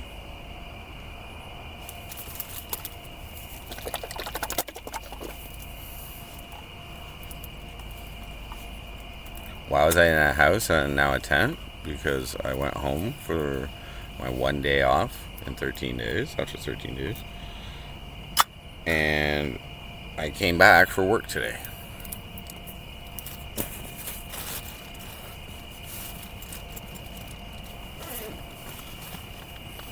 Mr. Blue.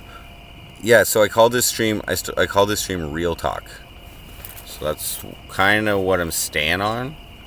I don't plan to be like going over all this shit with chat all the time. But the point of this is to just show you guys that there is a lot of there are things going on behind the scenes, and often with me just internally doing things that you guys don't even realize, such as running a test to determine my current condition right now in terms of this venture that I've been working at for years. And you know, like have some cash to invest in it, which I believe, which I know improves the ability to do things, the ability to go places. All this shit, it all costs some money, you know. Just to successfully run the fucking roulette of fun, okay, I had to buy peanut butter cups, buy hair dye, what else was on there? Like, whatever else was fucking on there. Pay for the tattoo, pay for the eye piercing, you know what I mean? Those are all expenses. And from my experience, as long as I use that cash appropriately, business related, it can be put to good use to improve the quality of the content if used responsibly. Just going out to a bar and drinking and, you know, buying some chicks some drinks or whatever, that all costs money, right?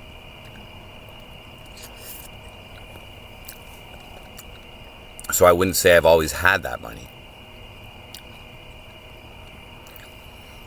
when I was during the pandemic, there was an increase of base level income there, from welfare 700 to 2,000 for the CERB.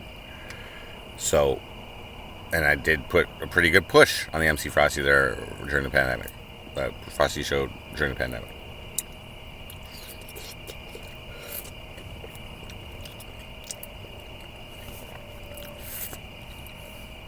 But I didn't have my driver's license. Barely had an ID. You know what I mean? This is new. New next level phase. Everything, the stars have aligned, guys. The pieces are in place to do do things that I think will improve.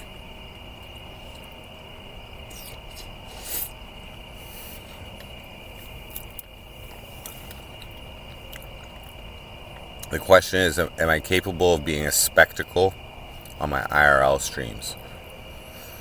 Because I feel that is entertaining. Being a show on the streets, basically. You know what I mean? So I've had like issues, like, you know, talking to people in public, just simply talking to them and putting them on camera and ask them a question. I rarely ever even do that. I know you guys really like public interactions, but I have this like instilled in me that I don't want to bother people in public. Okay? For some reason, I don't consider being in my Speedo in public to be bothersome. I don't know why. I think it's amusing, actually.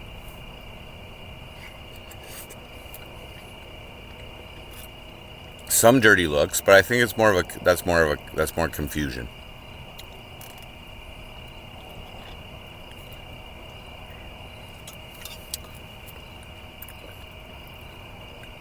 Still owe peanut butter cups? No, I caught up on what I owed after I woke up the next morning. All peanut butter cups were consumed, but they weren't consumed that night because I couldn't eat anymore. 70 in like a few hours was my limit. Maybe it was like all day or from noon or something. I don't know, but yeah, you get feeling pretty weird after that. 40 fills me up, or used to fill me up.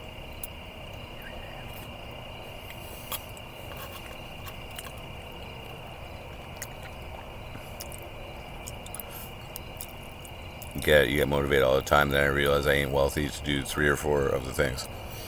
Well, wealth can be accumulated, Mr. Blue. Okay. So what just from that one statement, the things, those 3/4 things that you do,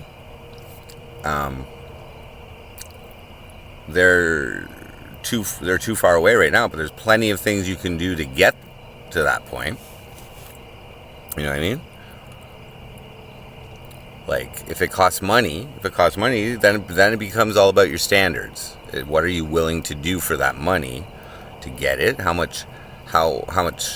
long are you willing to wait to get that money? Because if you're too wealthy to do 3/4 of the things you want to do, still only doing one of the things that you want to do is a good thing, right? You know what I mean? So you pick one of those things that you want to do and you fucking work on it, and you continuously get closer by the actions that you take, which are essentially an experiment. Because every single action you take towards a goal has a possibility of failure, right? So you can never predict the 100% outcome of anything you do. You don't, like, there's unpredictable variables in everything. You know what I mean? You get struck by lightning right now, and well, done. Yeah, Jim. I'm unlikely. I'm an unlikely, like, you know what I mean? I'm a covert fucking, like, I'm just trying to like be a positive part of your life. You know what I mean? Makes a lot of people feel good to troll me. I mean, it's a positive. if you're looking down at me, it's only to make you feel good about yourself, better about yourself. That can only make you feel better about yourself. There's positive impact. Mm-hmm. Just doing my job here, guys.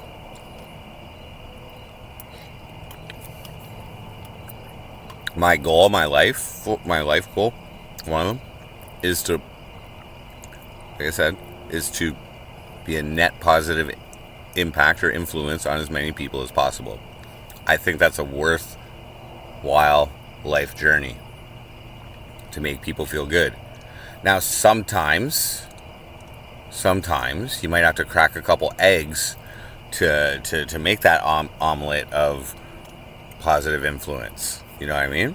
Like, net positive influence. So, like, you know, I don't know if Tommy McKay likes my fucking content too much there. Like, I don't know if it makes him feel good, or, you know, probably negative influence on Tommy McKay, considering he allegedly got demoted based on some of the photos that I published, and made diss track on. So obviously people are listening to my music at the same time. But anyway, just saying, parody diss track at first, but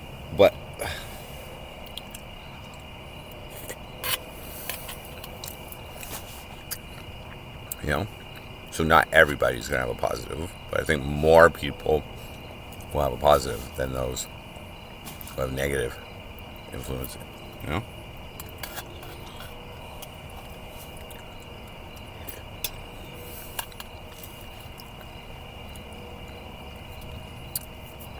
A wild and loud character, yeah, like a spectacle. Oh, the MC Frosty is already a character, man. And like,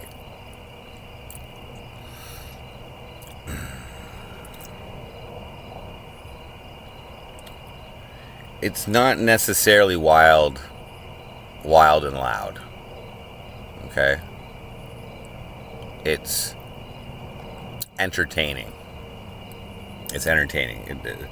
Wild and loud might have its appropriate time and place.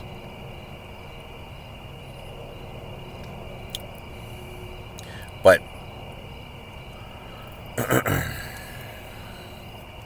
whatever way I want to be to entertain you, I think it's going to be beneficial to have a clear head, to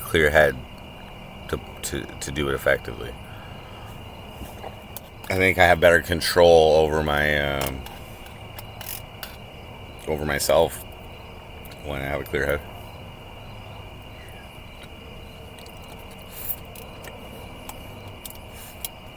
You know, weed just might make me lazy that day when I smoke some, when I have all this shit planned. You know what I mean? That affects shit.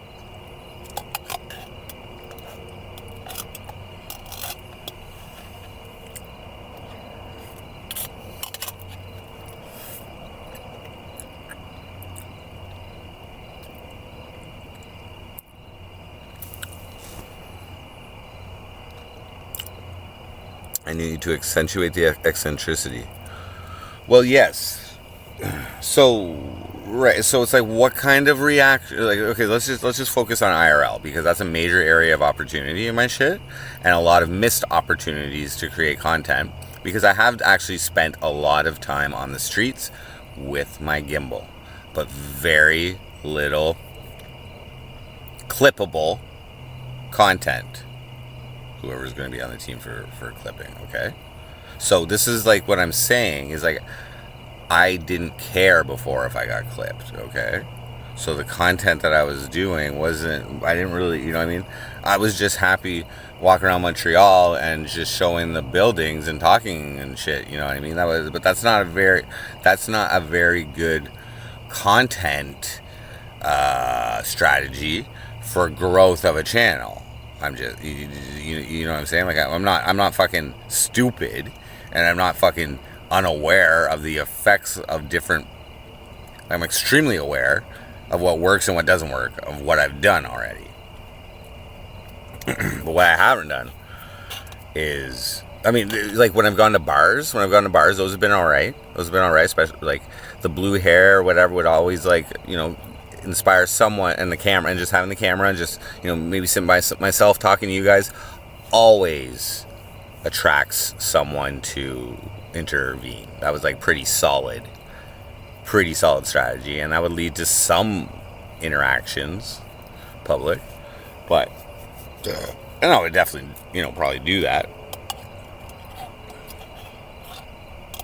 But also, when I was doing those things, I was rather inexperienced at doing this. It is awkward filming people and shit. You know what I mean? So I'm well aware of this shit. And you guys don't need IRL on the street content all fucking day. You don't need that. You know what I mean? It's not going to be that way because I'll be driving, or maybe I'll be streaming with a viewer or whatever happens. It'll be interactions inside and blah blah blah blah. But you know what I mean, 3 hours of fucking an IRL spectacle every day or two. Okay, run ads during those times or whatever. I think that's good. Or every day, every single day. Okay, wake up, have breakfast, blah blah blah. Go to the place where the show's gonna be on the streets, basically, and fucking, more ideas the better, right? Variety would be if I didn't tell you guys what I was gonna be doing that day, and I did different things every day, and, that's good. That's quality right there. Because you're like, what is he gonna do today? If I can get that thought process going in viewers, that's how you grow. But you gotta meet people's expectations.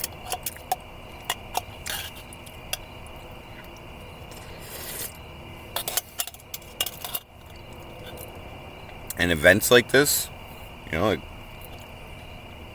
advertising how long the 24/7 stream is, on a personal level, that'll be the longest that I will have streamed consecutively. So I'm not slacking here. I'm not pushing, my agenda isn't a step backwards. It's I know what, but maybe I'm too ambitious, and maybe it's all for naught.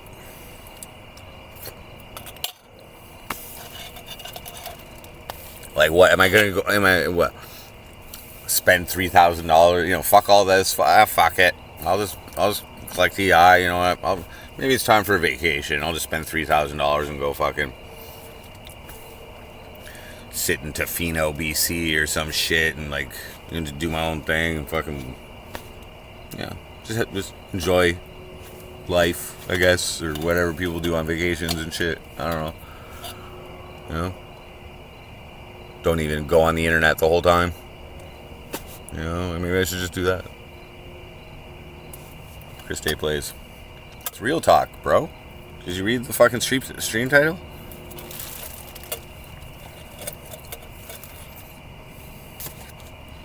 Oh, you haven't been in here a while. You're asking me why I'm in a tent.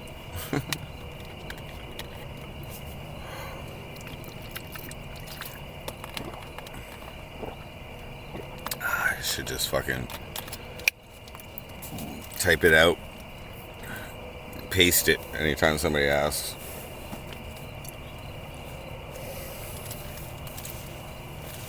No, you gotta go back and watch.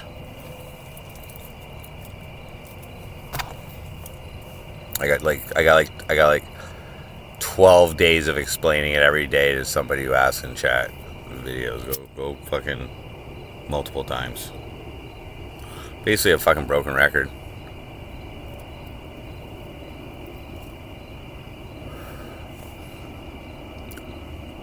Ambitious is just too stubborn to change.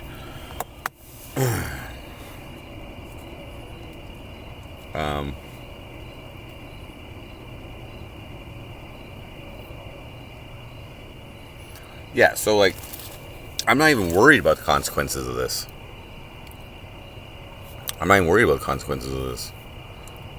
Like the worst consequence is, oh, I didn't do a good job at all this content that I planned. Whoops, I didn't execute. Oh, I got too nervous. Couldn't do it. Fucking failure. Oh well, guys, sorry. Should probably stop watching me now. No. Sorry. I guess I'll try again tomorrow. You know, that could always happen. Oh. Got butterflies in my stomach, guys. I don't know if the Speedo's right for today.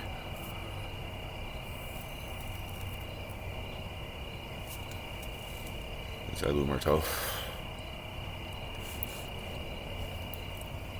Oh, I just started thinking about heartbeats. Guys. My heart's broken now. Right now, I feel so heartbroken. It just like came back at me in a flash, and I don't think I can do the content today. I'm fucking depressed and want to die. Maybe that could happen too. That would be a bad thing. I assure you that won't happen. That was a complete joke right there. Hope you laughed.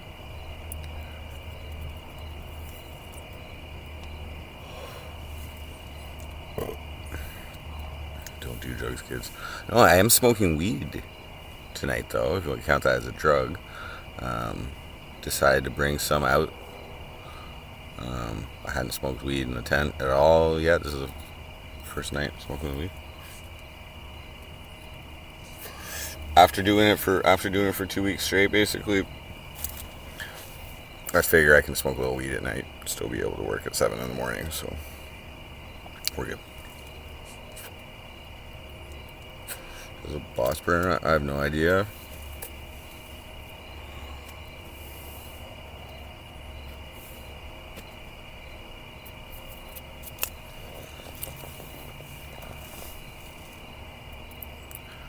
Thanks, Mr. Obvious. Inside Lou Marteau. That is what gave him the joke that I just did. It's feet.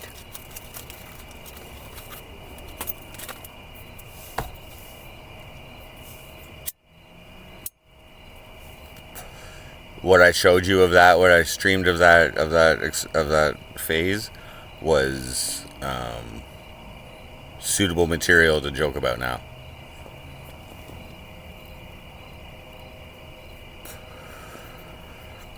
E-bike repo might go viral. So, you know, and like for all this content idea, like there's going to be a lot of planning involved. You know what I mean? There's transportation. So, like, do I want to really rent a car to, like, from here to Toronto, or should I just take the train and then get rent a car when I'm there? You know, like shit like that. But it'll definitely, and like, there will be flights out of province. Okay, I'm not just staying in Ontario. I will go see Hate Goes Here during that 30 days in Alberta. Guaranteed. I'll guarantee you that. I was pretty sure he was cool with that when we talked about it. I think he said hell yeah.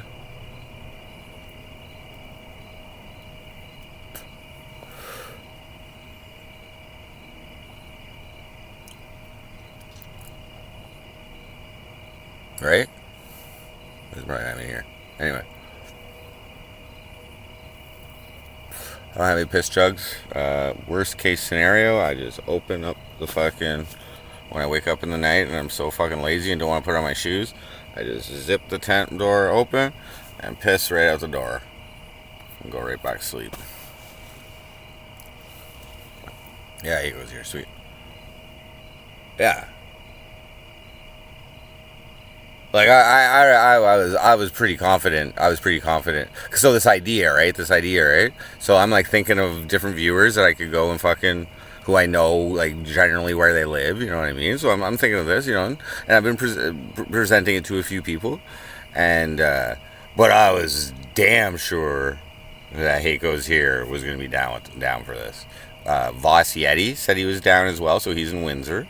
Okay, Erin Shred, she said she would do my hair, so that'll be the initial viewer that we're gonna see, but she'll be working on my hair, whatever. And from there, who knows yet?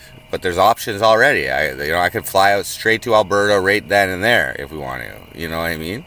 This is what I'm saying. I think there's gonna be content with Keiko's here. Personally, I think we both respect each other. I also think we both like to get fucked up. Okay. You know, don't rent a car yet. Don't have to worry about fucking driving the next day. You know what I mean? Like,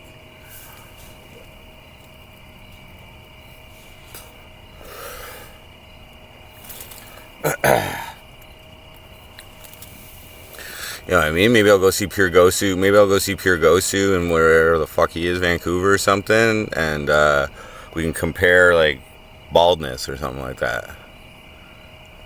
Huh? You know, even though Pure Gosu is like almost nearly a complete asshole every time he fucking says something in chat, I'm still willing to go and collaborate and stream. Maybe he'll get more than 47 views on his next video with me. You know what I mean? Like, it's, you know. Maybe we switch it over to his. No, that wouldn't work. He ain't monetizing my ass.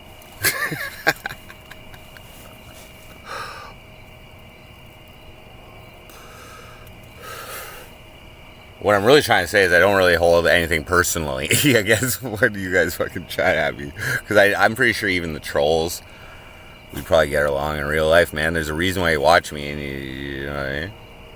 It'd be fucking fun, bro. We're gonna have fun. Now, you know, even that premise, though, is pretty entertaining. Is a pretty entertaining concept. You know what I mean? Maybe because my IRL is so bad, I just don't even do it.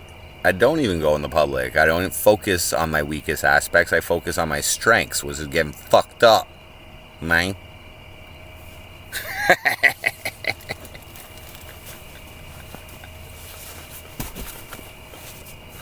There's a lot to consider.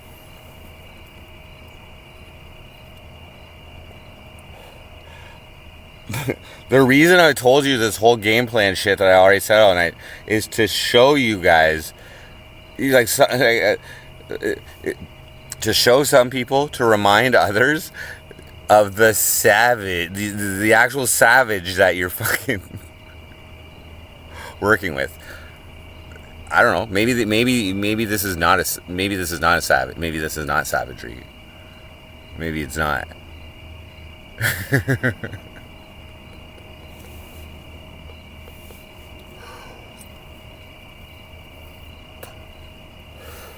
Okay, I guarantee at least 5 new subscribers.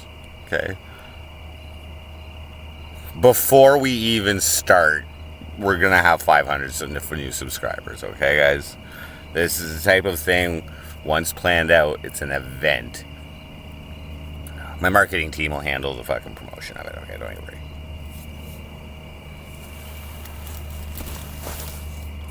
Now, there's also a chance that I've misinterpreted the data that I've collected. Okay. Like I said, one of a couple of the tests and like, you know, a lot of it was to measure your loyalty and your value of the MC Frosty show. But that is not tangible. That is not tangible. So I'm going on some slightly circumstantial evidence. Okay. Like, for instance, one of my tests when I was, all fucking lit and shit like that, and fucking a little unhinged and unpredictable and impulsive the other night, I was like saying how pissed I was that you guys were trolling me the whole 2 weeks, and I was limited by being in the tent, and I couldn't really do anything, and you guys are calling me a liar about all this shit, you know, I'm like, Urgh, and now I'm gonna troll you back. And so when somebody brought up me not, you know, lying about the reasons why I'm in the tent and blah, blah, blah, blah, you know, I'm actually homeless or whatever, some stupid fucking shit you guys been saying. When that happened, immediately I started running some threats. And whatever, the best one was, if you actually believe that I've been lying or that what I've been telling you guys is untrue, and I'm not working, and the reason that I'm in attendance because I'm homeless. If you actually believe that, then press 1 and I'll ban you forever and forget about you. So, like, everybody, not everybody, but you guys shut the fuck up. You guys shut the fuck up about it after that one. Except for the random, maybe somebody didn't hear it and they're a new viewer, might have brought it up. But that didn't really happen. So, and by banning you, I'm pretty sure that deletes your entire chat history. And that is actually a value to me. That's actually a value to me. So I was threatening something that I wouldn't have actually done, but I was believable because I was lit. And you guys know that I'm done, that I'm just impulsive. And I'm a little fucking manic, like. So without being lit, I wouldn't have been able to, like, do that effectively.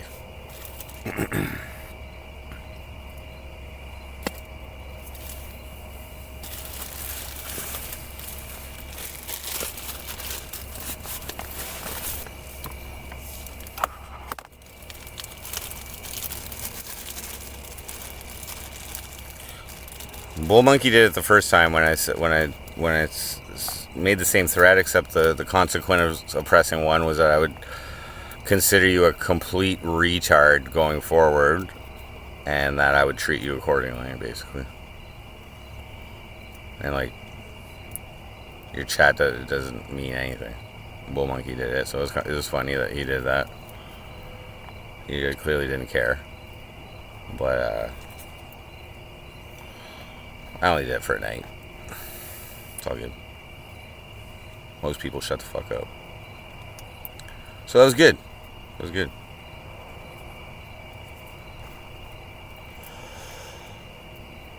I'm yet to respond to one question since. Rob Coke was about your agnostic on it. What was in that joint? No, I got weed. No, I didn't. No. That was the first. That was the first threat I made. I made 2 threats. The first one, which was like the tester, the feeler, was to see if you cared. To see if you really cared how I was going to treat you going forward, because I'm sick of being called a liar.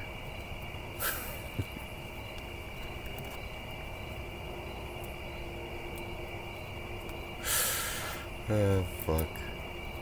Hey, Frosty, how you gonna interview people? On the street? I don't know if interview or man on the street is the way to go. I don't know if that is enough of a spectacle. I mean, I can ask uncomfortable questions, like whatever. Or maybe, I don't know. I think I can do better than that. Ideally, I would be able to execute a spectacle for you and those in public when I do IRL. That would be optimal IRL as far as I'm concerned. And I would only need about 3 hours a day to keep everybody happy, I think. And provide clippable material. You have to remember this, guys. There will be focus on getting clipped. And that's completely in my responsibility to provide that content. So, some crazy shit like asking people if they want to pepper spray me in the face in public. Like walking around with a sign that says spray me for free. That probably someone will come up, just ask people. Guarantee you there's some crackhead on the street that would love to spray me in the face. This is what I'm saying, and I'm well experienced in taking mace. Okay, so this has been a feature on the show. Something like that is I think a good place to start. I believe that would, I'm not saying I'm going to do it, but I believe that would get in, start the momentum at an advantageous direction. I think that I'll get eyes on me. I think you guys will be fucking sharing that shit already. Just that alone, you guys are gonna be sharing in your Discords or wherever the fuck you do your shit. Guaranteed. I know this.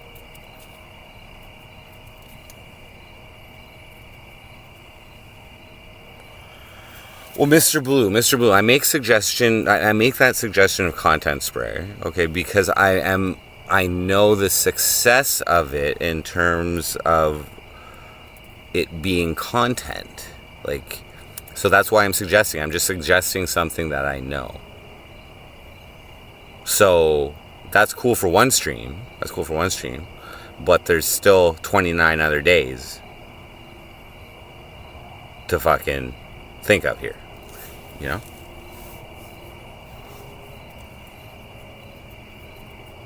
Let someone kick me in the balls? No. That is less predictable and less controllable than someone pepper spraying me in the face, because it's not just about me at that point. Like, people are simply going to react weirdly. Like just proposing that to people on the street is content. Just asking people or carrying a sign. If I have a cameraman, like I said, I would need to do that really well. I would need a cameraman because I need to hold a sign. If I do it in my Speedo, again, that's doubly incorporating two things I know that have successfully entertained my current audience. And these two things as well, because what's going to happen, this is what's going to happen, people are going to join the chat, new people, because we're running ads or whatever's going on at this point, try to attract people, word of mouth. I would probably for something for that, like, I want to start off with a bang.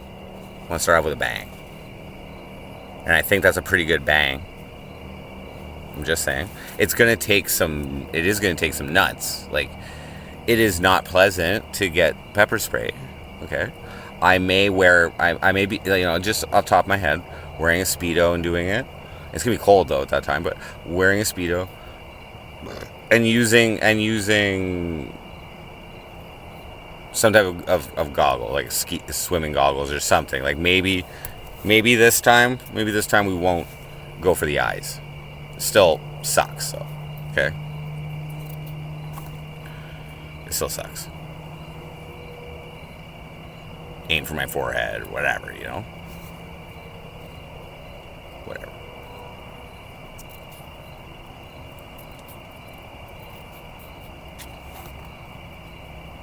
Gonna take a ball of steel. Well, I've been in public in my Speedo. Having a cameraman adds to the perception that this is like, a crazy, like an act, like a fucking thing, that's specifically, like whatever.